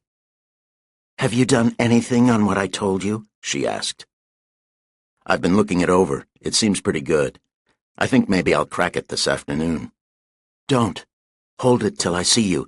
Can you come up now?" I looked at the vacant white bed and said, "Yes," without much enthusiasm. Another tub of cold water did me so little good that I almost fell asleep in it. Dan Rolfe let me in when I rang the girl's bell. He looked and acted as if nothing out of the ordinary had happened the night before. Dinah Brand came into the hall to help me off with my overcoat. She had on a tan woolen dress with a 2-inch rip in one shoulder seam. She took me into the living room. She sat on the Chesterfield beside me and said, "I'm going to ask you to do something for me. You like me enough, don't you?" I admitted that. She counted the knuckles of my left hand with a warm forefinger and explained, "I want you to not do anything more about what I told you last night. Now wait a minute. Wait till I get through. Dan was right. I oughtn't to sell Max out like that. It would be utterly filthy. Besides, it's Noonan you chiefly want, isn't it? Well, if you'll be a nice darling and lay off Max this time, I'll give you enough on Noonan to nail him forever. You'd like that better, wouldn't you? And you like me too much to want to take advantage of me by using information I gave you when I was mad at what Max had said, don't you?" "What is the dirt on Noonan?" I asked. She kneaded my biceps and murmured, "You promise?" "Not yet." She pouted at me and said, "I'm off Max for life, on the level. You've got no right to make me turn rat." "What about Noonan?" "Promise me first." "No." She dug fingers into my arm and asked sharply, "You've already gone to Noonan?" "Yeah." She let go my arm, frowned, shrugged, and said gloomily, "Well, how can I help it?" I stood up and a voice said, "Sit down." It was a hoarse, whispering voice, Thaler's. I turned to see him standing in the dining room doorway, a big gun in one of his little hands. A red-faced man with a scarred cheek stood behind him. The other doorway, opening to the hall, filled as I sat down. The loose-mouthed, chinless man I had heard whisper call Jerry came a step through it. He had a couple of guns. The more angular one of the blonde kids who had been in the King Street joint looked over his shoulder.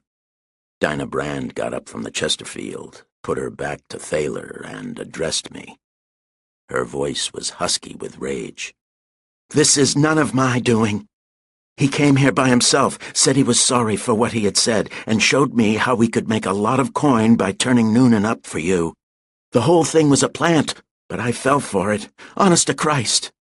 He was to wait upstairs while I put it to you. I didn't know anything about the others. I didn't—" Jerry's casual voice drawled, "If I shoot a pin from under her, she'll sure sit down and maybe shut up, okay?" I couldn't see Whisper. The girl was between us. He said, "Not now. Where's Dan?" The angular blonde youngster said, "Up on the bathroom floor. I had to sap him." Dinah Brand turned around to face Thaler. Stocking seams made S's up the ample backs of her legs. She said, "Max Thaler, you're a lousy little—" He whispered, very deliberately, "Shut up and get out of the way." She surprised me by doing both, and she kept quiet while he spoke to me. "So you and Noonan are trying to paste his brother's death on me?" "It doesn't need pasting. It's a natural." He curved his thin lips at me and said, "You're as crooked as he is." I said, "You know better. I played your side when he tried to frame you. This time he's got you copped to rights."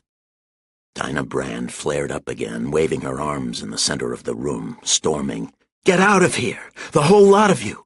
Why should I give a goddamn about your troubles? Get out!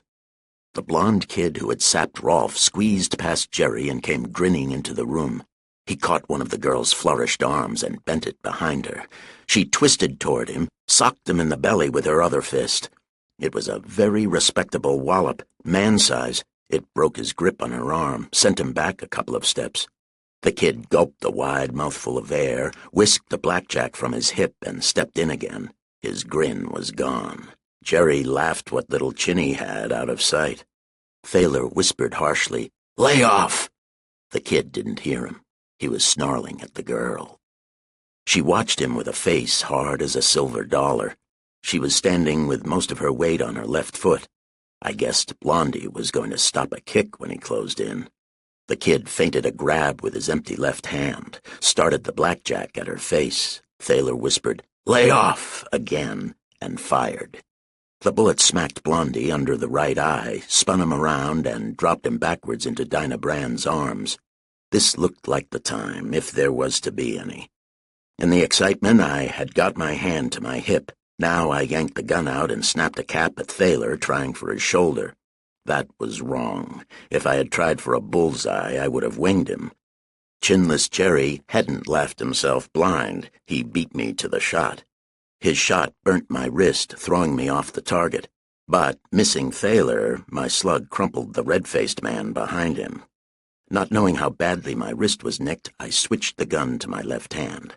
Jerry had another try at me. The girl spoiled it by heaving the corpse at him. The dead yellow head banged into his knees. I jumped for him while he was off balance. The jump took me out of the path of Thaler's bullet. It also tumbled me and Jerry out into the hall, all tangled up together. Jerry wasn't tough to handle, but I had to work quick. There was Thaler behind me. I socked Jerry twice, kicked him, butted him at least once, and was hunting for a place to bite when he went limp under me. I poked him again where his chin should have been, just to make sure he wasn't faking, and went away on hands and knees, down the hall a bit, out of line with the door. I sat on my heels against the wall, held my gun level at Thaler's part of the premises, and waited. I couldn't hear anything for the moment except blood singing in my head.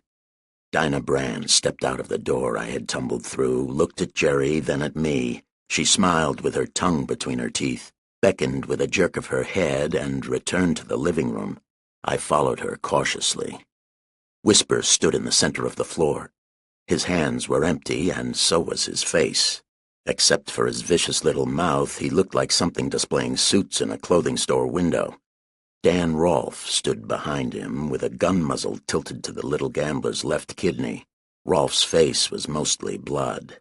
The blond kid, now dead on the floor between Rolfe and me, had sapped him plenty. I grinned at Thaler and said, "Well, this is nice," before I saw that Rolfe had another gun, centered on my chubby middle. That wasn't so nice, but my gun was reasonably level in my hand. I didn't have much worse than an even break. Rolfe said, "Put down your pistol." I looked at Dinah, looked puzzled, I suppose. She shrugged and told me, "It seems to be Dan's party." "Yeah? Somebody ought to tell him I don't like to play this way." Rolfe repeated, "Put down your pistol." I said disagreeably, "I'm damned if I will. I've shed 20 pounds trying to nab this bird, and I can spare 20 more for the same purpose." Rolfe said, "I'm not interested in what is between you two, and I have no intention of giving either of you." Dinah Brand had wandered across the room. When she was behind Rolfe, I interrupted his speech by telling her, "If you upset him now, you're sure of making 2 friends, Noonan and me. You can't trust Thaler anymore, so there's no use helping him." She laughed and said, "Talk money, darling." "Dinah," Rolfe protested. He was caught. She was behind him, and she was strong enough to handle him. It wasn't likely that he would shoot her, and it wasn't likely that anything else would keep her from doing whatever she decided to do. $100, I bid. "My God," she exclaimed. "I've actually got a cash offer out of you." "But not enough." 200. You're getting reckless, but I still can't hear you. Try, I said. It's worth that to me not to have to shoot Rolf's gun out of his hand, but no more than that. You got a good start. Don't weaken. One more bid, anyway. $200.10, and that's all. You big bum, she said. I won't do it. Suit yourself. I made a face at Thaler and cautioned him. When what happens happens, be damned sure you keep still. Dinah cried. Wait! Are you really going to start something? I'm going to take Thaler out with me, regardless. 200 and a dime? Yeah. Dinah, Rolf called without turning his face from me. You won't. But she laughed, came close to his back, and wound her strong arms around him, pulling his arms down, pinning them to his sides. I shoved Thaler out of the way with my right arm and kept my gun on him while I yanked Rolf's weapons out of his hands. Dinah turned the lunger loose. He took 2 steps toward the dining room door, said wearily, There is no, and collapsed on the floor. Dinah ran to him. I pushed Thaler through the hall door, past the still sleeping Jerry, and to the alcove beneath the front stairs, where I had seen a phone. I called Noonan, told him I had Thaler and where. Mother of God, he said. Don't kill him till I get there.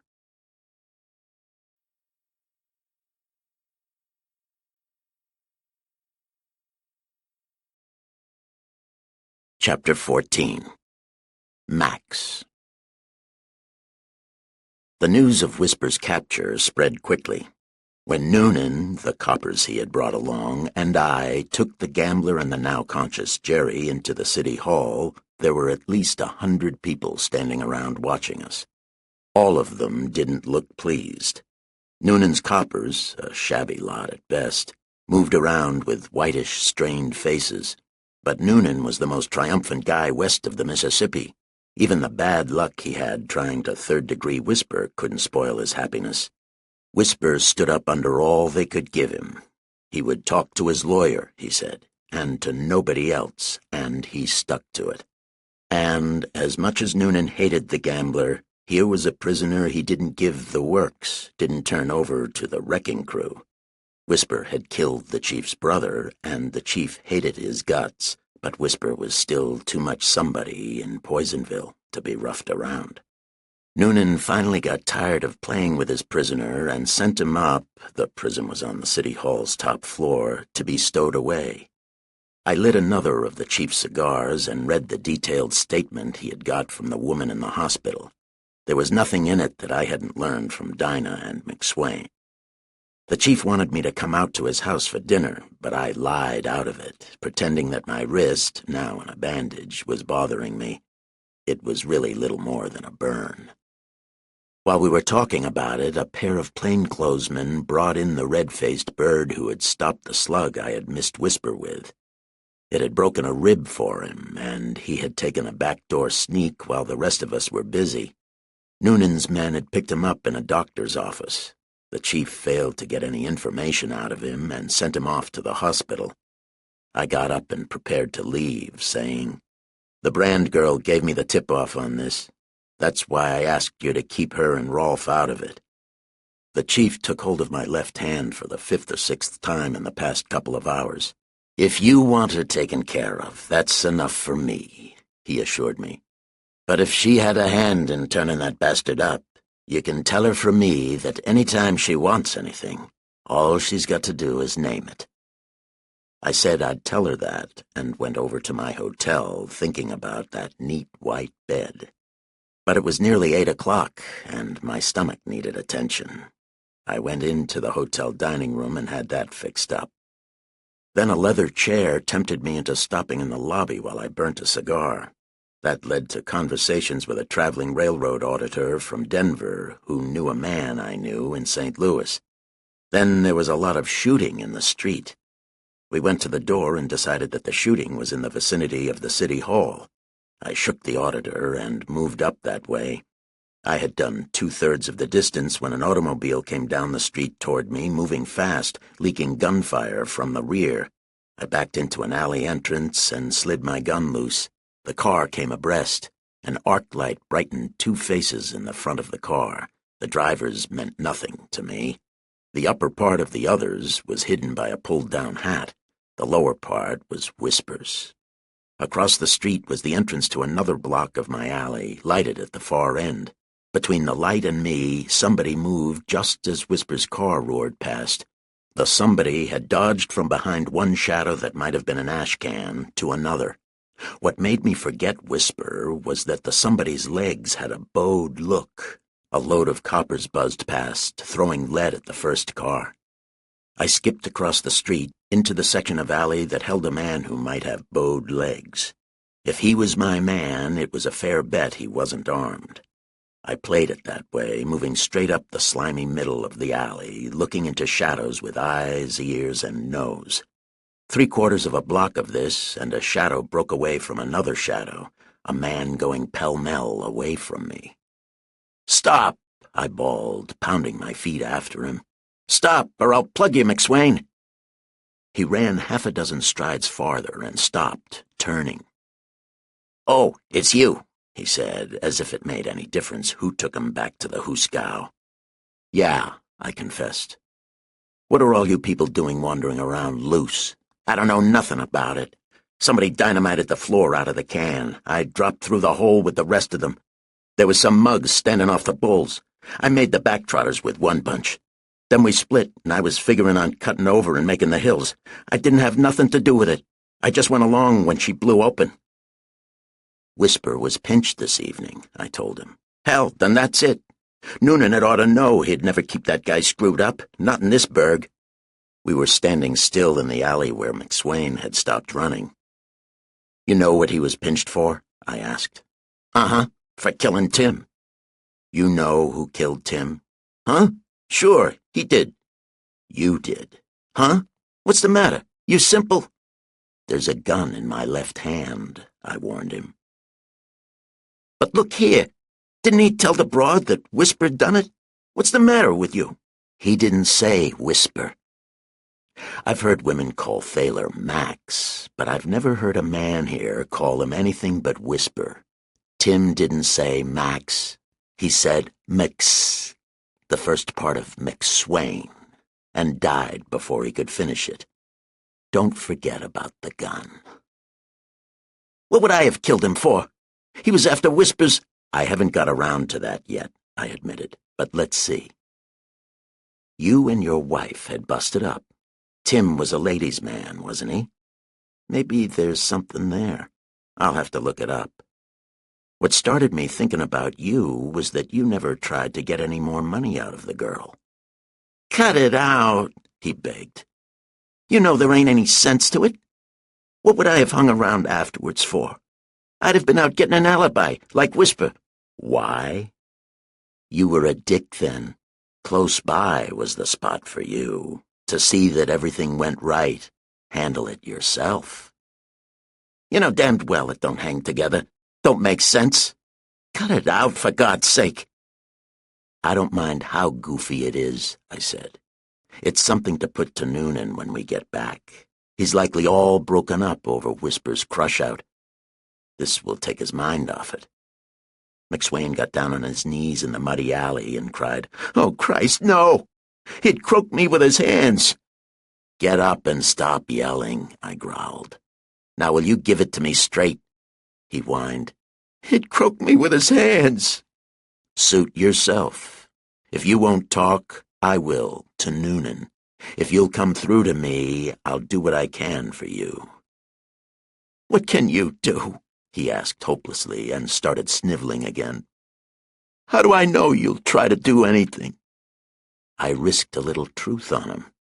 "You said you had a hunch what I'm up to here in Poisonville. Then you ought to know that it's my play to keep Noonan and Whisper split. Letting Noonan think Whisper killed Tim will keep them split. But if you don't want to play with me, come on, we'll play with Noonan." "You mean you won't tell him?" he asked eagerly. "You promise?" "I promise you nothing," I said. "Why should I? I've got you with your pants down. Talk to me or Noonan, and make up your mind quick. I'm not going to stand here all night. He made up his mind to talk to me. I don't know how much you know, but it was like you said. My wife fell for Tim. That's what put me on the tramp. You can ask anybody if I wasn't a good guy before that. I was this way. What she wanted, I wanted her to have. Mostly what she wanted was tough on me, but I couldn't be any other way. We'd have been a damned sight better off if I could. So I let her move out and put in divorce papers so she could marry him, thinking he meant to. Pretty soon I begin to hear he's chasing this Myrtle Jennison. I couldn't go that. I'd given him his chance with Helen, fair and square. Now he was giving her the air for this Myrtle. I wasn't going to stand for that. Helen was no hanky-panky. It was accidental, though, running into him at the lake that night. When I saw him go down to them summer houses, I went after him. That looked like a good quiet place to have it out. I guess we'd both had a little something to drink. Anyway, we had it hot and heavy. When it got too hot for him, he pulled the gun. He was yellow. I grabbed it, and in the tussle it went off. I swear to God I didn't shoot him except like that. It went off while the both of us had our hands on it. I beat it back in some bushes. But when I got in the bushes, I could hear him moaning and talking.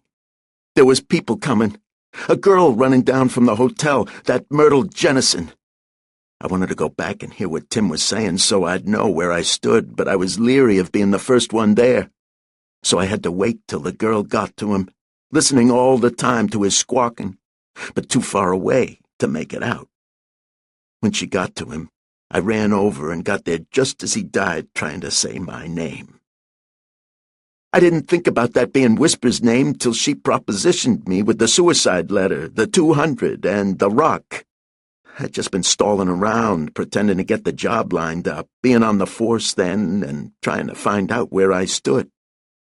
Then she makes the play, and I know I'm sitting pretty. And that's the way it went till you started digging it up again. He slopped his feet up and down in the mud and added, "Next week, my wife got killed. An accident. An accident. She drove the Ford square in front of number 6, where it comes down the long grade from Tanner, and stopped it there." "Is Mock Lake in this county?" I asked. "No, Boulder County. That's out of Noonan's territory. Suppose I take you over there and hand you to the sheriff." "No, he's Senator Kiefer's son-in-law, Tom Cook. I might as well be here. Noonan could get to me through Kiefer." "If it happened the way you say, you've got at least an even chance of beating the rap in court." "They won't give me a chance. I'd have stood it if there'd been a chance in the world of getting an even break, but not with them." "We're going back to the hall," I said. "Keep your mouth shut." Noonan was waddling up and down the floor, cursing the half a dozen bulls who stood around wishing they were somewhere else. "Here's something I found roaming around," I said, pushing McSwain forward. Noonan knocked the ex-detective down, kicked him, and told one of the coppers to take him away. Somebody called Noonan on the phone. I slipped out without saying good night and walked back to the hotel.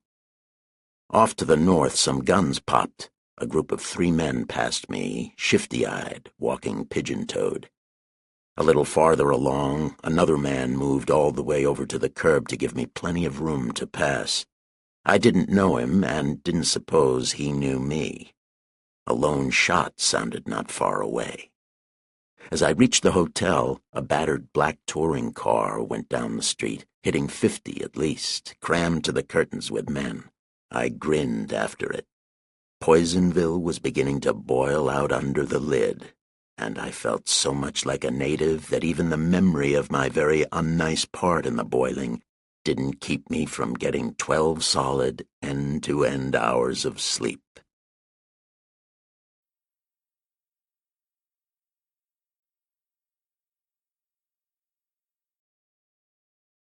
Chapter 15. Cedar Hill Inn. Mickey Linehan used the telephone to wake me a little after noon. "We're here," he told me. "Where's the reception committee?" "Probably stopped to get a rope. Check your bags and come up to the hotel, room 537. Don't advertise your visit." I was dressed when they arrived. Mickey Linehan was a big slob with sagging shoulders and a shapeless body that seemed to be coming apart at all its joints. His ears stood out like red wings, and his round red face usually wore the meaningless smirk of a half-wit. He looked like a comedian, and was. Dick Foley was a boy-sized Canadian with a sharp, irritable face. He wore high heels to increase his height, perfumed his handkerchiefs, and saved all the words he could. They were both good operatives. "What did the old man tell you about the job?" I asked when we had settled into seats. The old man was the manager of the Continental San Francisco branch. He was also known as Pontius Pilate because he smiled pleasantly when he sent us out to be crucified on suicidal jobs. He was a gentle, polite, elderly person with no more warmth in him than a hangman's rope. The agency wit said he could spit icicles in July. "He didn't seem to know much what it was all about," Mickey said, "except that you had wired for help. He said he hadn't got any reports from you for a couple of days." "The chances are he'll wait a couple more. Know anything about this Personville?" Dick shook his head. Mickey said, "Only that I've heard parties call it Poisonville like they meant it." I told them what I knew and what I had done. The telephone bell interrupted my tale in the last quarter. Dinah Brand's lazy voice. "Hello. How's the wrist?" "Only a burn. What do you think of the crush-out?" "It's not my fault," she said. "I did my part. If Noonan couldn't hold him, that's just too bad. I'm coming downtown to buy a hat this afternoon. I thought I'd drop in and see you for a couple of minutes if you're gonna be there." "What time?" "Oh, around 3. "Right. I'll expect you. And I'll have that 200 and a dime I owe you." "Do," she said. "That's what I'm coming in for. Ta-ta." I went back to my seat and my story. When I had finished, Mickey Linehan whistled and said, "No wonder you're scared to send in any reports. The old man wouldn't do much if he knew what you've been up to, would he? If it works out the way I want it to, I won't have to report all the distressing details," I said. "It's right enough for the agency to have rules and regulations. But when you're out on a job, you've got to do it the best way you can. And anybody that brings any ethics to Poisonville is going to get them all rusty.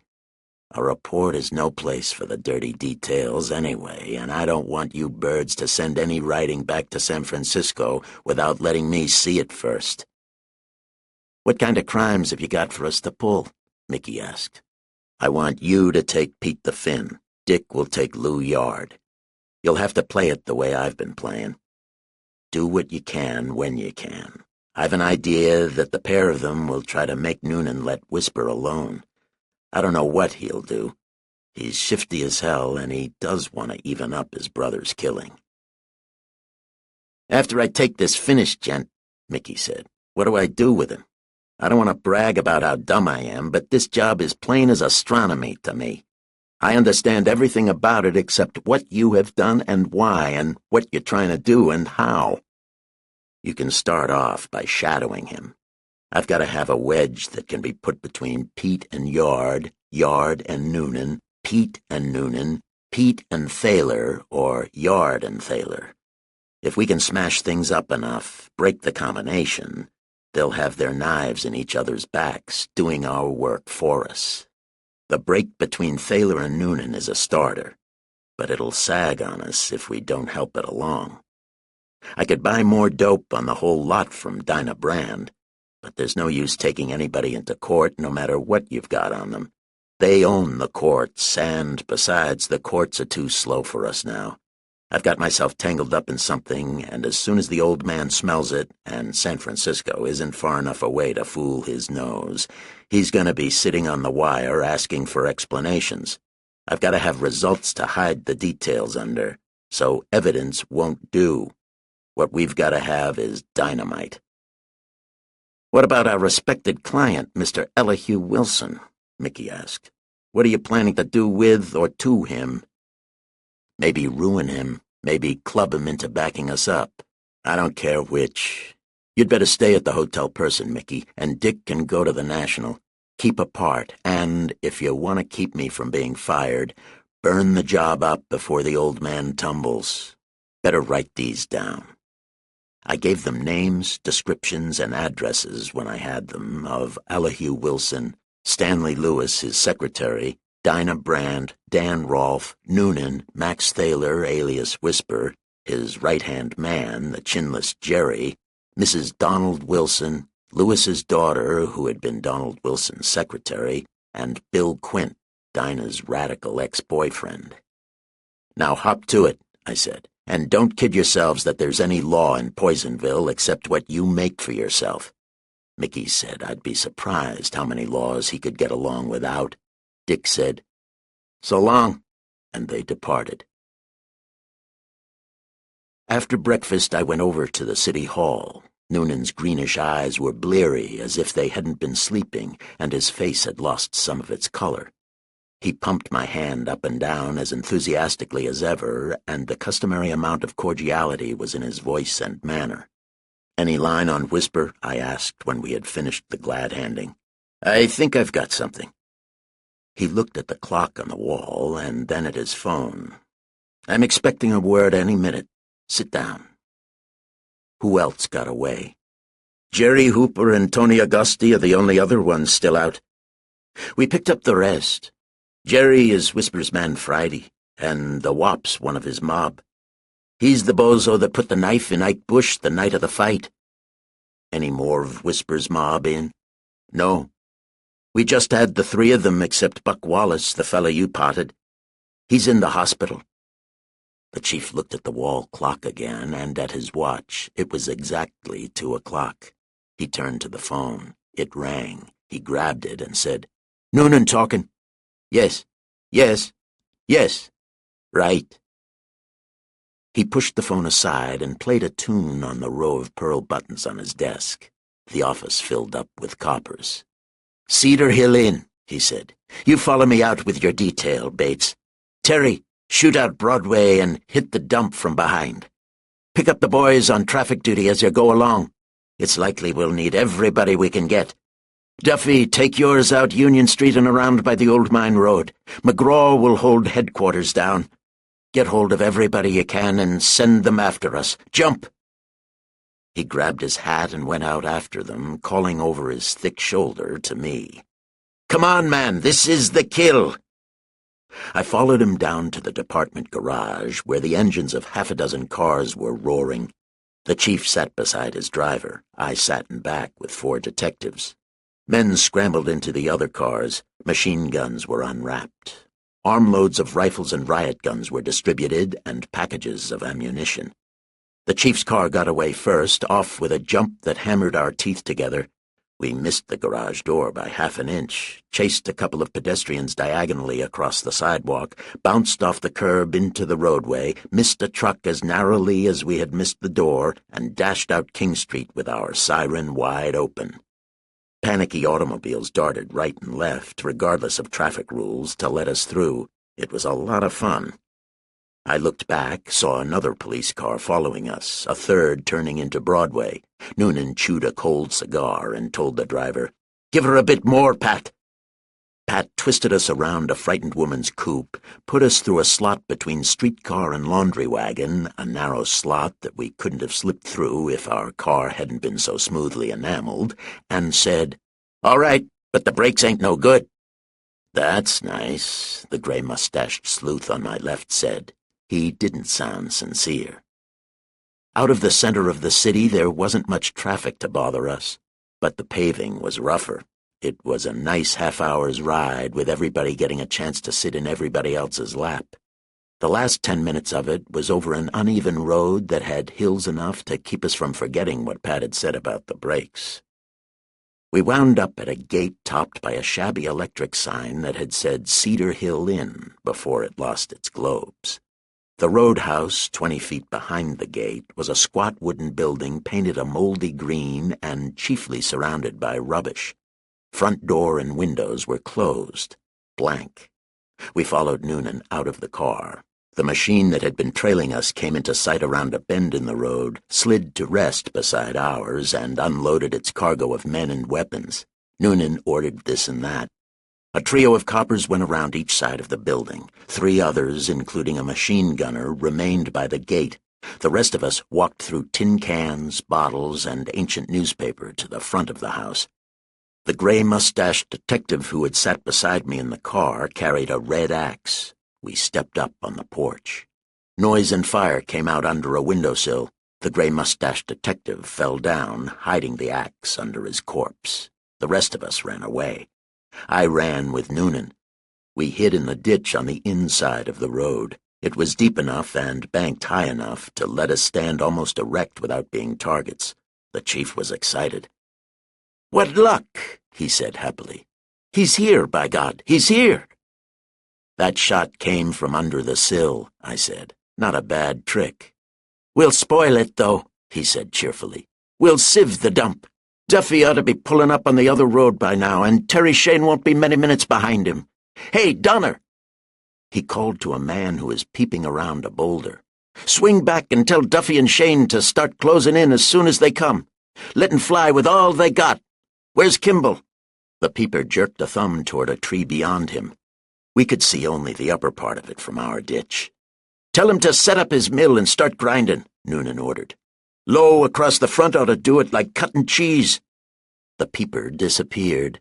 Noonan went up and down the ditch, risking his noodle over the top now and then for a look around, once in a while calling or gesturing to his men. He came back, sat on his heels beside me, gave me a cigar, and lit one for himself. "It'll do," he said complacently. "Whisper won't have a chance. He's done." The machine gun by the tree fired, haltingly, experimentally, 8 or 10 shots. Noonan grinned and let a smoke ring float out of his mouth. The machine gun settled down to business, grinding out metal like the busy little death factory it was.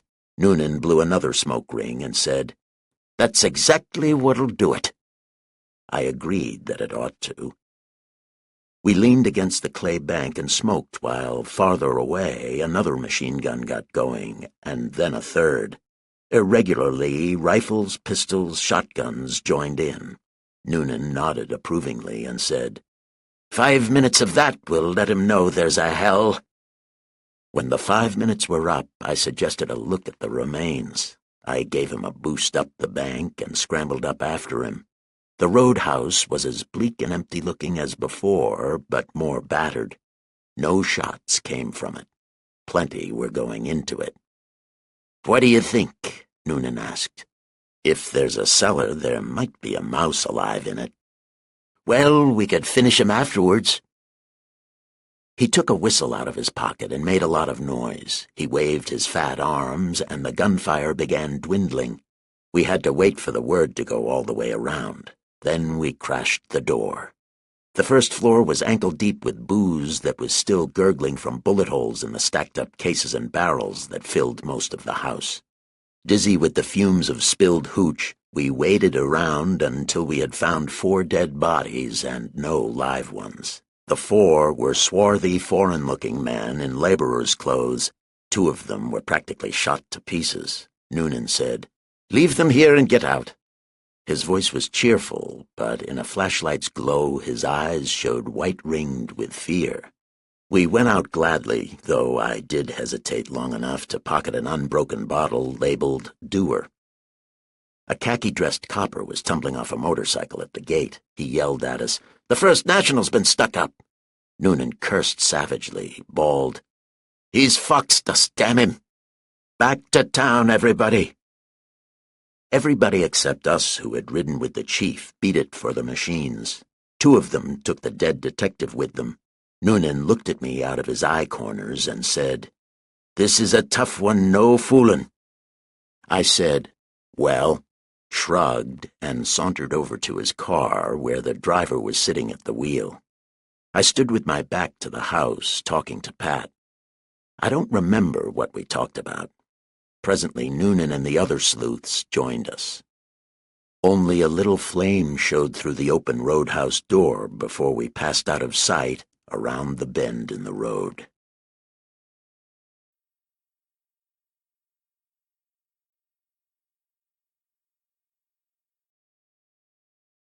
Chapter 16. Exit Jerry. There was a mob around the First National Bank. We pushed through it to the door where we found sour-faced McGraw. "Was 6 of them, masked," he reported to the chief as we went inside. "They hit it about 2:30. 5 of them got away clean with the jack. The watchman here dropped one of them, Jerry Hooper. He's over on the bench, cold. We got the roads blocked, and I wired around if it ain't too late. Last seen of them was when they made the turn into King Street in a black Lincoln." We went over to look at the dead Jerry, lying on one of the lobby benches with a brown robe over him. The bullet had gone under his left shoulder blade. The bank watchman, a harmless-looking old duffer, pushed up his chest and told us about it. "There wasn't no chance to do nothing at first. They were in 'fore anybody knew anything, and maybe they didn't work fast, right down the line, scooping it up. No chance to do anything then. But I says to myself, all righty, young fellas, you've got it all your own way now, but wait till you try to leave. And I was as good as my word, you bet you. I runs right to the door after them and cut loose with the old firearm. I got that fella just as he was stepping into the car. I bet you I'd have got more of them if I'd had more cartridges, because it's kind of hard shooting down like that, standing in the—" Noonan stopped the monologue by patting the old duffer's back till his lungs were empty, telling him, "That certainly is fine. That certainly is fine." McGraw pulled the robe up over the dead man again and growled, "Nobody can identify anybody. But with Jerry on it, it's a cinch it was Whisper's caper." The chief nodded happily and said, "I'll leave it in your hands, Mac. Going to poke around here or going back to the hall with me?" he asked me. "Neither. I've got a date, and I want to get into dry shoes."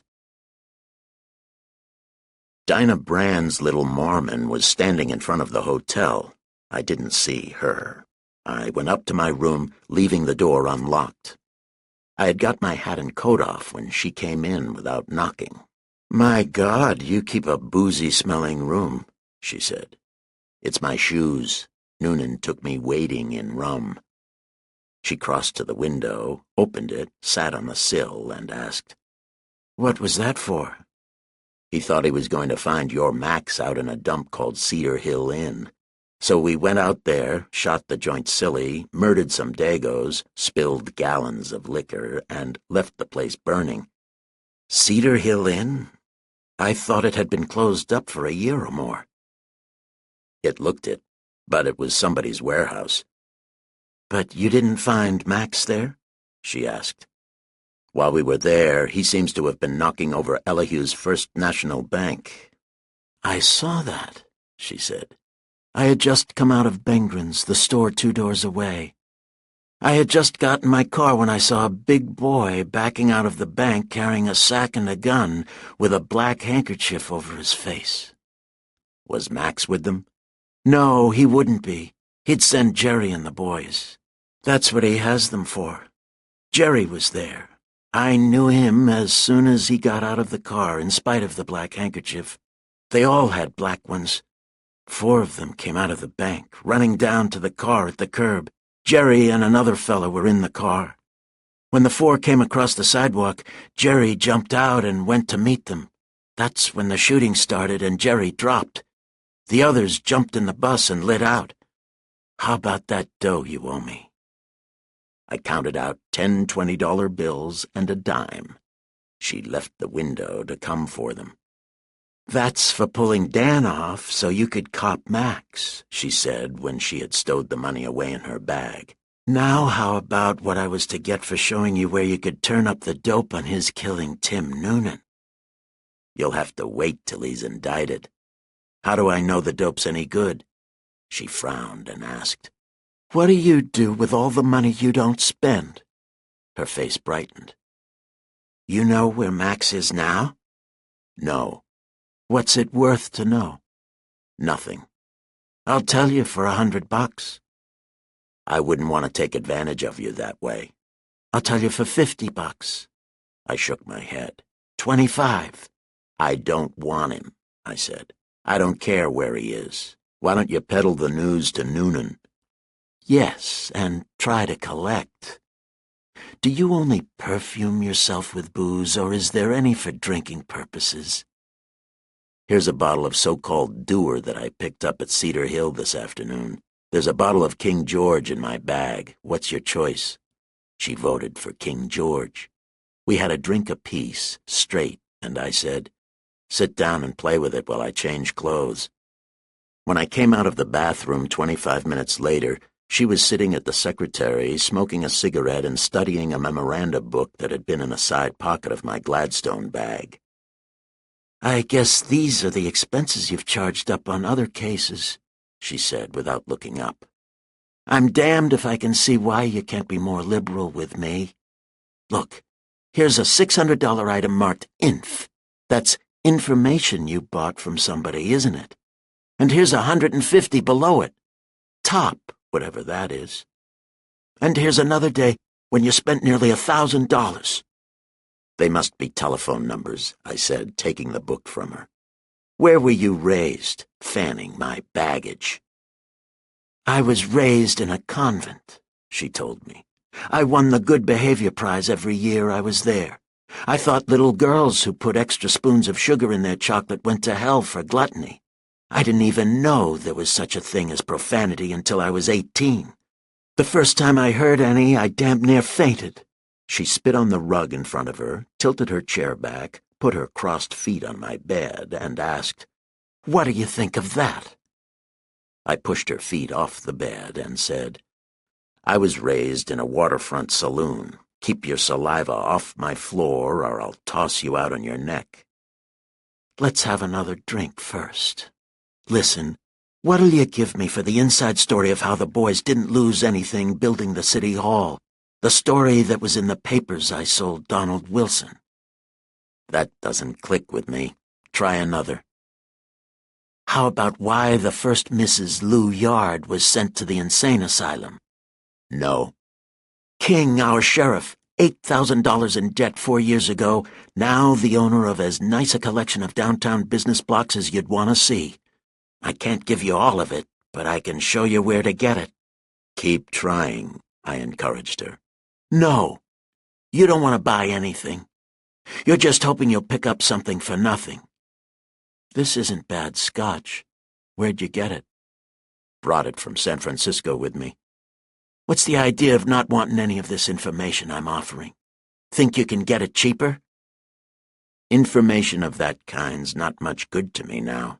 I've got to move quick. I need dynamite, something to blow them apart. She laughed and jumped up, her big eyes sparkling. I've got one of Lou Yard's cards. Suppose we send the bottle of Doer you copped to Pete with the card. Wouldn't he take it as a declaration of war? If Cedar Hill was a liquor cache, it was Pete's. Wouldn't the bottle and Lou's card make him think Noonan had knocked the place over under orders? I considered it and said, too crude. It wouldn't fool him. Besides, I'd just as lief have Pat and Lou both against the chief at this stage. She pouted and said, You think you know everything. You're just hard to get along with. Take me out tonight? I've got a new outfit that'll knock them cockeyed. Yeah.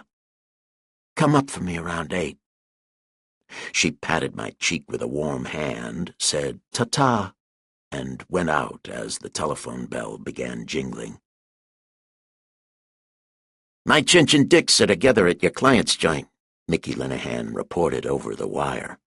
Mine's been generally busier than a hustler with 2 bunks, though I don't know what the score is yet. Anything new? I said there wasn't and went into conference with myself across the bed, trying to guess what would come of Noonan's attack on Cedar Hill Inn and whispers on the First National Bank. I would have given something for the ability to hear what was being said up at old Elihu's house by him, Pete the Finn, and Lou Yard.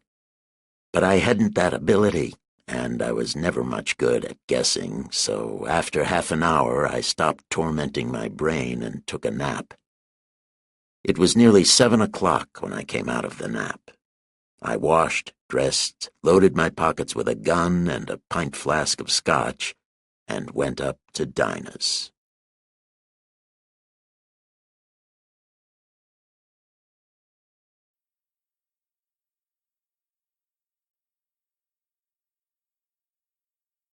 Chapter 17. Reno. She took me into her living room, backed away from me, revolved, and asked me how I liked the new dress. I said I liked it.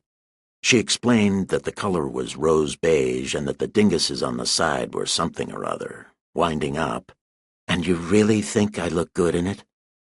"You always look good," I said. "Lou Yard and Pete the Finn went calling on old Elihu this afternoon." She made a face at me and said, "You don't give a damn about my dress." "What did they do there?" "A powwow, I suppose." She looked at me through her lashes and asked, "Don't you really know where Max is?" Then I did.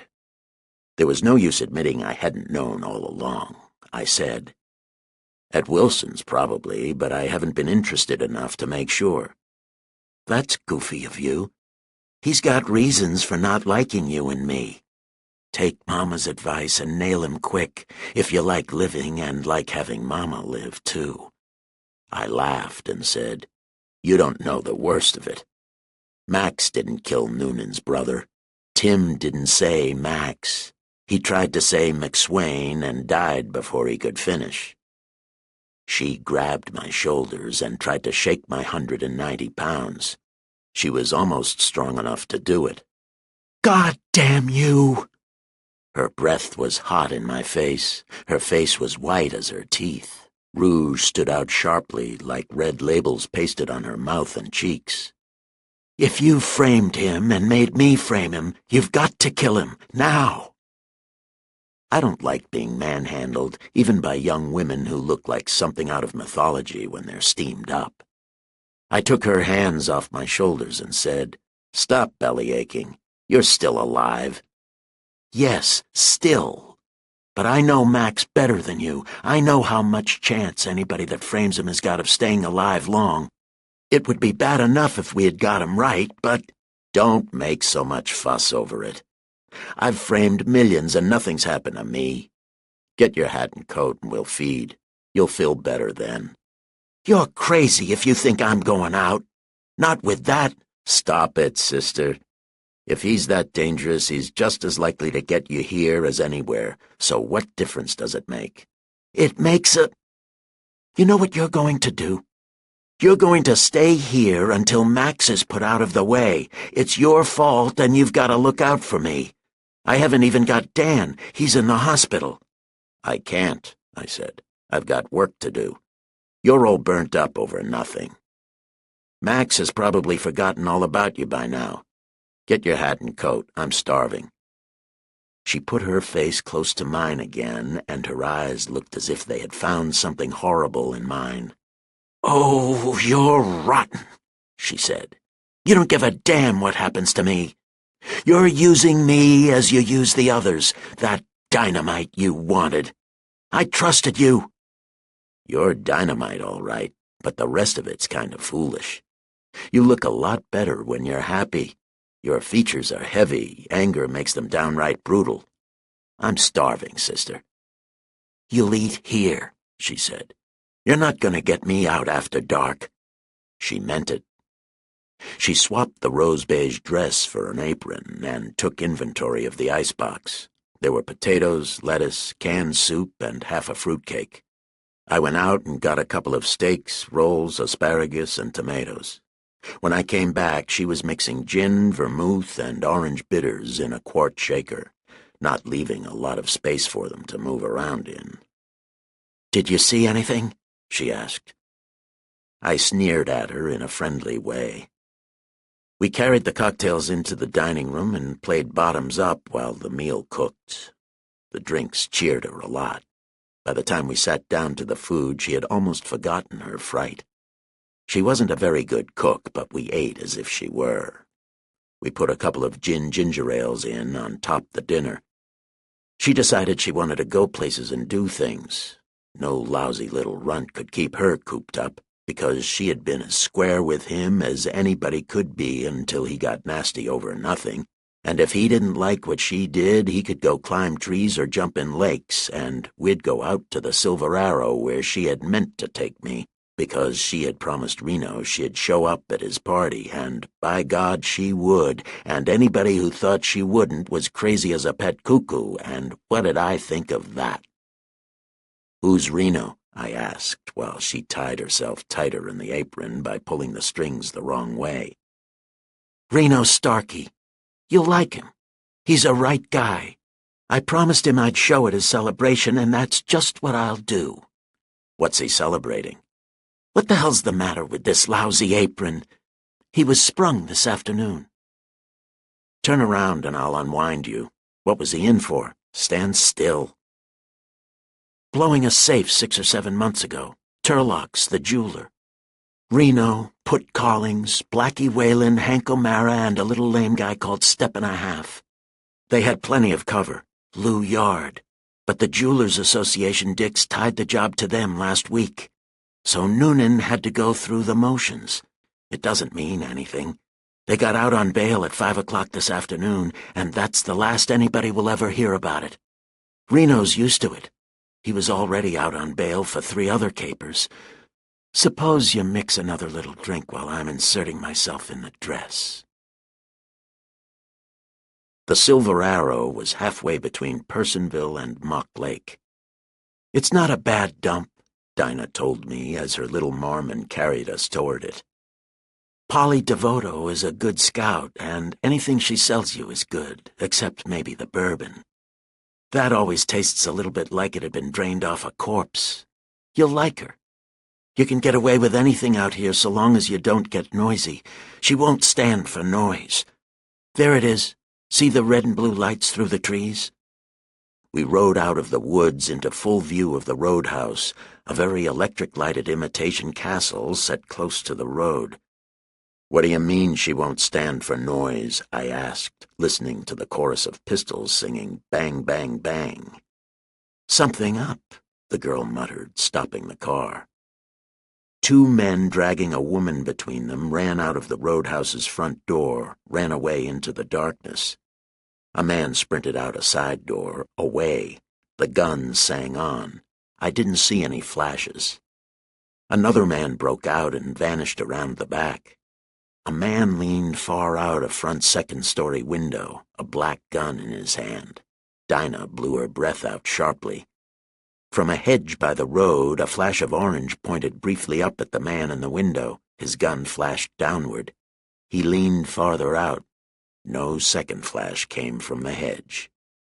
The man in the window put a leg over the sill, bent, hung by his hands, dropped. Our car jerked forward. Dinah's lower lip was between her teeth. The man who had dropped from the window was gathering himself up on hands and knees. Dinah put her face in front of mine and screamed, "Reno!" The man jumped up, his face to us. He made the road in 3 leaps as we got to him. Dinah had the little Mormon wide open before Reno's feet were on the running board beside me. I wrapped my arms around him and damp near dislocated them, holding him on. He made it as tough as he could for me by leaning out to try for a shot at the guns that were tossing lead all around us. Then it was all over. We were out of range, sight, and sound of the Silver Arrow, speeding away from Personville. Reno turned around and did his own holding on. I took my arms in and found that all the joints still worked. Dinah was busy with the car. Reno said, "Thanks, kid. I needed pulling out." "That's all right," she told him. "So that's the kind of parties you throw?" "We had guests that wasn't invited. You know the Tanner Road?" "Yes." "Take it. It'll put us over to Mountain Boulevard, and we can get back to town that-a-way." The girl nodded, slowed up a little, and asked, "Who were the uninvited guests?" "Some plugs that don't know enough to leave me alone."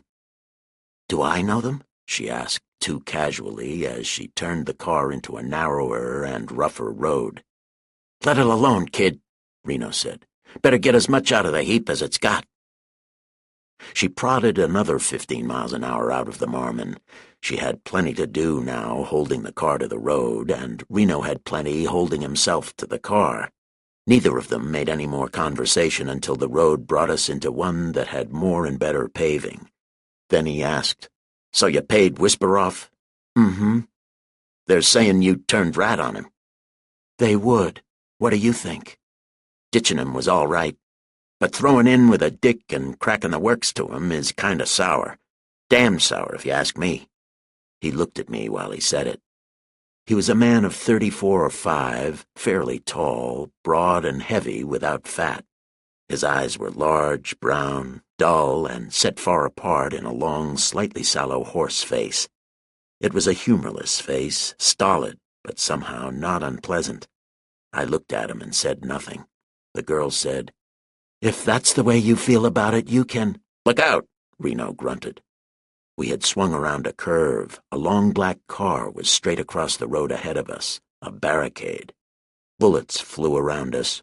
Reno and I threw bullets around while the girl made a polo pony of the little Marmon. She shoved it over to the left of the road, let the left wheels ride the bank high, crossed the road again with Reno's and my weight on the inside, got the right bank under the left wheels just as our side of the car began to lift in spite of our weight, slid us down in the road with our backs to the enemy, and took us out of the neighborhood by the time we had emptied our guns. A lot of people had done a lot of shooting, but so far as we could tell, nobody's bullets had hurt anybody. Reno, holding to the door with his elbows while he pushed another clip into his automatic, said, "Nice work, kid. You handled the bus like you meant it." Dinah asked, "Where now?" "Far away first. Just follow the road. We'll have to figure it out. Looks like they got the berg closed up on us. Keep your dog on it."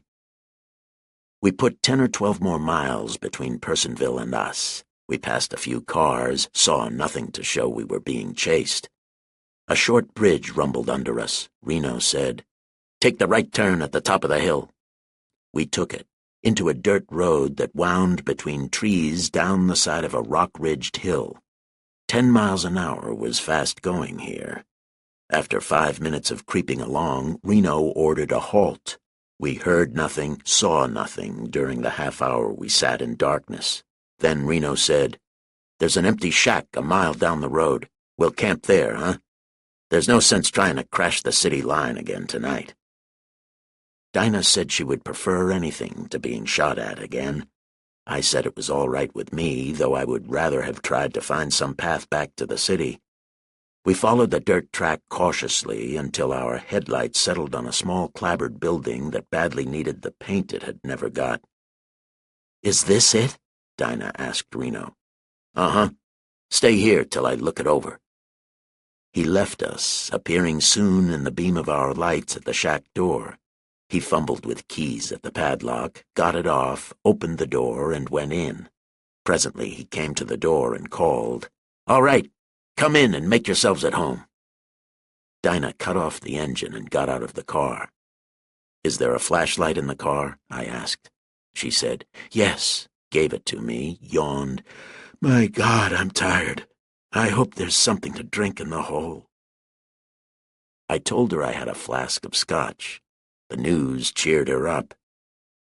The shack was a one-room affair that held an army cot covered with brown blankets, a deal table with a deck of cards and some gummy poker chips on it, a brown iron stove, 4 chairs, an oil lamp, dishes, pots, pans, and buckets, 3 shelves with canned food on them, a pile of firewood, and a wheelbarrow. Reno was lighting the lamp when we came in. He said, "Not so tough. I'll hide the heap, and then we'll be all set till daylight." Dinah went over to the cot, turned back the covers, and reported, "Maybe there's things in it, but anyway, it's not alive with them. Now let's have that drink." I unscrewed the flask and passed it to her while Reno went out to hide the car. When she had finished, I took a shot. The purr of the Marmon's engine got fainter. I opened the door and looked out. Downhill, through trees and bushes, I could see broken chunks of white light going away. When I lost them for good, I returned indoors and asked the girl, "Have you ever had to walk home before?" "What?" "Reno's gone with the car." "The lousy tramp! Thank God he left us where there's a bed, anyway." "That'll get you nothing." "No?" "No. Reno had a key to this dump. 10 to 1 the birds after him know about it. That's why he ditched us here. We're supposed to argue with them, hold them off his trail a while."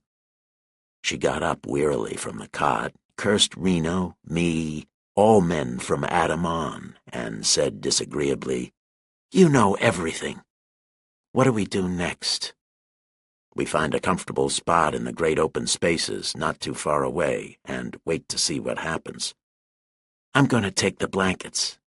"Maybe one won't be missed, but you'll tip our mitts if you take more than that." "Damn your mitts," she grumbled, but she took only one blanket. I blew out the lamp, padlocked the door behind us, and with the help of the flashlight, picked a way through the undergrowth. On the hillside above, we found a little hollow from which road and shack could be not too dimly seen through foliage thick enough to hide us unless we showed a light. I spread that blanket there, and we settled down. The girl leaned against me and complained that the ground was damp, that she was cold in spite of her fur coat, that she had a cramp in her leg, and that she wanted a cigarette. I gave her another drink from the flask. That brought me 10 minutes of peace. Then she said, "I'm catching cold. By the time anybody comes, if they ever do, I'll be sneezing and coughing loud enough to be heard in the city." "Just once," I told her. "Then you'll be all strangled." "There's a mouse or something crawling under the blanket." "Probably only a snake." "Are you married?" "Don't start that." "Then you are." "No." "I'll bet your wife's glad of it." I was trying to find a suitable comeback to that wisecrack when a distant light gleamed up the road. It disappeared as I shushed the girl. "What is it?" she asked. "A light. It's gone now. Our visitors have left their car and are finishing the trip afoot." A lot of time went by. The girl shivered with her cheek warm against mine. We heard footsteps, saw dark figures moving on the road and around the shack without being sure whether we did or didn't. A flashlight ended our doubt by putting a bright circle on the shack's door. A heavy voice said, "Well, let the broad come out." There was a half-minute of silence while they waited for a reply from indoors. Then the same heavy voice asked, "Coming?" Then more silence. Gunfire, a familiar sound tonight, broke the silence. Something hammered boards. "Come on," I whispered to the girl. "We'll have a try at their car while they're making a racket." "Let them alone," she said, pulling my arm down as I started up. "I've had enough of it for one night. We're all right here." "Come on," I insisted. She said, "I won't," and she wouldn't, and presently, while we argued, it was too late. The boys below had kicked in the door, found the hut empty, and were bellowing for their car. It came, took 8 men aboard, and followed Reno's track downhill. "We might as well move in again," I said. "It's not likely they'll be back this way tonight." "I hope to God there's some scotch left in that flask," she said, as I helped her stand up.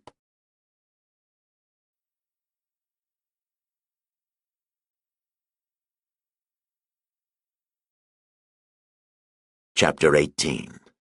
Painter Street. The shack's supply of canned goods didn't include anything that tempted us for breakfast. We made the meal of coffee cooked in very stale water from a galvanized pail. A mile of walking brought us to a farmhouse where there was a boy who didn't mind earning a few dollars by driving us to town in the family Ford. He had a lot of questions to which we gave him phony answers or none.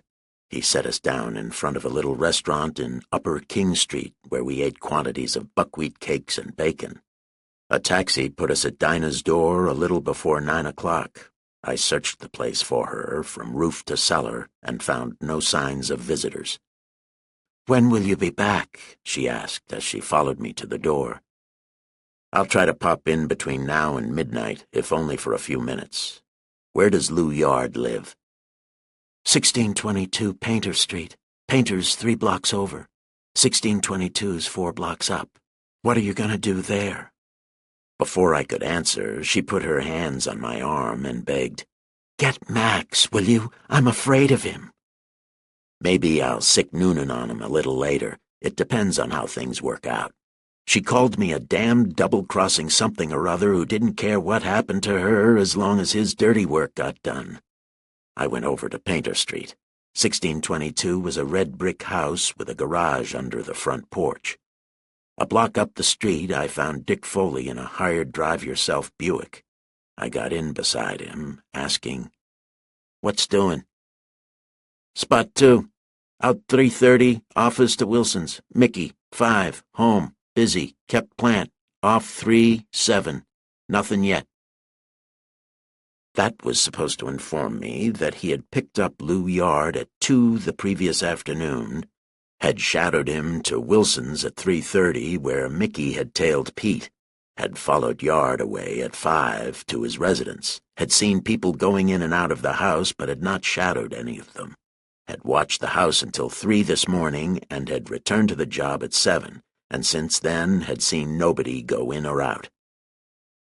"You'll have to drop this and take a plant on Wilson's," I said. "I hear Whisper Thaler's holding up there, and I'd like an eye kept on him till I make up my mind whether to turn him up for Noonan or not." Dick nodded and started the engine grinding. I got out and returned to the hotel. There was a telegram from the old man.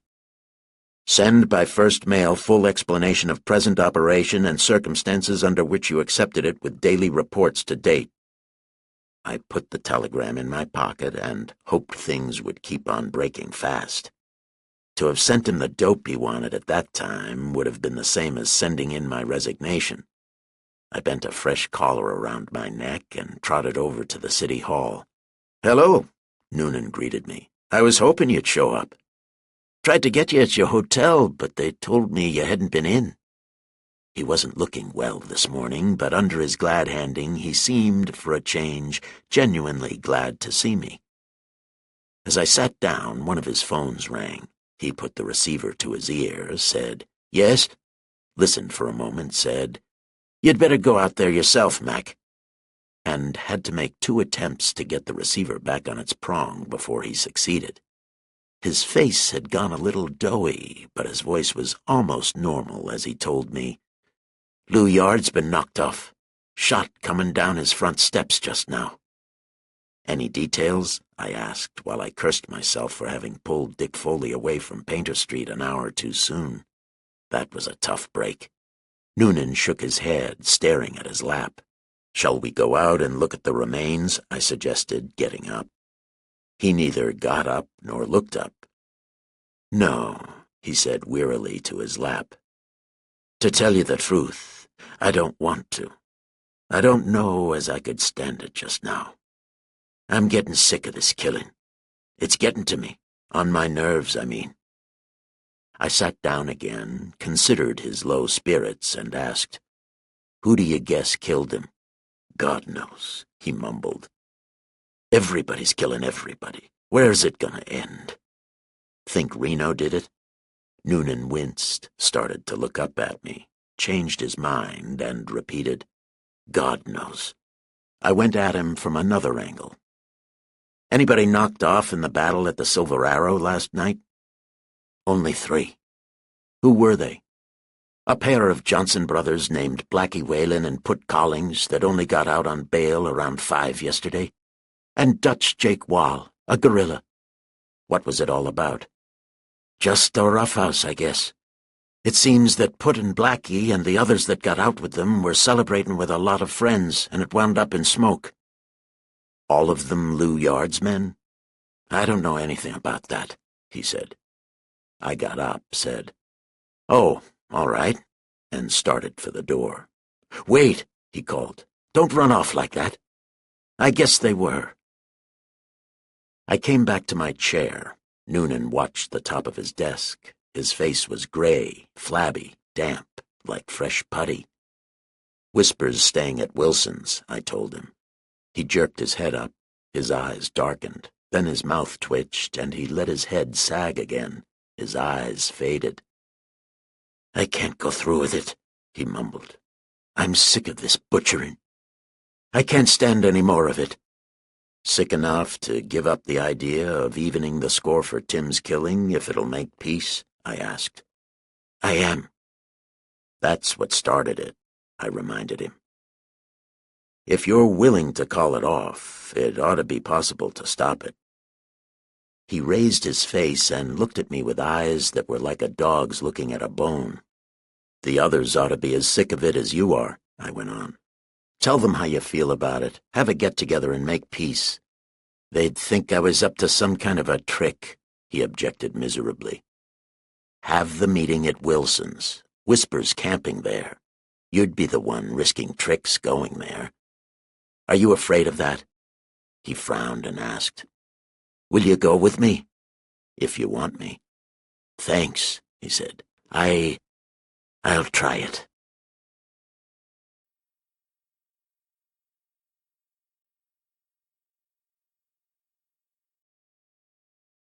Chapter 19. The Peace Conference. All the other delegates to the peace conference were on hand when Noonan and I arrived at Wilson's home at the appointed time, 9 o'clock that night. Everybody nodded to us, but the greetings didn't go any further than that. Pete the Finn was the only one I hadn't met before. The bootlegger was a big-boned man of 50 with a completely bald head. His forehead was small, his jaws enormous, wide, heavy, bulging with muscle. We sat around Wilson's library table. Old Elihu sat at the head. The short-clipped hair on his round pink skull was like silver in the light. His round blue eyes were hard, domineering under bushy white brows. His mouth and chin were horizontal lines. On his right, Pete the Finn sat watching everybody with tiny black eyes that never moved. Reno Starkey sat next to the bootlegger. Reno's sallow horse face was as stolidly dull as his eyes. Max Thaler was tilted back in a chair on Wilson's left. The little gambler's carefully pressed pants legs were carelessly crossed. A cigarette hung from one corner of his tight-lipped mouth. I sat next to Thaler. Noonan sat on my other side. Elihu Wilson opened the meeting. He said things couldn't go on the way they were going. We were all sensible men, reasonable men, grown men who had seen enough of the world to know that a man couldn't have everything his own way, no matter who he was. Compromises were things everybody had to make sometimes. To get what he wanted, a man had to give other people what they wanted. He said he was sure that what we all most wanted now was to stop this insane killing. He said he was sure that everything could be frankly discussed and settled in an hour without turning Personville into a slaughterhouse. It wasn't a bad oration. When it was over, there was a moment of silence. Thaler looked past me, at Noonan, as if he expected something of him. The rest of us followed his example, looking at the chief of police. Noonan's face turned red, and he spoke huskily. "Whisper, I'll forget you killed Tim." He stood up and held out a beefy paw. "Here's my hand on it." Thaler's thin mouth curved into a vicious smile. "Your bastard of a brother needed killing, but I didn't kill him," he whispered coldly. Red became purple in the chief's face. I said loudly, "Wait, Noonan. We're going at this wrong. We won't get anywhere unless everybody comes clean. Otherwise, we'll all be worse off than before. McSwain killed Tim, and you know it." He stared at me with dumbfounded eyes. He gaped. He couldn't understand what I had done to him. I looked at the others, tried to look virtuous as hell, asked, "That's settled, isn't it? Let's get the rest of the kicks squared." I addressed Pete the Finn. "How do you feel about yesterday's accident to your warehouse and the 4 men?" "One hell of an accident," he rumbled. I explained. Noonan didn't know you were using the joint. He went there thinking it empty, just to clear the way for a job in town. Your men shot first, and then he really thought he had stumbled into Thaler's hideout. When he found he'd been stepping in your puddle, he lost his head and touched the place off. Thaler was watching me with a hard, small smile in eyes and mouth. Reno was all dull stolidity. Elihu Wilson was leaning toward me, his old eyes sharp and wary. I don't know what Noonan was doing. I couldn't afford to look at him. I was in a good spot if I played my hand right, and in a terrible one if I didn't. "The men, they get paid for taking chances," Pete the Finn said. "For the other, 25 grand will make it right." Noonan spoke quickly, eagerly. "All right, Pete, all right. I'll give it to you." I pushed my lips together to keep from laughing at the panic in his voice. I could look at him safely now. He was licked, broken, willing to do anything to save his fat neck, or to try. I looked at him. He wouldn't look at me. He sat down and looked at nobody. He was busy trying to look as if he didn't expect to be carved apart before he got away from these wolves to whom I had handed him. I went on with the work, turning to Elihu Wilson. "Do you want to squawk about your bank being knocked over, or do you like it?" Max Thaler touched my arm and suggested, "We could tell better maybe who's entitled to beef if you'd give us what you've got first." I was glad to. "Noonan wanted to nail you," I told him, "but he either got word, or expected to get word, from Yard and Wilson here to let you alone. So he thought if he had the bank looted and framed you for it, your backers would ditch you and let him go after you right. Yard, I understand, was supposed to put his okay on all the capers in town. You'd be cutting into his territory and gypping Wilson. That's how it would look, and that was supposed to make them hot enough that they'd help Noonan cop you. He didn't know you were here. Reno and his mob were in the can. Reno was Yard's pup, but he didn't mind crossing up his head man. He already had the idea that he was about ready to take the burg away from Lou. I turned to Reno and asked, "Isn't that it?" He looked at me woodenly and said, "You're telling it?" I continued telling it. Noonan fakes a tip that you're at Cedar Hill and takes all the coppers he can't trust out there with him, even cleaning the traffic detail out of Broadway, so Reno would have a clear road. McGraw and the bulls that are in on the play let Reno and his mob sneak out of the hooskow, pull the job, and duck back in. Nice thing in alibis. Then they got sprung on bail a couple of hours later. It looks as if Lou Yard tumbled. He sent Dutch Jake Wall and some other boys out to the Silver Arrow last night to teach Reno and his pals not to take things in their own hands like that. But Reno got away and got back to the city. It was either him or Lou then. He made sure which it would be by being in front of Lou's house with a gun when Lou came out this morning. Reno seems to have had the right dope, because I noticed that right now he's holding down a chair that would have been Lou Yard's if Lou hadn't been put on ice. Everybody was sitting very still, as if to call attention to how still they were sitting. Nobody could count on having any friends among those present. It was no time for careless motions on anybody's part. If what I said meant anything one way or the other to Reno, he didn't show it. Thaler whispered softly, "Didn't you skip some of it?" "You mean the part about Jerry?" I kept on being the life of the party. I was coming back to that. I don't know whether he got away from the can when you crushed out and was caught later, or whether he didn't get away, or why. And I don't know how willingly he went along on the bank caper. But he did go along, and he was dropped and left in front of the bank because he was your right bower, and his being killed there would pin the trick to you. He was kept in the car till the getaway was on, then he was pushed out and was shot in the back, He was facing the bank with his back to the car when he got his. Thaler looked at Reno and whispered, "Well?" Reno looked with dull eyes at Thaler and asked calmly, "What of it?" Thaler stood up, said, "Deal me out," and walked to the door. Pete the Finn stood up, leaning on the table with big bony hands, speaking from deep in his chest. "Whisper." And when Thaler had stopped and turned to face him, "I'm telling you this. You, Whisper, and all of you. That damn gun work is out. All of you understand it. You've got no brains to know what is best for yourselves, so I'll tell you. This busting the town up is no good for business. I won't have it anymore. You be nice boys, or I'll make you.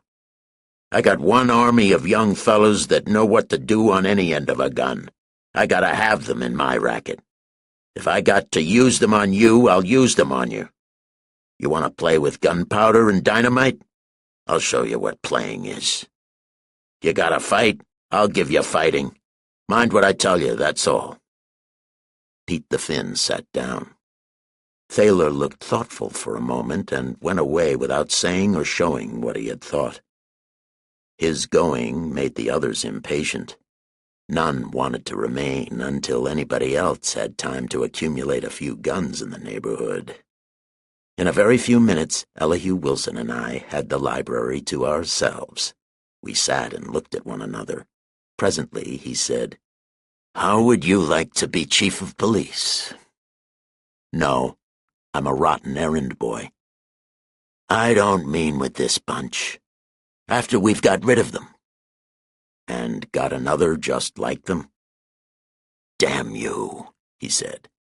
"It wouldn't hurt to take a nicer tone to a man old enough to be your father, who curses me and hides behind his age." Anger brought a vein out blue in his forehead. Then he laughed. "You're a nasty-talking lad," he said.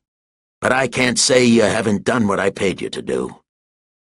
A swell lot of help I've got from you. Did you need wet nursing? I gave you the money and a free hand. That's what you asked for. What more did you want?" "You old pirate," I said. "I blackmailed you into it. And you played against me all the way till now, when even you can see that they're all hell-bent on gobbling each other up. Now you talk about what you did for me."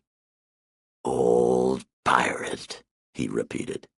"Son, if I hadn't been a pirate, I'd still be working for the Anaconda for wages, and there'd be no Personville Mining Corporation. You're a damned little woolly lamb yourself, I suppose."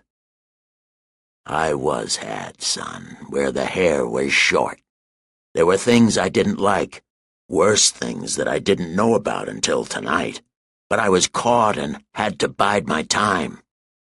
Why, since that Whisper Thaler has been here, I've been a prisoner in my own home, a damned hostage." "Tough. Where do you stand now?" I demanded. "Are you behind me?" "If you win." I got up and said, "I hope to Christ you get caught with them." He said, "I reckon you do, but I won't." He squinted his eyes merrily at me. "I'm financing you. That shows I mean well, don't it? Don't be too hard on me, son. I'm kind of—" I said, "Go to hell," and walked out.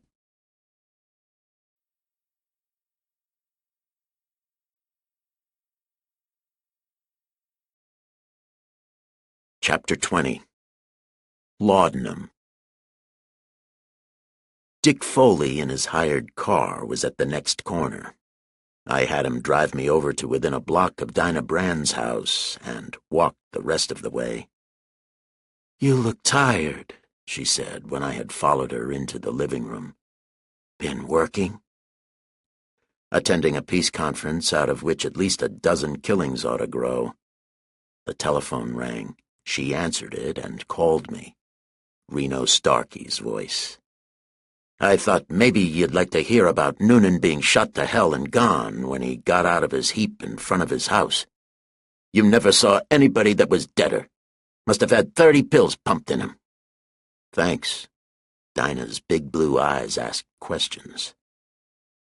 "First fruits of the peace conference, plucked by Whisper Thaler," I told her. "Where's the gin?" "Reno talking, wasn't it?" "Yeah. He thought I'd like to hear about Poisonville being all out of police chiefs." "You mean—" "Noonan went down tonight, according to Reno. Haven't you got any gin? Or do you like making me ask for it?" "You know where it is?" "Been up to some of your cute tricks?" I went back into the kitchen, opened the top of the refrigerator, and attacked the ice with an ice pick that had a 6-inch all-sharp blade set in a round blue and white handle. The girls stood in the doorway and asked questions. I didn't answer them while I put ice, gin, lemon juice, and seltzer together in 2 glasses. "What have you been doing?" she demanded as we carried our drinks into the dining room. "You look ghastly." I put my glass on the table, sat down facing it, and complained, "This damned Berg's getting me. If I don't get away soon, I'll be going blood simple like the natives. There's been, what, 12.5 murders since I've been here? Donald Wilson, Ike Bush, the 4 Wops and the Dick at Cedar Hill, Jerry, Lou Yard, Dutch Jake, Blackie Whalen and Put Collings at the Silver Arrow, Big Nick, the copper I potted, the blonde kid Whisper dropped here, Yakima Shorty, old Elihu's prowler, and now Noonan. That's 16 of them in less than a week, and more coming up." She frowned at me and said sharply, "Don't look like that." I laughed and went on. "I've arranged a killing or 2 in my time when they were necessary, but this is the first time I've ever got the fever. It's this damned Berg. You can't go straight here. I got myself tangled at the beginning. When old Elihu ran out on me, there was nothing I could do but try to set the boys against each other. I had to swing the job the best way I could. How could I help it if the best way was bound to lead to a lot of killing? The job couldn't be handled any other way without Elihu's backing." "Well, if you couldn't help it, what's the use of making a lot of fuss over it? Drink your drink." I drank half of it and felt the urge to talk some more. "Play with murder enough, and it gets you one of 2 ways. It makes you sick, or you get to like it. It got Noonan the first way. He was green around the gills after Yard was knocked off, all the stomach gone out of him, willing to do anything to make peace. I took him in, suggested that he and the other survivors get together and patch up their differences. We had the meeting at Wilson's tonight. It was a nice party. Pretending I was trying to clear away everybody's misunderstandings by coming clean all around, I stripped Noonan naked and threw him to them, him and Reno. That broke up the meeting. Whisper declared himself out. Pete told everybody where they stood. He said battling was bad for his bootlegging racket, and anybody who started anything from then on could expect to have his booze guards turned loose on them. Whisper didn't look impressed. Neither did Reno. "They wouldn't be," the girl said. "What did you do to Noonan? I mean, how did you strip him and Reno?" I told the others that he had known all along that McSwain killed Tim.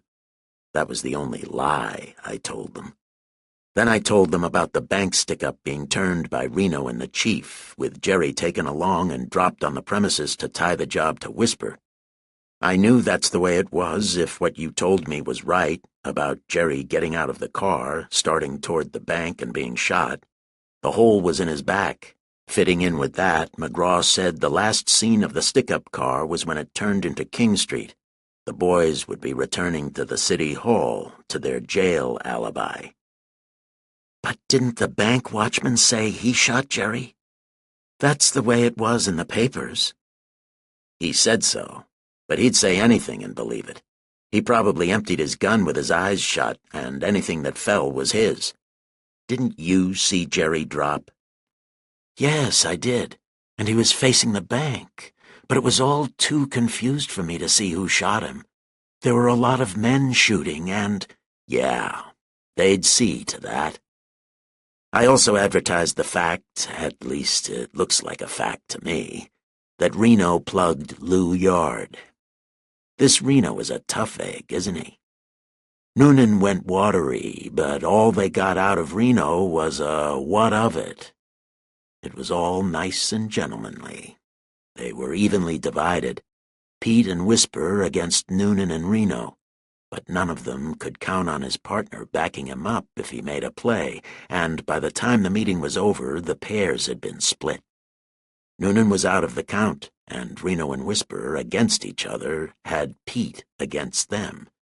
So everybody sat around and behaved and watched everybody else, while I juggled death and destruction. Whisper was the first to leave, and he seems to have had time to collect some rods in front of Noonan's house by the time the chief reached home. The chief was shot down. If Pete the Finn meant what he said, and he has the look of a man who would, he'll be out after Whisper.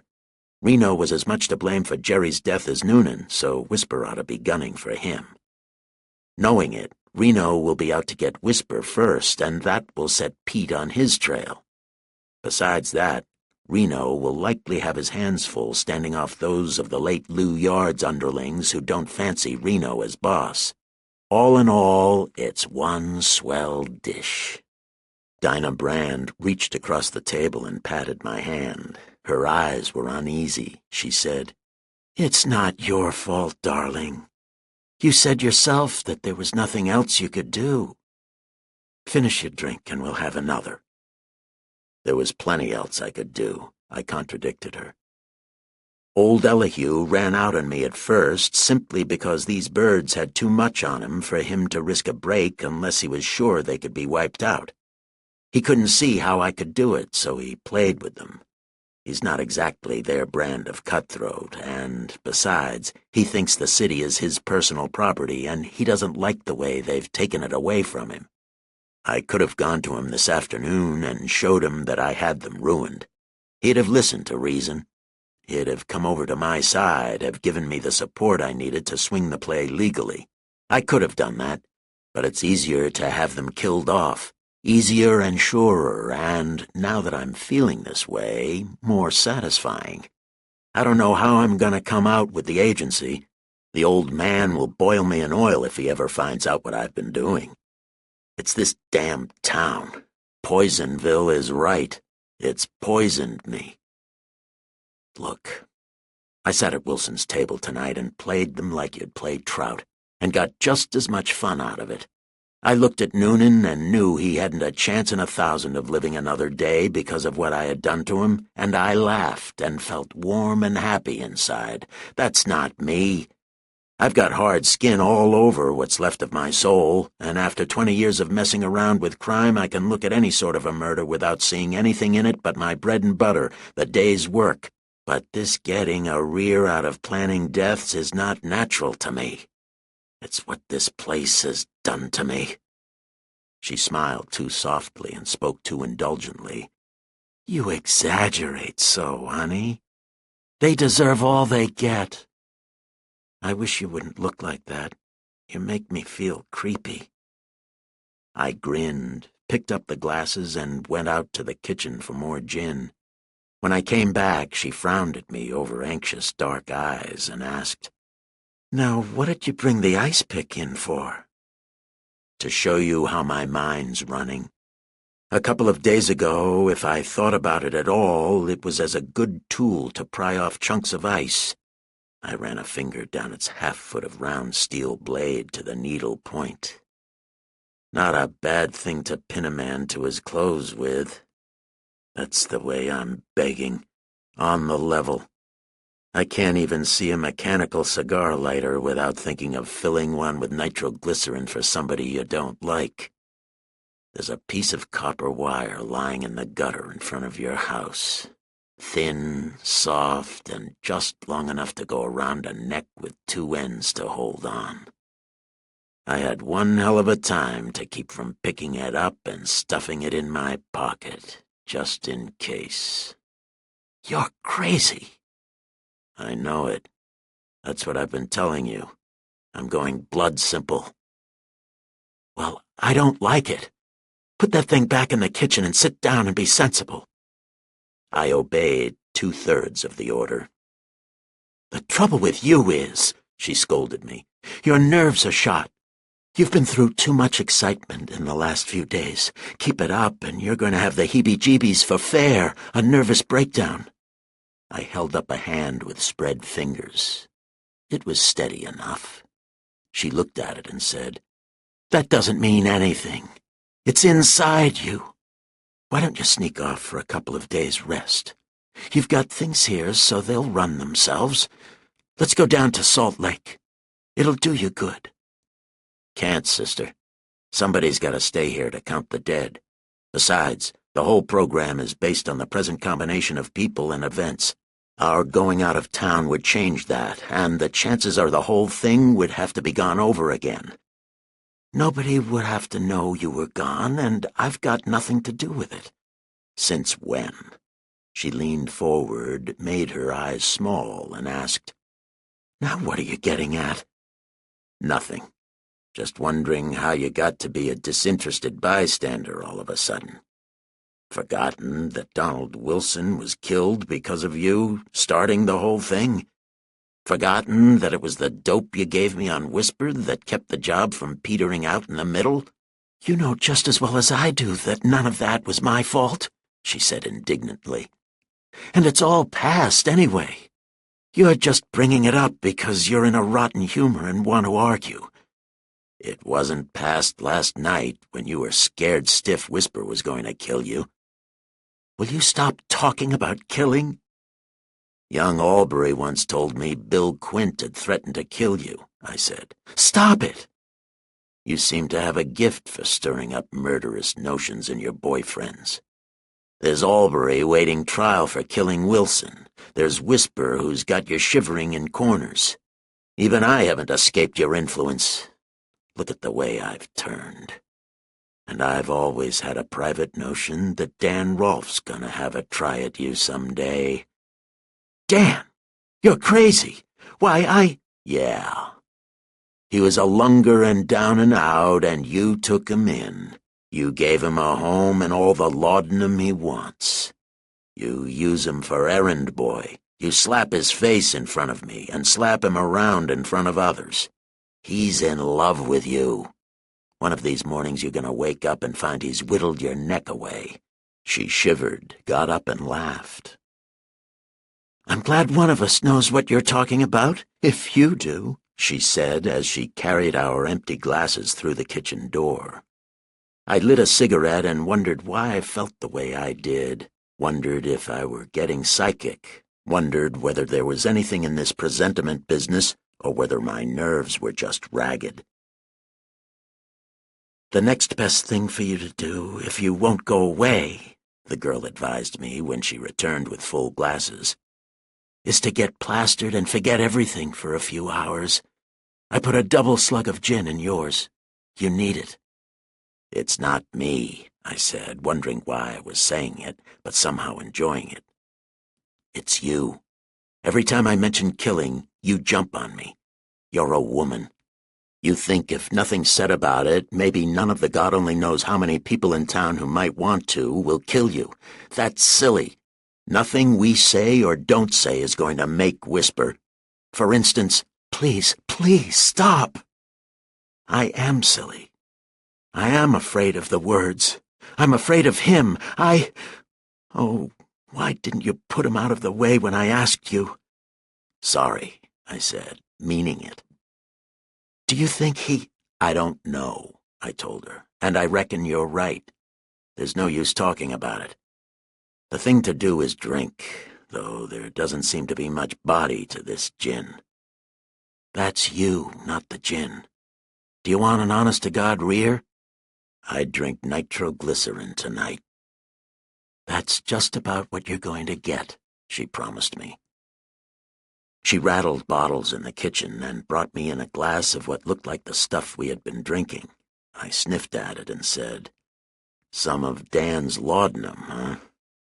He's still in the hospital? Yes, I think his skull is fractured. There's your kick, mister, if that's what you want. I put the dope gin down my throat. Presently I felt more comfortable. Time went by as we drank and talked in a world that was rosy, cheerful, and full of fellowship and peace on earth. Dinah stuck to gin. I tried that for a while, too, and then had another gin and laudanum. For a while after that, I played a game, trying to hold my eyes open as if I were awake, even though I couldn't see anything out of them. When the trick wouldn't fool her any more, I gave it up. The last thing I remembered was her helping me onto the living room Chesterfield.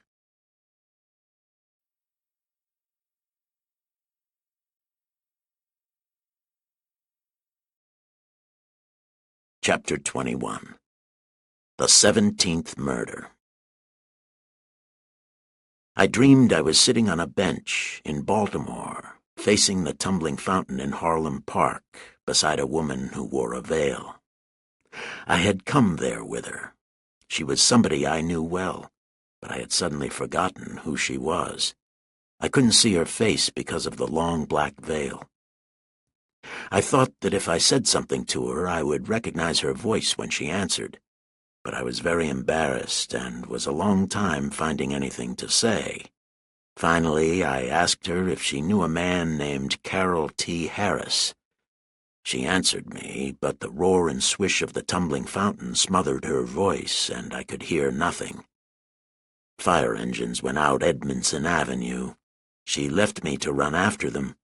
As she ran, she cried, "Fire! Fire!"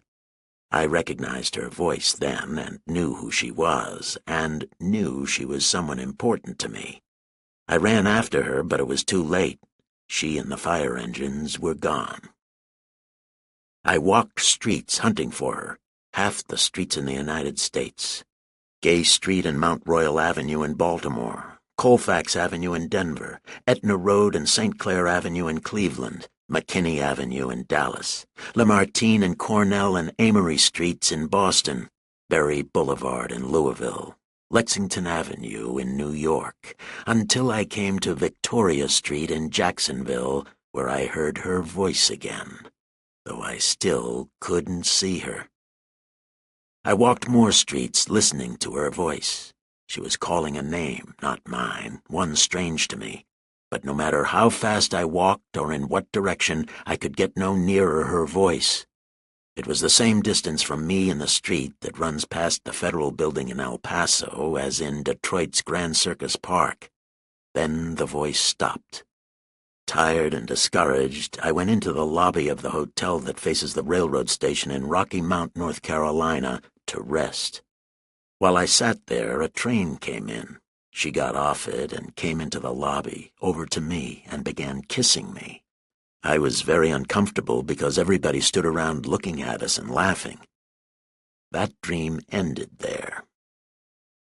I dreamed I was in a strange city hunting for a man I hated. I had an open knife in my pocket and meant to kill him with it when I found him. It was Sunday morning. Church bells were ringing. Crowds of people were in the streets, going to and from church. I walked almost as far as in the first dream, but always in this same strange city. Then the man I was after yelled at me, and I saw him. He was a small brown man who wore an immense sombrero. He was standing on the steps of a tall building on the far side of a wide plaza, laughing at me. Between us, the plaza was crowded with people, packed shoulder to shoulder. Keeping one hand on the open knife in my pocket, I ran toward the little brown man, running on the heads and shoulders of the people in the plaza. The heads and shoulders were of unequal heights and not evenly spaced. I slipped and floundered over them. The little brown man stood on the steps and laughed until I had almost reached him. Then he ran into the tall building. I chased him up miles of spiral stairway, always just an inch more than a hand's reach behind him. We came to the roof. He ran straight across to the edge and jumped just as one of my hands touched him. His shoulder slid out of my fingers. My hand knocked his sombrero off and closed on his head. It was a smooth, hard, round head no larger than a large egg. My fingers went all the way around it. Squeezing his head in one hand, I tried to bring the knife out of my pocket with the other and realized that I had gone off the edge of the roof with him. We dropped giddily down toward the millions of upturned faces in the plaza, miles down. I opened my eyes in the dull light of morning sun filtered through drawn blinds. I was lying face down on the dining room floor, my head resting on my left forearm. My right arm was stretched straight out. My right hand held the round blue and white handle of Dinah Brand's ice pick. The pick's 6-inch needle-sharp blade was buried in Dinah Brand's left breast. She was lying on her back, dead. Her long muscular legs were stretched out toward the kitchen door. There was a run down the front of her right stocking. Slowly, gently, as if afraid of waking her, I let go the ice pick, drew in my arm, and got up. My eyes burned. My throat and mouth were hot, woolly. I went into the kitchen, found a bottle of gin, tilted it to my mouth, and kept it there until I had to breathe. The kitchen clock said 7:41. With the gin in me, I returned to the dining room, switched on the lights, and looked at the dead girl. Not much blood was in sight. A spot the size of a silver dollar around the hole the ice pick made in her blue silk dress. There was a bruise on her right cheek, just under the cheekbone. Another bruise, finger-made, was on her right wrist. Her hands were empty. I moved her enough to see that nothing was under her. I examined the room. So far as I could tell, nothing had been changed in it. I went back to the kitchen and found no recognizable changes there. The spring lock on the back door was fastened and had no marks to show it had been monkeyed with. I went to the front door and failed to find any marks on it. I went through the house from top to bottom and learned nothing. The windows were all right. The girl's jewelry on her dressing table, except the 2 diamond rings on her hands, and $400-odd in her handbag, on a bedroom chair, were undisturbed. In the dining room again, I knelt beside the dead girl and used my handkerchief to wipe the ice pick handle clean of any prints my fingers had left on it.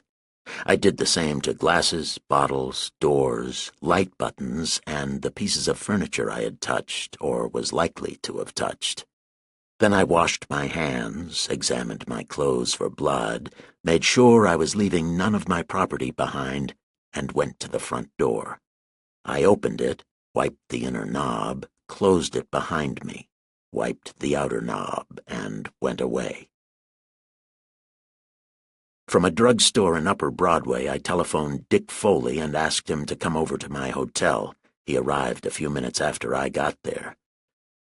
Dinah Brand was killed in her house last night or early this morning, I told him, stabbed with an ice pick. The police don't know it yet.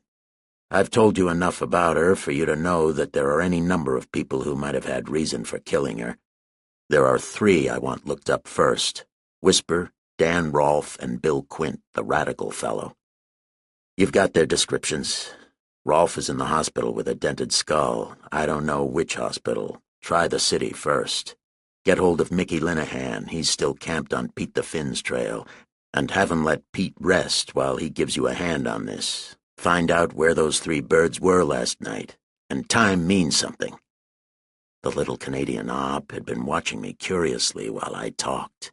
Now he started to say something, changed his mind, grunted, "Righto," and departed.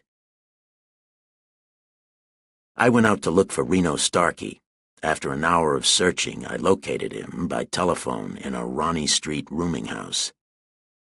"By yourself?" he asked when I had said I wanted to see him. "Yeah." He said I could come out and told me how to get there. I took a taxi. It was a dingy 2-story house near the edge of town. A couple of men loitered in front of a grocer's on the corner above. Another pair sat on the low wooden steps of the house down at the next corner. None of the 4 was conspicuously refined in appearance. When I rang the bell, 2 men opened the door. They weren't so mild-looking either. I was taken upstairs to a front room where Reno, collarless and in shirt sleeves and vest, sat tilted back in a chair with his feet on the windowsill. He nodded his sallow horse face and said, "Pull a chair over." The men who had brought me up went away, closing the door. I sat down and said, "I want an alibi. Dinah Brand was killed last night after I left her. There's no chance of my being copped for it, but with Noonan dead, I don't know how I'm hitched up with the department. I don't want to give them any openings to even try to hang anything on me. If I've got to, I can prove where I was last night, but you can save me a lot of trouble if you will." Reno looked at me with dull eyes and asked, "Why pick on me?" "You phoned me there last night. You're the only person who knows I was there the first part of the night. I'd have to fix it with you, even if I got the alibi somewhere else, wouldn't I?" he asked. "You didn't croak her, did you?" I said, "No," casually. He stared out the window a little while before he spoke. He asked, "What made you think I'd give you the lift? Do I owe you anything for what you done to me at Wilson's last night?" I said, "I didn't hurt you any. The news was half out anyway. Whisper knew enough to guess the rest. I only gave you a showdown. What do you care? You can take care of yourself." "I aim to try," he agreed. "All right. You was at the Tanner house in Tanner. That's a little burg 23 miles up the hill. You went up there after you left Wilson's and stayed till morning. A guy named Ricker that hangs around Murray's with a hire heap drove you up and back. You ought to know what you was doing up there. Give me your cig and I'll have it put on the register." "Thanks," I said as I unscrewed my fountain pen. "Don't say them. I'm doing this because I need all the friends I can get. When the time comes that you sit in with me and Whisper and Pete, I don't expect the sour end of it." "You won't get it," I promised. "Who's going to be chief of police?" "McGraw's acting chief. He'll likely cinch it." "How'll he play?" "With the fin. Rough stuff will hurt his shop just like it does Pete's. It'll have to be hurt some. I'd be a swell mutt to sit still while a guy like Whisper is on the loose. It's me or him." "Think he croaked the broad?" "He had reason enough," I said as I gave him the slip of paper on which I had written my name. "She double-crossed him, sold him out, plenty." "You and her was kind of thick, wasn't you?" he asked. I let the question alone, lighting a cigarette. Reno waited a while and then said, "You better hunt up Ricker and let him get a look at you so he'll know how to describe you if he's asked." A long-legged youngster of 22 or so, with a thin, freckled face around reckless eyes, opened the door and came into the room. Reno introduced him to me as Hank O'Mara. I stood up to shake his hand and then asked Reno, "Can I reach you here if I need to?" "No Peak Murray?" "I've met him and I know his joint." "Anything you give him will get to me," he said. "We're getting out of here. It's not so good. That Tanner lay is all set." "Right, thanks." I went out of the house.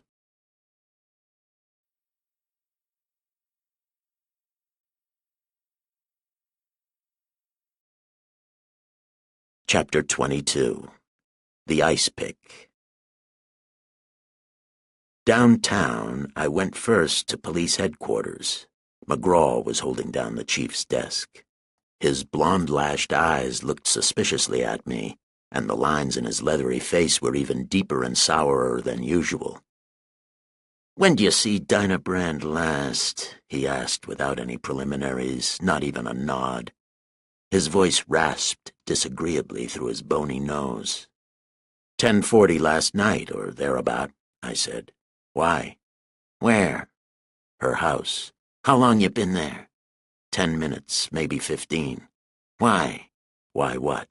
"Why didn't you stay any longer than that?" "What," I asked, sitting down in the chair he hadn't offered me, "makes it any of your business?" He glared at me while he filled his lungs so he could yell, "Murder!" in my face. I laughed and said, "You don't think she had anything to do with Noonan's killing?" I wanted a cigarette, but cigarettes were too well known as first aids to the nervous for me to take a chance on one just then. McGraw was trying to look through my eyes. I let him look, having all sorts of confidence in my belief that, like a lot of people, I looked most honest when I was lying. Presently he gave up the eye study and asked, "Why not?" That was weak enough. I said, "All right, why not?" indifferently, offered him a cigarette and took one myself. Then I added, "My guess is that Whisper did it. Was he there?" For once McGraw cheated his nose, snapping the words off his teeth. "Was he where?" "At Brand's." "No," I said, wrinkling my forehead. "Why should he be, if he was off killing Noonan?" "Damn Noonan!" the acting chief exclaimed irritably. "What do you keep dragging him in for?" I tried to look at him as if I thought him crazy. He said, "Dinah Brand was murdered last night." I said, "Yeah?" "Now will you answer my questions?" "Of course." I was at Wilson's with Noonan and the others. After I left there, around 10:30, I dropped in at her house to tell her I had to go up to Tanner. I had a halfway date with her. I stayed there about 10 minutes, long enough to have a drink. There was nobody else there, unless they were hiding. "When was she killed, and how?" McGraw told me he had sent a pair of his dicks, Shep and Vanneman, to see the girl that morning, to see how much help she could and would give the department in copping Whisper for Noonan's murder. The dicks got to her house at 9:30. The front door was ajar. Nobody answered their ringing. They went in and found the girl lying on her back in the dining room, dead, with a stab wound in her left breast. The doctor who examined the body said she had been killed with a slender, round, pointed blade about 6 inches in length at about 3 o'clock in the morning. Bureaus, closets, trunks, and so on had apparently been skillfully and thoroughly ransacked. There was no money in the girl's handbag or elsewhere in the house. The jewel case on her dressing table was empty. 2 diamond rings were on her fingers. The police hadn't found the weapon with which she had been stabbed. The fingerprint experts hadn't turned up anything they could use. Neither doors nor windows seemed to have been forced. The kitchen showed that the girl had been drinking with a guest or guests. 6 inches, round, slim, pointed, I repeated the weapon's description. "That sounds like her ice pick." McGraw reached for the phone and told somebody to send Shep and Vanneman in. Shep was a stoop-shouldered, tall man whose wide mouth had a grimly honest look that probably came from bad teeth. The other detective was short, stocky, with purplish veins in his nose and hardly any neck. McGraw introduced us and asked them about the ice pick. They had not seen it, were positive it hadn't been there. They wouldn't have overlooked an article of its sort. "Was it there last night?" McGraw asked me. I stood beside her while she chipped off pieces of ice with it. I described it. McGraw told the dicks to search her house again, and then to try to find the pick in the vicinity of the house. "You knew her," he said when Shep and Vanneman had gone. "What's your slant on it?" "Too new for me to have one." I dodged the question. "Give me an hour or two to think it over. What do you think?" He fell back into sourness, growling, "How the hell do I know?" But the fact that he let me go away without asking me any more questions told me he had already made up his mind that Whisper had killed the girl. I wondered if the little gambler had done it, or if this was another of the wrong raps that Poisonville police chiefs liked to hang on him. It didn't seem to make much difference now. It was a cinch he had, personally or by deputy, put Noonan out, and they could only hang him once. There were a lot of men in the corridor when I left McGraw. Some of these men were quite young, just kids. Quite a few were foreigners, and most of them were every bit as tough-looking as any men should be. Near the street door I met Donner, one of the coppers who had been on the Cedar Hill expedition. "Hello," I greeted him. "What's the mob?" emptying the can to make room for more. "Them's our new specials," he told me, speaking as if he didn't think much of them. "We're going to have an augmented force." "Congratulations," I said, and went on out. In his pool room, I found Pete Murray sitting at a desk behind the cigar counter talking to 3 men. I sat down on the other side of the room and watched 2 kids knock balls around. In a few minutes, the lanky proprietor came over to me. "If you see Reno sometime," I told him, "you might let him know that Pete the Finn's having his mob sworn in as special coppers." "I might," Murray agreed. Mickey Linehan was sitting in the lobby when I got back to my hotel. He followed me up to my room and reported, "Your Dan Rolfe pulled the sneak from the hospital somewhere after midnight last night. The Croakers are kind of steamed up about it. Seems they were figuring on pulling a lot of little pieces of bone out of his brain this morning. But him and his duds were gone. We haven't got a line on Whisper yet. Dick's out now trying to place Bill Quint. What's what on this girl's carving? Dick tells me you got it before the coppers." The telephone bell rang. A man's voice, carefully oratorical, spoke my name with a question mark after it. I said, "Yeah." The voice said, "This is Mr. Charles Proctor Dawn speaking. I think you will find it well worth your while to appear at my offices at your earliest convenience." "Will I?" "Who are you?" "Mr. Charles Proctor Dawn, attorney at law. My suite is in the Rutledge block, 310 Green Street. I think you will find it well—" "Mind telling me part of what it's about?" I asked. "There are affairs best not discussed over the telephone. I think you will find—" "All right," I interrupted him again. "I'll be around to see you this afternoon if I get a chance." "You will find it very, very advisable," he assured me. I hung up on that. Mickey said, "You were going to give me the what's what on the brand slaughter." I said, "I wasn't. I started to say it oughtn't be hard to trace Rolfe, running around with a fractured skull and probably a lot of bandages. Suppose you try it. Give Hurricane Street a play first." Mickey grinned all the way across his comedian's red face, said, "Don't tell me anything that's going on. I'm only working with you," picked up his hat, and left me. I spread myself on the bed, smoked cigarettes end to end, and thought about last night. My frame of mind, my passing out, my dreams, and the situation into which I woke. The thinking was unpleasant enough to make me glad when it was interrupted.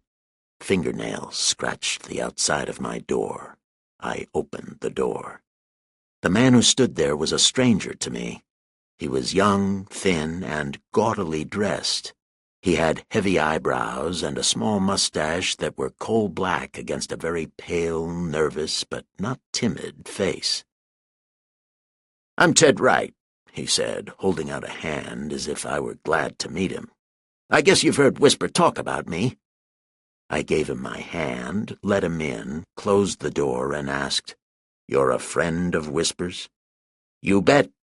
He held up 2 thin fingers pressed tightly together. "Just like that, me and him." I didn't say anything. He looked around the room, smiled nervously, crossed to the open bathroom door, peeped in, came back to me, rubbed his lips with his tongue, and made his proposition. "I'll knock 'em off for you for $half a grand." "Whisper?" "Yep, and it's dirt cheap." "Why do I want him killed?" I asked. "He unwomaned you, didn't he?" "Yeah." "You ain't that dumb." A notion stirred in my noodle. To give it time to crawl around, I said, "Sit down. This needs talking over." "It don't need nothing," he said, looking at me sharply, not moving toward either chair. "You either want 'em knocked off or you don't." "Then I don't." He said something I didn't catch down in his throat, and turned to the door. I got between him and it. He stopped, his eyes fidgeting. I said, "So Whisper's dead?" He stepped back and put a hand behind him. I poked his jaw, leaning my 190 pounds on the poke. He got his legs crossed and went down.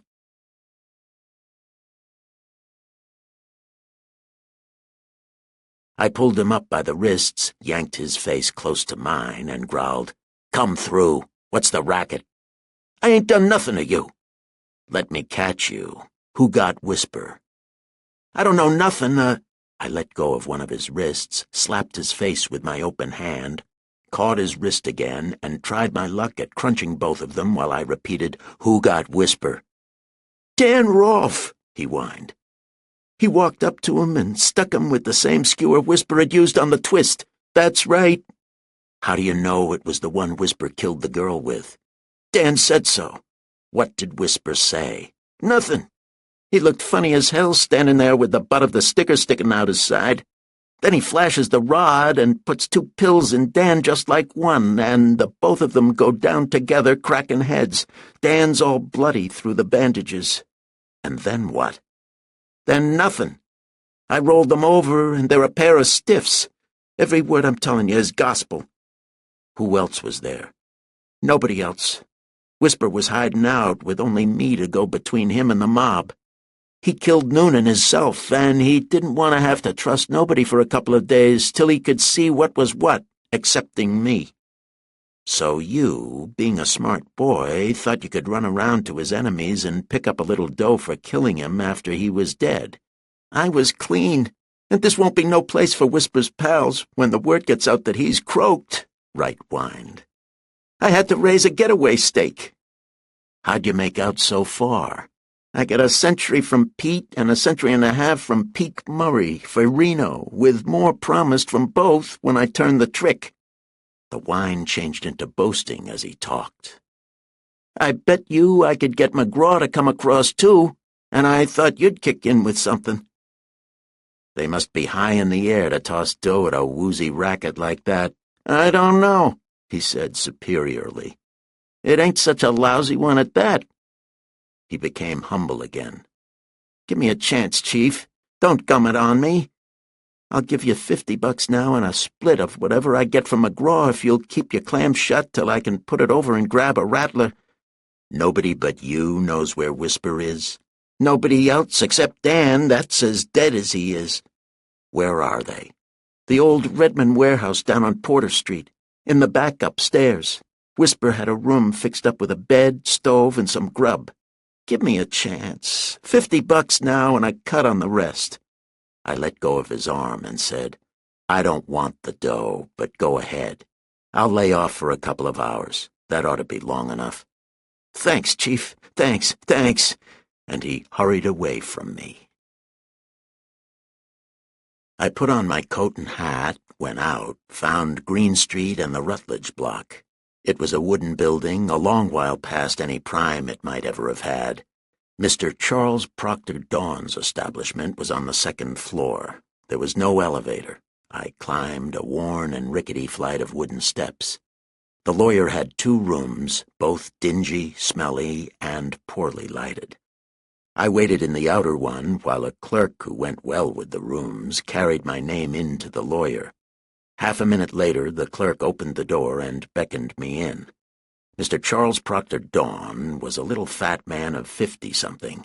He had prying triangular eyes of a very light color, a short fleshy nose, and a fleshier mouth whose greediness was only partly hidden between a ragged gray mustache and a ragged gray Van Dyke beard.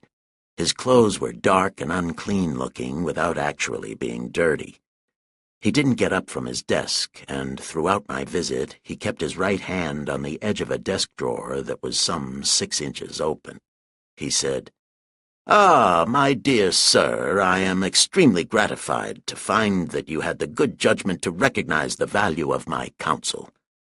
His voice was even more oratorical than it had been over the wire. I didn't say anything. Nodding his whiskers as if my not saying anything was another exhibition of good judgment, he continued, "I may say, in all justice, that you will find it the invariable part of sound judgment to follow the dictates of my counsel in all cases. I may say this, my dear sir, without false modesty, appreciating with both fitting humility and a deep sense of true and lasting values my responsibilities as well as my prerogatives as and why should I stoop to conceal the fact that there are those who feel justified in preferring to substitute the definite article for the indefinite, recognized and accepted leader of the bar in this thriving state. He knew a lot of sentences like those, and he didn't mind using them on me. Finally, he got along to, "Thus, that conduct which in a minor practitioner might seem irregular becomes, when he who exercises it occupies such indisputable prominence in his community, and, I might say, not merely the immediate community, as serves to place him above fear of reproach, simply that greater ethic which scorns the pettier conventionalities when confronted with an opportunity to serve mankind through one of its individual representatives. Therefore, my dear sir, I have not hesitated to brush aside scornfully all trivial considerations of accepted precedent, to summon you, to say to you frankly and candidly, my dear sir, that your interests will best be served by and through retaining me as your legal representative." I asked, "What'll it cost?" "That," he said loftily, "is of but secondary importance. However, it is a detail which has its deserved place in our relationship and must not be overlooked or neglected. We shall say $1,000 now. Later, no doubt—" He ruffled his whiskers and didn't finish the sentence. I said I hadn't, of course, that much money on me. "Naturally, my dear sir, naturally. But that is of not the least importance in any degree, none whatever. Any time will do for that, any time up to 10 o'clock tomorrow morning." "At 10 tomorrow," I agreed. "Now I'd like to know why I'm supposed to need legal representatives." He made an indignant face. "My dear sir, this is no matter for jesting, of that I assure you." I explained that I hadn't been joking, that I really was puzzled. He cleared his throat, frowned more or less importantly, said, "It may well be, my dear sir, that you do not fully comprehend the peril that surrounds you, but it is indubitably preposterous that you should expect me to suppose that you are without any inkling of the difficulties, the legal difficulties, my dear sir, with which you are about to be confronted, growing, as they do, out of occurrences that took place at no more remote time than last night, my dear sir, last night. However, there is no time to go into that now. I have a pressing appointment with Judge Leffner. On the morrow I shall be glad to go more thoroughly into each least ramification of the situation, and I assure you they are many with you. I shall expect you at 10 tomorrow morning." I promised to be there and went out. I spent the evening in my room, drinking unpleasant whiskey, thinking unpleasant thoughts, and waiting for reports that didn't come from Mickey and Dick. I went to sleep at midnight.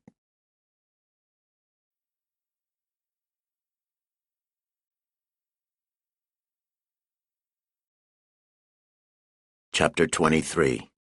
Mr. Charles Proctor Dawn. I was half-dressed the next morning when Dick Foley came in. He reported, in his word-saving manner, that Bill Quint had checked out of the Miners' Hotel at noon the previous day, leaving no forwarding address. A train left Personville for Ogden at 12:35. Dick had wired the Continental's Salt Lake branch to send a man up to Ogden to try to trace Quint. "We can't pass up any leads," I said, "but I don't think Quint's the man we want. She gave him the air long ago. If he had meant to do anything about it, he would have done it before this. My guess is that when he heard she had been killed, he decided to duck, being a discarded lover who had threatened her." Dick nodded and said, "Gunplay out the road last night. Hijacking, 4 trucks of hooch, nailed, burned." That sounded like Reno Starkey's answer to the news that the big bootleggers' mob had been sworn in as special coppers. Mickey Linehan arrived by the time I had finished dressing. "Dan Rolfe was at the house all right," he reported. The Greek grocer on the corner saw him come out around 9 yesterday morning. He went down the street wobbling and talking to himself. The Greek thought he was drunk. How come the Greek didn't tell the police, or did he? Wasn't asked. A swell department this Berg's got. What do? Find him for them and turn him in with the job all tacked up? McGraw has decided Whisper killed her, I said, and he's not bothering himself with any leads that don't lead that way. Unless he came back later for the ice pick, Rolfe didn't turn the trick. She was killed at 3 in the morning. Rolfe wasn't there at 8:30, and the pick was still sticking in her. It was... Dick Foley came over to stand in front of me and ask, "How do you know?" I didn't like the way he looked or the way he spoke. I said, "You know because I'm telling you." Dick didn't say anything. Mickey grinned his half-wit's grin and asked, "Where do we go from here? Let's get this thing polished off." "I've got a date for 10, I told them. "Hang around the hotel till I get back. Whisper and Rolfe are probably dead, so we won't have to hunt for them." I scowled at Dick and said, "I was told that. I didn't kill either of them." The little Canadian nodded without lowering his eyes from mine. I ate breakfast alone and then set out for the lawyer's office. Turning off King Street, I saw Hank O'Mara's freckled face in an automobile that was going up Green Street. He was sitting beside a man I didn't know.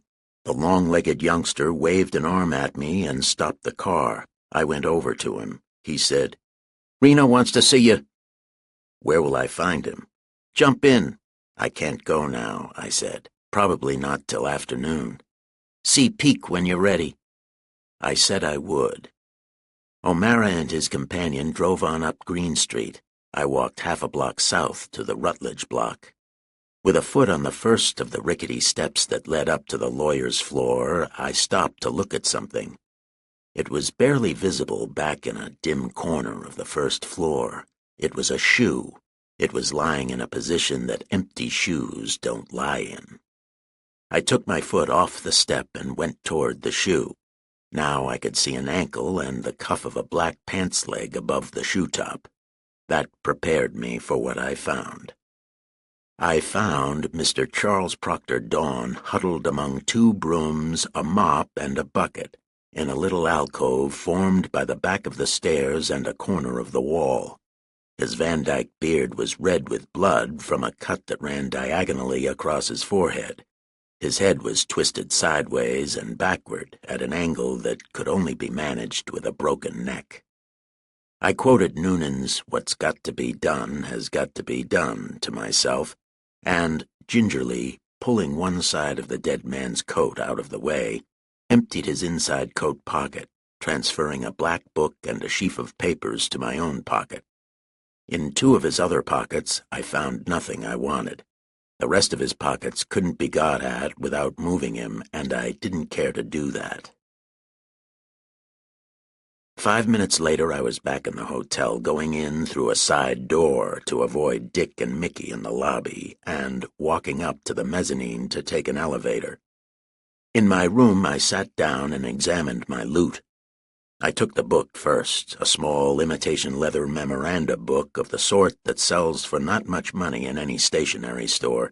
It held some fragmentary notes that meant nothing to me and 30-some names and addresses that meant as little, with one exception. Helen Albury, 1229A Hurricane Street.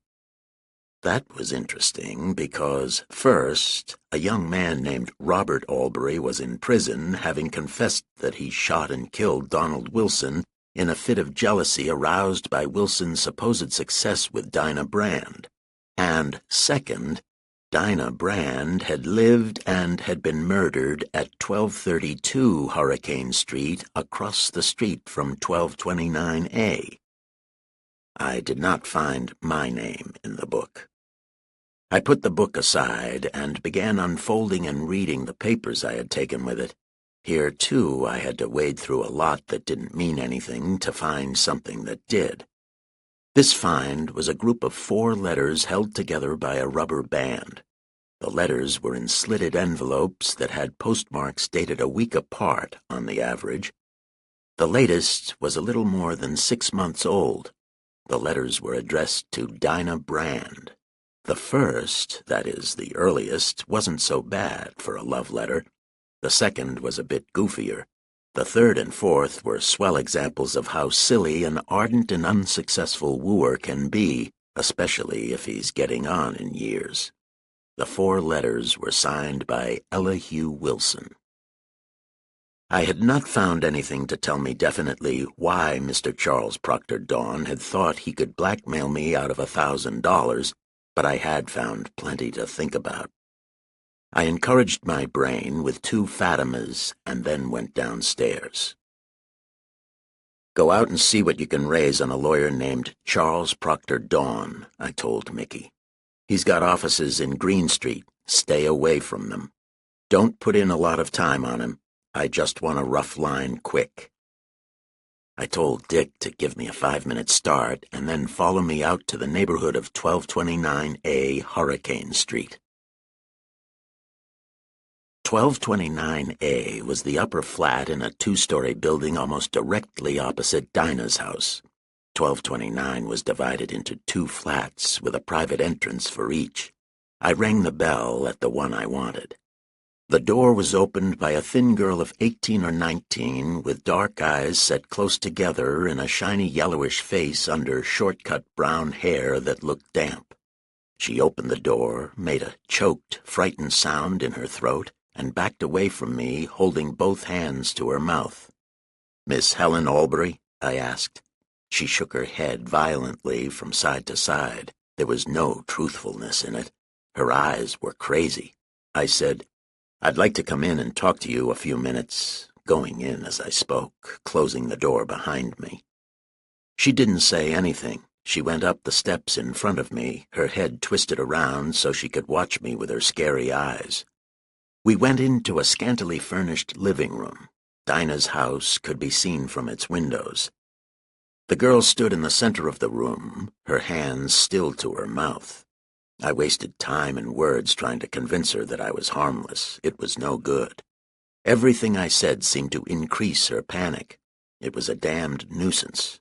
I quit trying and got down to business. "You are Robert Albury's sister?" I asked. No reply, nothing but the senseless look of utter fear. I said, "After he was arrested for killing Donald Wilson, you took this flat so you could watch her. What for?" Not a word from her. I had to supply my own answer. "Revenge. You blamed Dinah Brand for your brother's trouble. You watched for your chance. It came the night before last. You sneaked into her house, found her drunk, stabbed her with the ice pick you found there." She didn't say anything. I hadn't succeeded in jolting the blankness out of her frightened face. I said, "Dawn helped you, engineered it for you. He wanted Elihu Wilson's letters. Who was the man he sent to get them? The man who did the actual killing? Who was he?" That got me nothing. No change in her expression or lack of expression. No word. I thought I would like to spank her. I said, "I've given you your chance to talk. I'm willing to listen to your side of the story, but suit yourself." She suited herself by keeping quiet. I gave it up. I was afraid of her, afraid she would do something even crazier than her silence if I pressed her further. I went out of the flat, not sure that she had understood a single word I had said. At the corner I told Dick Foley, "There's a girl in there, Helen Albury, 18, 5'6", skinny, not more than 100, if that, eyes close together, brown, yellow skin, brown short hair, straight, got on a gray suit now. Tail her. If she cuts up on you, throw her in the can. Be careful, she's crazy as a bedbug." I set out for Peak Murray's dump to locate Reno and see what he wanted. Half a block from my destination, I stepped into an office building doorway to look the situation over. A police patrol wagon stood in front of Murray's. Men were being led, dragged, carried from pool room to wagon. The leaders, draggers, and carriers didn't look like regular coppers. They were, I supposed, Pete the Finn's crew, now special officers. Pete, with McGraw's help, apparently was making good his threat to give Whisper and Reno all the war they wanted. While I watched, an ambulance arrived, was loaded, and drove away. I was too far away to recognize anybody, or any bodies. When the height of the excitement seemed past, I circled a couple of blocks and returned to my hotel. Mickey Linehan was there with information about Mr. Charles Proctor Dawn. "He's the guy that the joke was wrote about. Is he a criminal lawyer? Yes, very. This fellow Albury you nailed, some of his family hired this bird Dawn to defend him. Albury wouldn't have anything to do with him when Dawn came to see him. This three-named shyster nearly went over himself last year on a blackmail rap, something to do with a person named Hill, but squirmed out of it. Got some property out on Libert Street, wherever that is. Want me to keep digging?" "That'll do. We'll stick around till we hear from Dick." Mickey yawned and said that was all right with him, never being one that had to run around a lot to keep his blood circulating, and asked if I knew we were getting nationally famous. I asked him what he meant by that. "I just ran into Tommy Robbins," he said. "The Consolidated Press sent him here to cover the doings. He tells me some of the other press associations and a big city paper or two are sending in special correspondents, beginning to play our troubles up. I was making one of my favorite complaints, that newspapers were good for nothing except to hash things up so nobody could unhash them, when I heard a boy chanting my name. For a dime, he told me I was wanted on the phone. Dick Foley. She showed right away. To 310 Green Street, full of coppers, mouthpiece named Dawn killed. Police took her to the hall." "She's still there?" "Yes, in the chief's office. Stick, and get anything you pick up to me quick." I went back to Mickey Linehan and gave him my room key and instructions. "Camp in my room. Take anything that comes for me and pass it on. I'll be at the Shannon around the corner, registered as J.W. Clark. Tell Dick and nobody."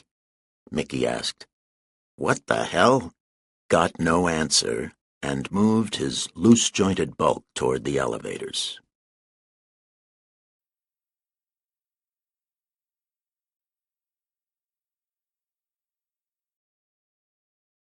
Chapter 24. Wanted. I went around to the Shannon Hotel, registered my alias, paid my day's rent, and was taken to room 321. An hour passed before the phone rang. Dick Foley said he was coming up to see me. He arrived within minutes. His thin, worried face was not friendly. Neither was his voice. He said, "Warrant's out for you. Murder. 2 counts. Brand and Dawn. I phoned. Mickey said he'd stick. Told me you were here. Police got him. Grilling him now." "Yeah, I expected that." "So did I," he said sharply. I said, making myself drawl the words, "You think I killed them, don't you, Dick? If you didn't, it's a good time to say so." "Going to put the finger on me?" I asked. He pulled his lips back over his teeth. His face changed from tan to buff. I said, "Go back to Frisco, Dick. I've got enough to do without having to watch you."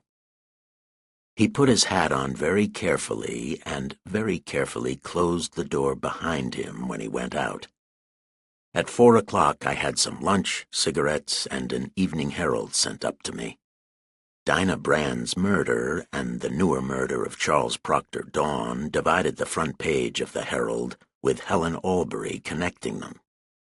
Helen Albury was, I read, Robert Albury's sister, and she was, in spite of his confession, thoroughly convinced that her brother was not guilty of murder, but the victim of a plot. She had retained Charles Proctor Dawn to defend him. I could guess that the late Charles Proctor had hunted her up and not she him. The brother refused to have Dawn or any other lawyer, but the girl, properly encouraged by Dawn, no doubt, had not given up the fight. Finding a vacant flat across the street of Dinah Brand's house, Helen Albury had rented it and had installed herself therein with a pair of field glasses and one idea: to prove that Dinah and her associates were guilty of Donald Wilson's murder. I, it seems, was one of the associates.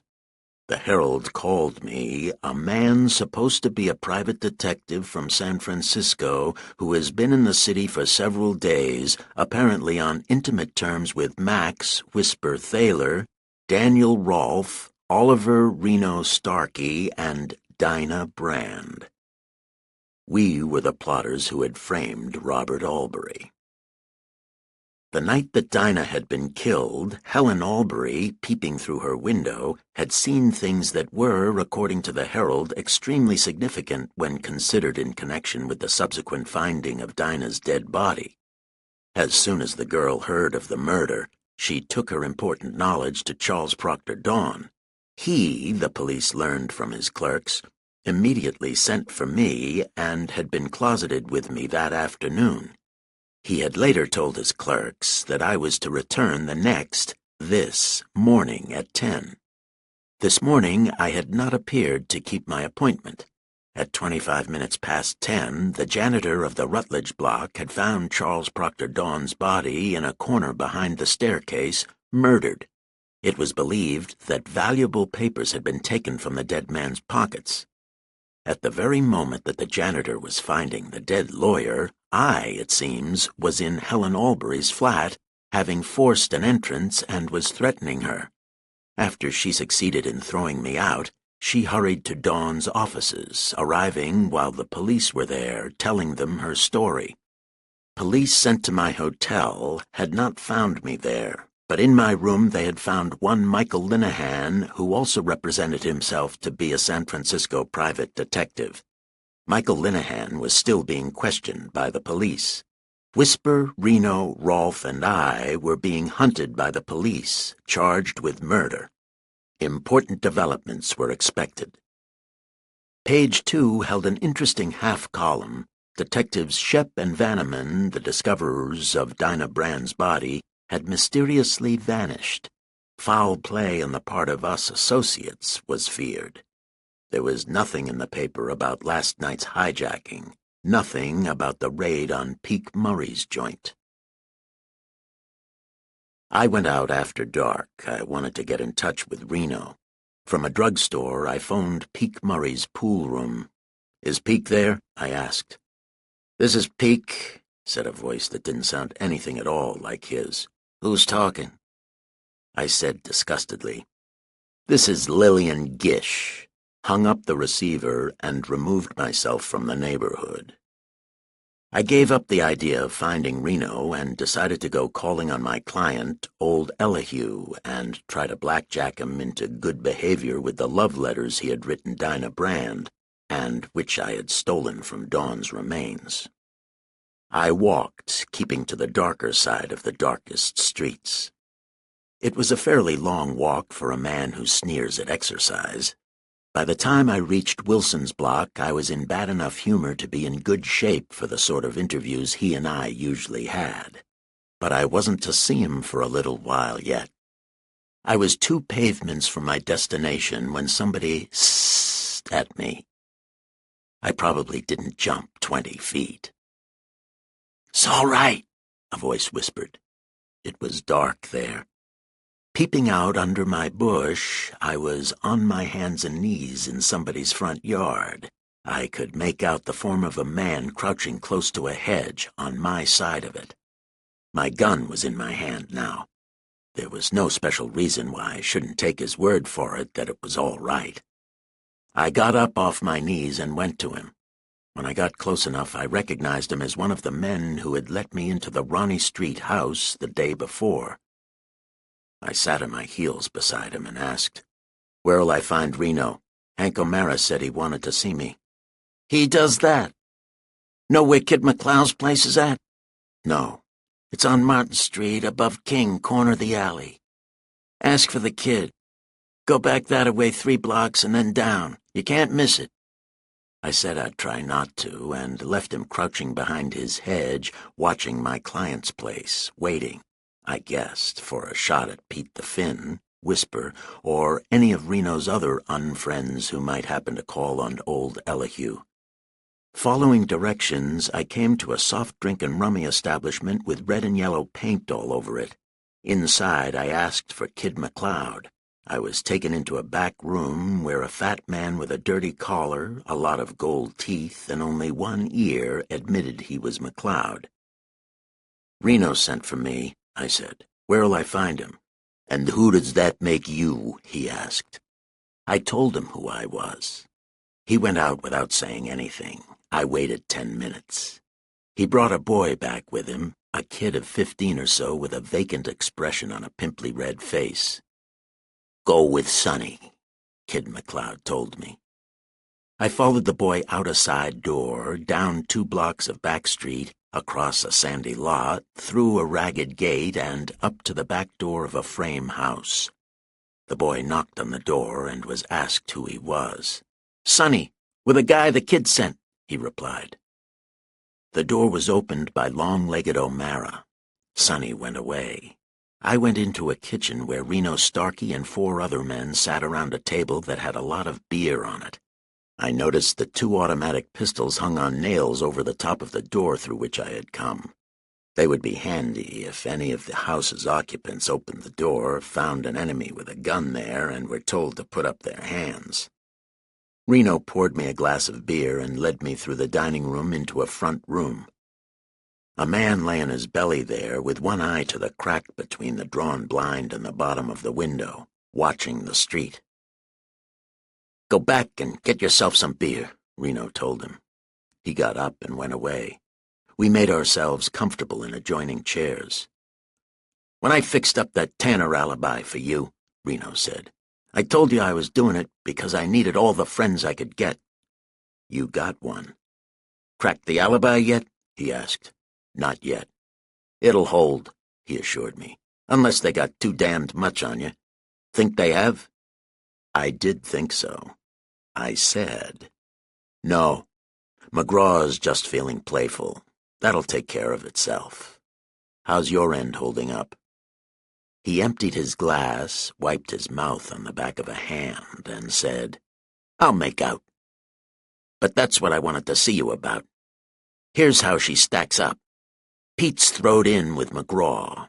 That lines Coppers and Beer Mob up against me and Whisper. But hell, me and Whisper are busier trying to put the chive in each other than bucking the combine. That's a sour racket. While we're tangling, them bums will eat us up." I said I had been thinking the same thing. He went on. "Whisper'll listen to you. Find him, will you? Put it to him. Here's the proposish. He means to get me for knocking off Jerry Hooper, and I mean to get him first. Let's forget that for a couple of days. Nobody won't have to trust nobody else. Whisper don't ever show in any of his jobs anyways. He just sends the boys. I'll do the same this time. We'll just put the mobs together to swing the caper.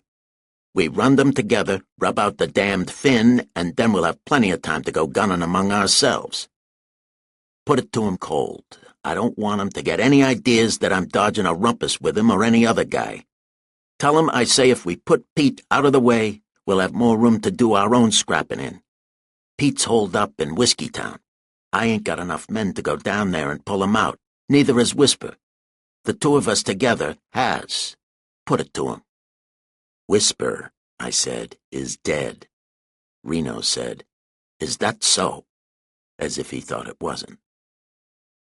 "Dan Rolfe killed him yesterday morning, down in the old Redmond warehouse, stuck him with the ice pick Whisper had used on the girl."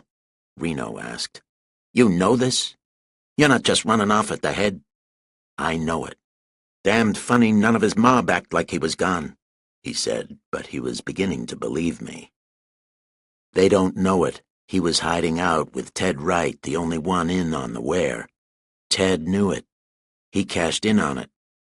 He told me he got 100 or 150 from you through Peake Murray." "I'd have given the big umpche twice for that straight dope," Reno grumbled. He rubbed his chin and said, "Well, that settles the Whisper end." I said, "No." "What do you mean, no?" If his mob don't know where he is, I suggested, let's tell them. They blasted him out of the can when Noonan copped him. Think they'd try it again if the news got around that McGraw had picked him up on the quiet? Keep talking, Reno said. If his friends try to crack the hoosegow again, thinking he's in it, that'll give the department, including Pete's specials, something to do. While they're doing it, you could try your luck in Whiskeytown. Maybe, he said slowly. Maybe we'll try just that thing. It ought to work, I encouraged him, standing up. I'll see you. Stick around. This is as good a spot as any while there's a reader out for you. And we'll need a good guy like you on the party. I didn't like that so much. I knew enough not to say so. I sat down again. Reno got busy arranging the roomer. The telephone was worked overtime. The kitchen door was worked as hard, letting men in and out. More came in than went out. The house filled with men, smoke, tension.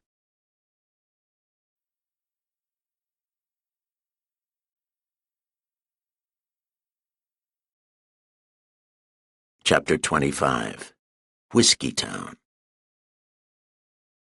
At 1:30, Reno turned from answering a phone call to say, "Let's take a ride." He went upstairs. When he came down, he carried a black valise. Most of the men had gone out the kitchen door by then. Reno gave me the black valise, saying, "Don't wrestle it around too much." It was heavy. The 7 of us left in the house, went out the front door, and got into a curtained touring car that O'Mara had just driven up to the curb. Reno sat beside O'Mara. I was squeezed in between men in the back seat, with the valise squeezed between my legs. Another car came out of the first cross street to run ahead of us. A third followed us. Our speed hung around 40, fast enough to get us somewhere, not fast enough to get us a lot of attention. We had nearly finished the trip before we were bothered. The action started in a block of one-story houses of the shack type, down in the southern end of the city. A man put his head out of a door, put his fingers in his mouth, and whistled shrilly. Somebody in the car behind us shot him down. At the next corner, we ran through a volley of pistol bullets. Reno turned around to tell me, "If they pop the bag, we'll all of us hit the moon. Get it open. We gotta work fast when we get there." I had the fasteners unsnapped by the time we came to rest at the curb in front of a dark 3-story brick building. Men crawled all over me, opening the valise, helping themselves to the contents. Bombs made of short sections of 2-inch pipe packed in sawdust in the bag. Bullets bit chunks out of the car's curtains. Reno reached back for one of the bombs, hopped out to the sidewalk, paid no attention to a streak of blood that suddenly appeared in the middle of his left cheek, and heaved his piece of stuffed pipe at the brick building's door. A sheet of flame was followed by deafening noise. Hunks of things pelted us while we tried to keep from being knocked over by the concussion. Then there was no door to keep anybody out of the red brick building. A man ran forward, swung his arm, let a pipeful of hell go through the doorway. The shutters came off the downstairs windows, fire and glass flying behind them. The car that had followed us was stationary up the street, trading shots with the neighborhood. The car that had gone ahead of us had turned into a side street. Pistol shots from behind the red brick building, between the explosions of our cargo, told us that our advance car was covering the back door. O'Mara, out in the middle of the street, bent far over, tossed a bomb to the brick building's roof. It didn't explode. O'Mara put 1 foot high in the air, clawed at his throat, and fell solidly backward. Another of our party went down under the slugs that were cutting at us from a wooden building next to the brick one. Reno cursed stolidly and said, "Burn them out, Fat." Fat spit on a bomb, ran around the back of our car, and swung his arm. We picked ourselves up off the sidewalk, dodged flying things, and saw that the frame house was all out of whack with flames climbing its torn edges. "Any left?" Reno asked as we looked around, enjoying the novelty of not being shot at. Here's the last one, Fat said, holding out a bomb. Fire was dancing inside the upper windows of the brick house. Reno looked at it, took the bomb from Fat, and said, "Back off. They'll be coming out." We moved away from the front of the house. A voice indoors yelled, "Reno!" Reno slipped into the shadow of our car before he called back. "Well?" "We're done," a heavy voice shouted. "We're coming out. Don't shoot." Reno asked, "Who's where?" "Well?" "This is Pete," the heavy voice said. "There's 4 left of us." "You come out first," Reno ordered, "with your mitts on the top of your head. The others come out one at a time, same way, after you. And half a minute apart is close enough. Come on." We waited a moment, and then Pete the Finn appeared in the dynamited doorway, his hands holding the top of his bald head. In the glare from the burning next-door house, we could see that his face was cut, his clothes almost all torn off. Stepping over wreckage, the bootlegger came slowly down the steps to the sidewalk. Reno called him a lousy fish-eater and shot him 4 times in face and body. Pete went down. A man behind me laughed. Reno hurled the remaining bomb through the doorway. We scrambled into our car. Reno took the wheel. The engine was dead. Bullets had got to it. Reno worked the horn while the rest of us piled out. The machine that had stopped at the corner came for us. Waiting for it, I looked up and down the street that was bright with the glow of 2 burning buildings. There were a few faces at windows, but whoever besides us was in the street had taken to cover. Not far away, fire bells sounded. The other machine slowed up for us to climb aboard. It was already full. We packed it in layers, with the overflow hanging on the running boards. We bumped over dead Hank O'Mara's legs and headed for home. We covered 1 block of the distance with safety, if not comfort. After that, we had neither. A limousine turned into the street ahead of us, came half a block toward us, put its side to us, and stopped. Out of the side, gunfire. Another car came around the limousine and charged us. Out of it, gunfire. We did our best, but we were too damned amalgamated for good fighting. You can't shoot straight holding a man in your lap, another hanging on your shoulder, while a third does his shooting from an inch behind your ear. Our other car, the one that had been around at the building's rear, came up and gave us a hand. But by then, 2 more had joined the opposition. Apparently, Thaler's mob's attack on the jail was over one way or the other, and Pete's army, sent to help there, had returned in time to spoil our getaway. It was a sweet mess. I leaned over a burning gun and yelled in Reno's ear, "This is the bunk. Let's us extras get out and do our wrangling from the street." He thought that a good idea and gave orders. "Pile out, some of you hombres, and take them from the pavements." I was the first man out, with my eye on a dark alley entrance. Fat followed me to it. In my shelter, I turned on him and growled, "Don't pile up on me. Pick your own hole. There's a cellarway that looks good." He agreeably trotted off toward it and was shot down at his 3rd step. I explored my alley. It was only 20 feet long and ended against a high board fence with a locked gate. A garbage can helped me over the gate into a brick-paved yard. The side fence of that yard let me into another, and from that I got into another where a fox terrier raised hell at me. I kicked the pooch out of the way, made the opposite fence, untangled myself from a clothesline, crossed 2 more yards, got yelled at from a window, had a bottle thrown at me, and dropped into a cobblestoned back street. The shooting was behind me, but not far enough. I did all I could to remedy that. I must have walked as many streets as I did in my dreams the night Dinah was killed. My watch said it was 3:30 a.m. when I looked at it on Elihu Wilson's front steps.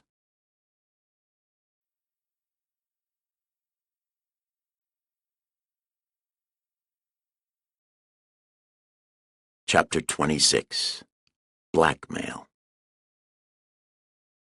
I had to push my client's doorbell a lot before I got any play on it.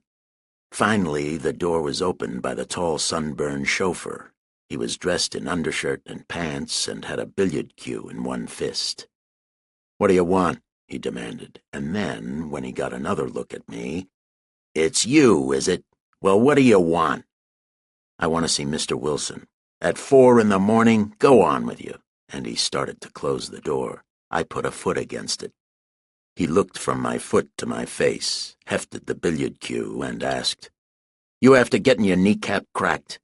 "I'm not playing," I insisted. "I've got to see the old man. Tell him." "I don't have to tell him. He told me no later than this afternoon that if you come around, he didn't want to see you." "Yeah?"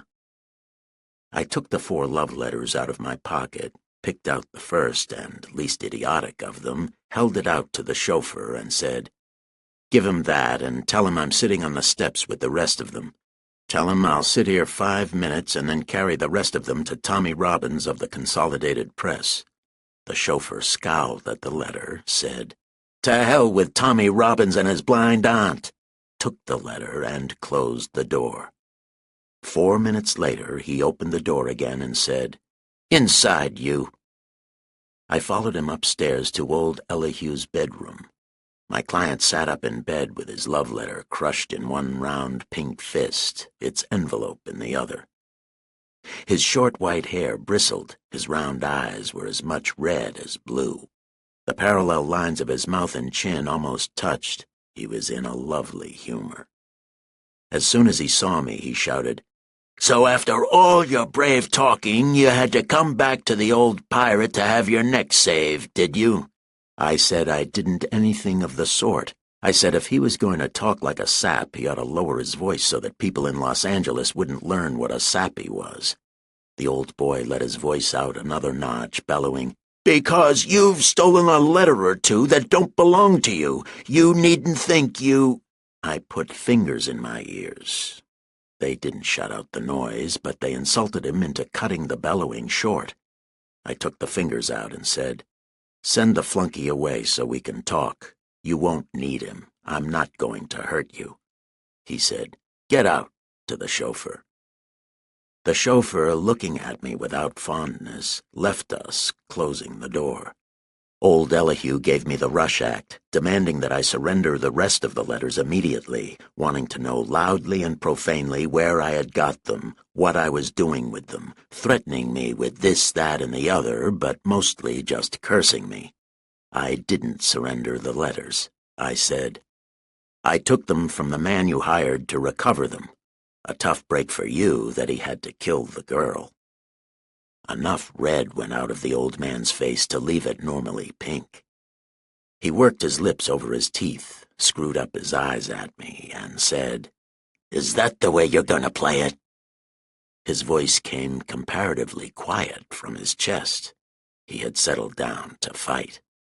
I pulled a chair over beside the bed, sat down, put as much amusement as I could in a grin, and said, "That's one way." He watched me, working his lips, saying nothing. I said, "You're the damnedest client I ever had. What do? You hire me to clean town, change your mind, run out on me, work against me until I begin to look like a winner, then get on the fence, and now, when you think I'm licked again, you don't even want to let me in the house. Lucky for me, I happened to run across those letters." He said, "Blackmail." I laughed and said, "Listen who's naming it." "All right, call it that." I tapped the edge of the bed with a forefinger. "I'm not licked, old top. I've won. You came crying to me that some naughty man had taken your little city away from you. Pete the Finn, Lou Yard, Whisper Thaler, and Noonan. Where are they now? Yard died Tuesday morning, Noonan the same night, Whisper Wednesday morning, and the Finn a little while ago. I'm giving your city back to you whether you want it or not. If that's blackmail, okay. Now here's what you're going to do." You're going to get hold of your mayor, I suppose the lousy village has got one, and you and he are going to phone the governor. Keep still until I get through. You're going to tell the governor that your city police have got out of hand, what with bootleggers sworn in as officers and so on. You're going to ask him for help. The National Guard would be best. I don't know how various ruckuses around town have come out, but I do know the big boys, the ones you were afraid of, are dead. The ones that had too much on you for you to stand up to them. There are plenty of busy young men working like hell right now trying to get into the dead men's shoes. The more, the better. They'll make it easier for the white-collar soldiers to take hold while everything is disorganized. And none of the substitutes are likely to have enough on you to do much damage. You're going to have the mayor or the governor, whichever it comes under, suspend the whole Personville Police Department and let the mail-order troops handle things until you can organize another. I'm told that the mayor and the governor are both pieces of your property. They'll do what you tell them, and that's what you're going to tell them. It can be done, and it's got to be done. Then you'll have your city back, all nice and clean and ready to go to the dogs again. If you don't do it, I'm going to turn these love letters of yours over to the newspaper buzzards, and I don't mean your Herald crew, the press associations. I got the letters from Dawn. You'll have a lot of fun proving that you didn't hire him to recover them, and that he didn't kill the girl doing it. But the fun you'll have is nothing to the fun people will have reading these letters. They're hot. I haven't laughed so much over anything since the hogs ate my kid brother. I stopped talking. The old man was shaking, but there was no fear in his shaking. His face was purple again. He opened his mouth and roared, "Publish them and be damned!" I took them out of my pocket, dropped them on his bed, got up from my chair, put on my hat, and said, "I'd give my right leg to be able to believe that the girl was killed by somebody you sent to get the letters. By God, I'd like to top off the job by sending you to the gallows." He didn't touch the letters. He said, "You told me the truth about Thaler and Pete?" "Yeah. But what difference does it make? You'll only be pushed around by somebody else." He threw the bedclothes aside and swung his stocky pajamaed legs and pink feet over the edge of the bed. "Have you got the guts," he barked, "to take the job I offered you once before, chief of police?" "No. I lost my guts out fighting your fights while you were hiding in bed and thinking up new ways of disowning me. Find another wet nurse." He glared at me. Then shrewd wrinkles came around his eyes. He nodded his old head and said, "You're afraid to take the job. So you did kill the girl?" I left him as I had left him the last time, saying, "Go to hell," and walking out. The chauffeur, still toting his billiard cue, still regarding me without fondness, met me on the ground floor and took me to the door, looking as if he hoped I would start something. I didn't. He slammed the door after me. The street was gray with the beginning of daylight. Up the street, a black coupe stood under some trees. I couldn't see if anyone was in it. I played safe by walking in the opposite direction. The coupe moved after me. There's nothing in running down streets with automobiles in pursuit. I stopped, facing this one. It came on. I took my hand away from my side when I saw Mickey Linehan's red face through the windshield. He swung the door open for me to get in. "I thought you might come up here," he said as I sat beside him. "But I was a second or two too late. I saw you go in, but was too far away to catch you." "How'd you make out with the police?" I asked. "Better keep driving while we talk." "I didn't know anything, couldn't guess anything, didn't have any idea of what you were working on. Just happened to hit town and meet you. Old friends, that line.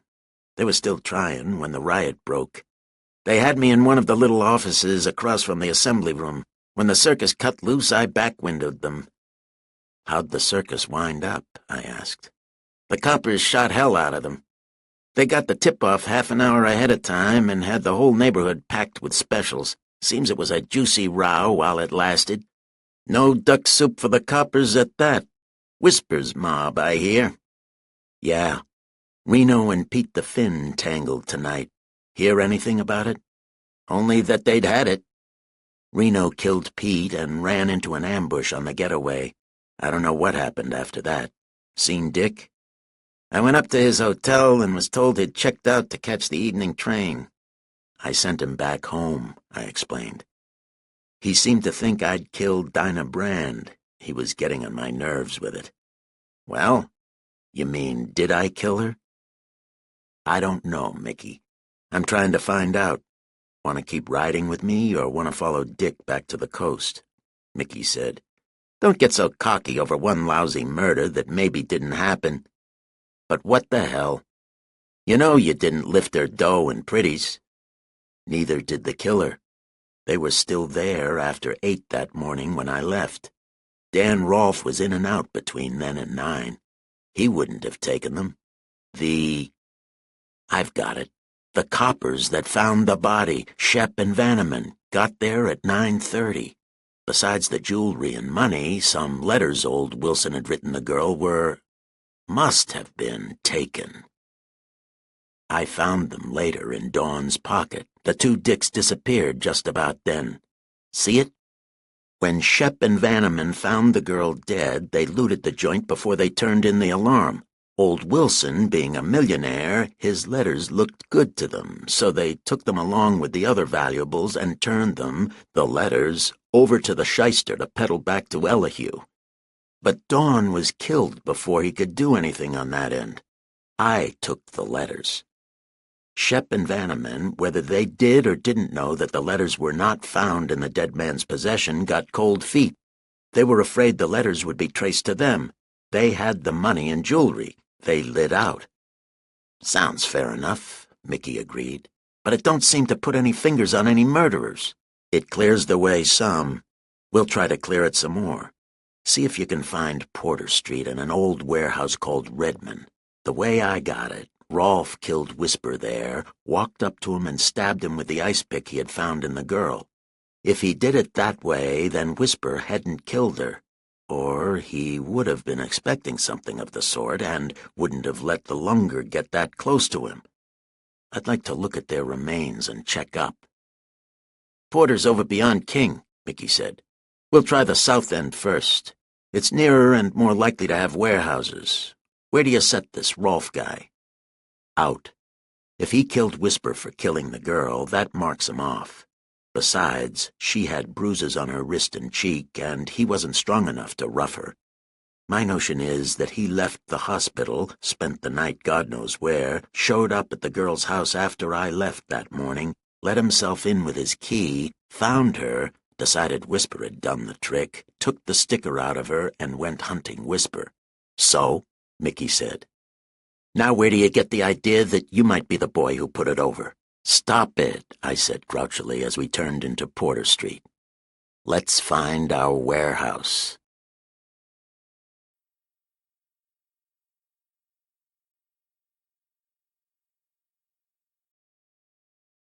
Chapter 27. Warehouses. We rode down the street, jerking our eyes around, hunting for buildings that looked like deserted warehouses. It was light enough by now to see well. Presently I spotted a big square rusty red building set in the center of a weedy lot. Disuse stuck out all over lot and building. It had the look of a likely candidate. "Pull up at the next corner," I said. "That looks like the dump. You stick with the heap while I scout it." I walked 2 unnecessary blocks so I could come into the lot behind the building. I crossed the lot carefully, not sneaking, but not making any noise I could avoid. I tried the back door cautiously. It was locked, of course. I moved over to a window, tried to look in. Couldn't because of gloom and dirt. Tried the window and couldn't budge it. I went to the next window with the same luck. I rounded the corner of the building and began working my way along the north side. The first window had me beaten. The second went up slowly with my push and didn't make much noise doing it. Across the inside of the window frame, from top to bottom, boards were nailed. They looked solid and strong from where I stood. I cursed them and remembered hopefully that the window hadn't made much noise when I raised it. I climbed up on the sill, put a hand against the boards, and tried them gently. They gave. I put more weight behind my hand. The boards went away from the left side of the frame, showing me a row of shiny nail points. I pushed them back farther, looked past them, saw nothing but darkness, heard nothing. With my gun in my right fist, I stepped over the sill, down into the building. Another step to the left put me out of the window's gray light. I switched my gun to my left hand and used my right to push the boards back over the window.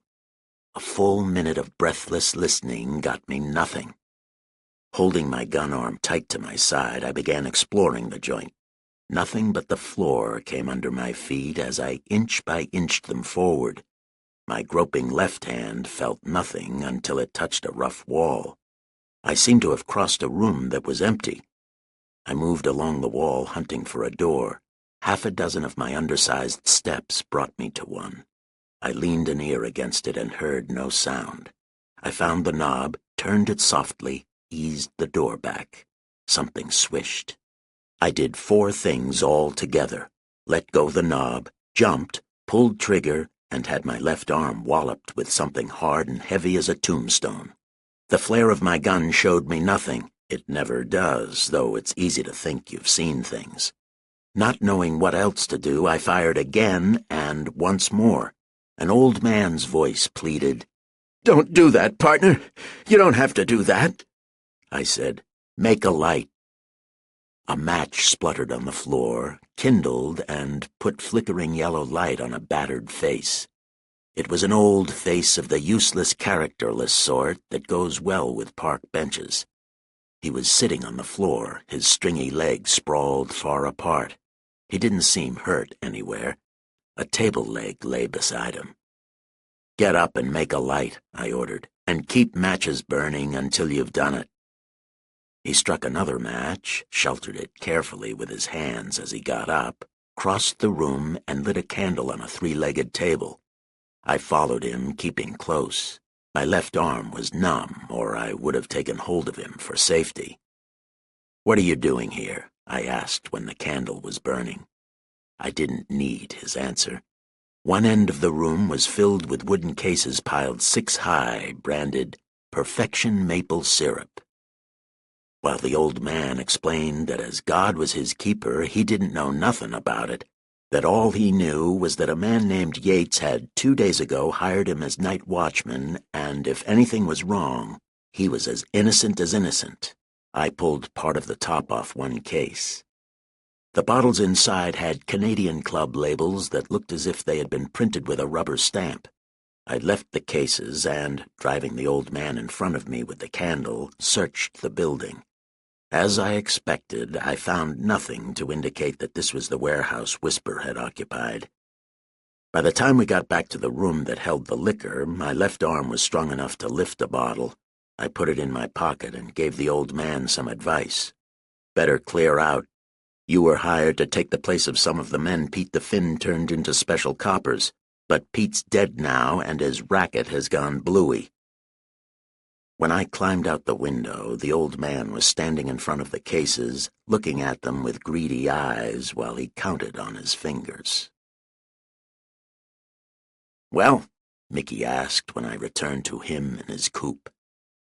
I took out the bottle of anything but Canadian Club, pulled the cork, passed it to him, and then put a shot into my own system. He asked, "Well?" again. I said, "Let's try to find the old Redmond warehouse." He said, "You're gonna ruin yourself sometime telling people too much," and started the car moving. 3 blocks farther up the street, we saw a faded sign, Redmond and Company. The building under the sign was long, low, and narrow, with corrugated iron roof and few windows. "We'll leave the boat around the corner," I said, "and you'll go with me this time. I didn't have a whole lot of fun by myself last trip." When we climbed out of the coupe, an alley ahead promised a path to the warehouse's rear. We took it.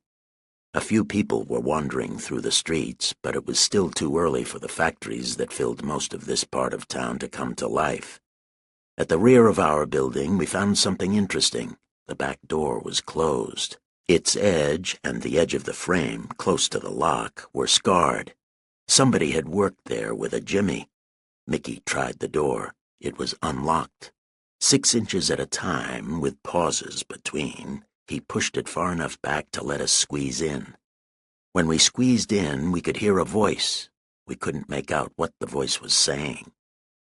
All we could hear was the faint rumble of a distant man's voice with a suggestion of quarrelsome in it. Mickey pointed a thumb at the door's scar and whispered, "Not coppers." I took 2 steps inside, keeping my weight on my rubber heels. Mickey followed, breathing down the back of my neck. Ted Wright had told me Whisper's hiding place was in the back, upstairs. The distant rumbling voice could have been coming from there. I twisted my face around to Mickey and said, "Flashlight?" He put it in my left hand. I had my gun in my right.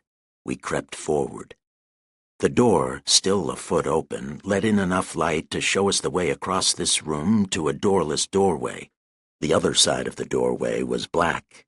I flicked the light across the blackness, found a door, shut off the light, and went forward. The next squirt of light showed us steps leading up. We went up the steps as if we were afraid they would break under our feet.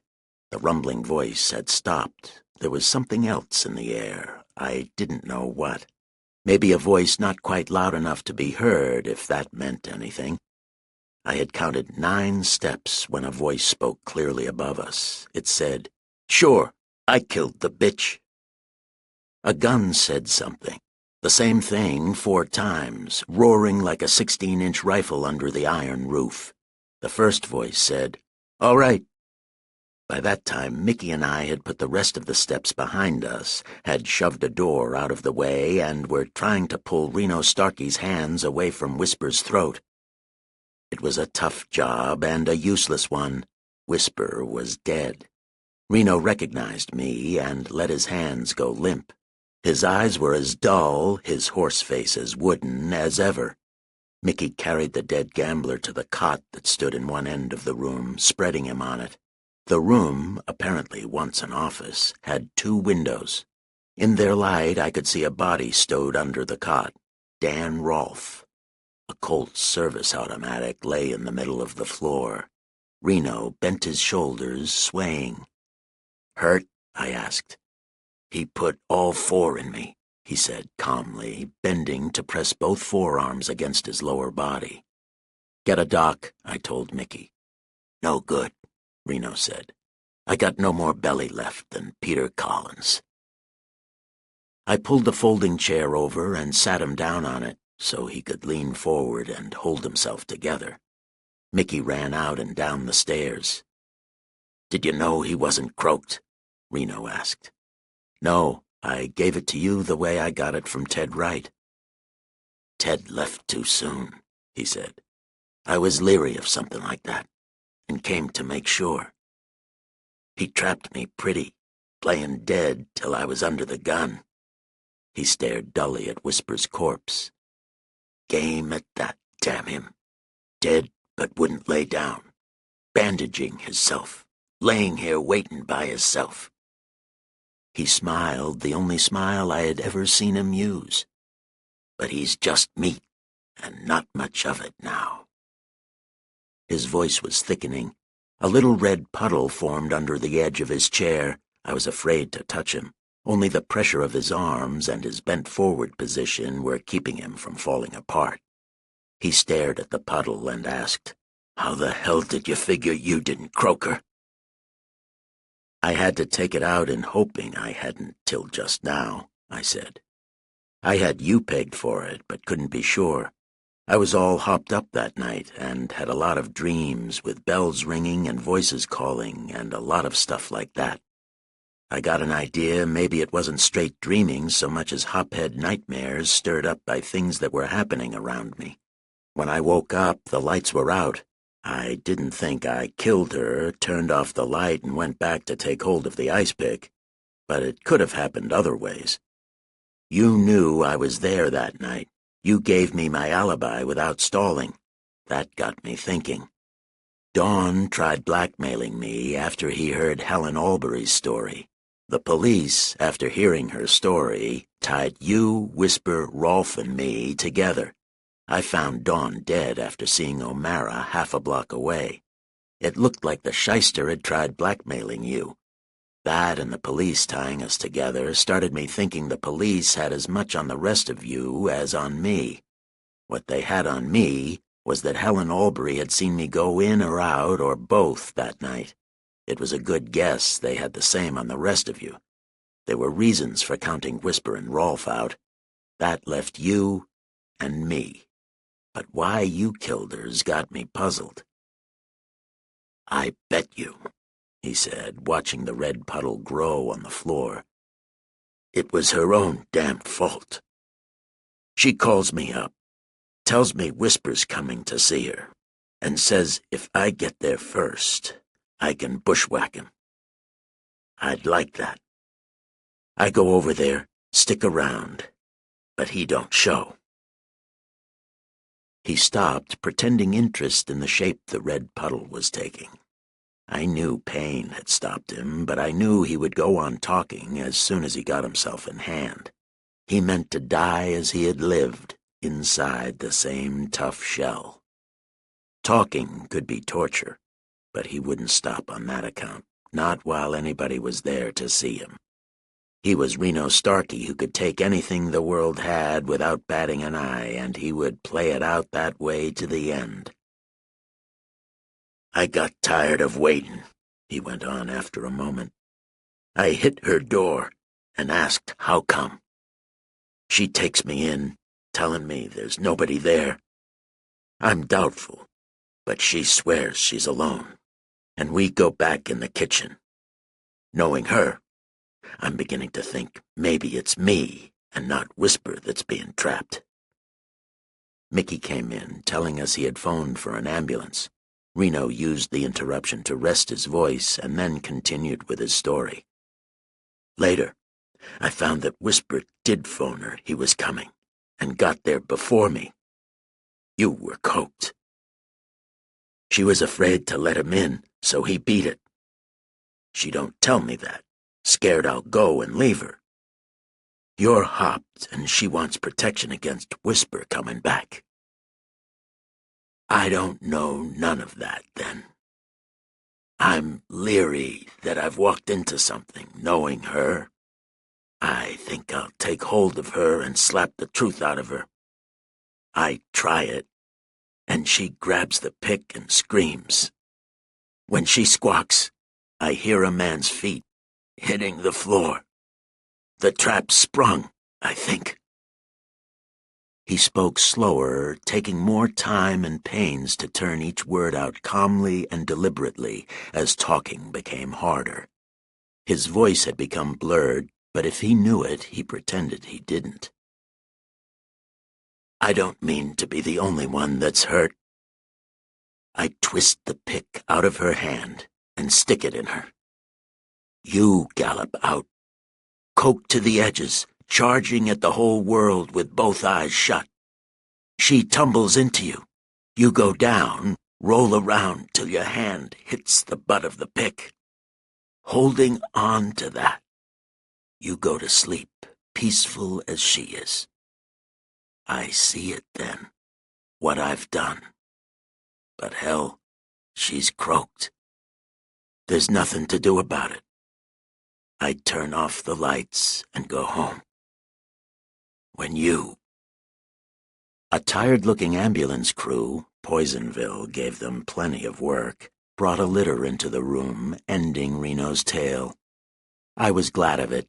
I had all the information I wanted, and sitting there listening to and watching him talk himself to death wasn't pleasant. I took Mickey over to a corner of the room and muttered in his ear, "The job's yours from now on. I'm going to duck. I ought to be in the clear, but I know my Poisonville too well to take any chances. I'll drive your car to some way station where I can catch a train for Ogden. I'll be at the Roosevelt Hotel there, registered as P.F. King. Stay with the job and let me know when it's wise to either take my own name again or a trip to Honduras. I spent most of my week in Ogden trying to fix up my reports so they wouldn't read as if I had broken as many agency rules, state laws, and human bones as I had. Mickey arrived on the 6th night. He told me that Reno was dead, that I was no longer officially a criminal, that most of the First National stick-up loot had been recovered, that McSwain had confessed killing Tim Noonan, and that Personville, under martial law, was developing into a sweet-smelling, thornless bed of roses. Mickey and I went back to San Francisco. I might just as well have saved the labor and sweat I had put into trying to make my reports harmless. They didn't fool the old man. He gave me merry hell. This has been a presentation of AudioGo. For more information on related titles from AudioGo, please visit us online at audiogo.com.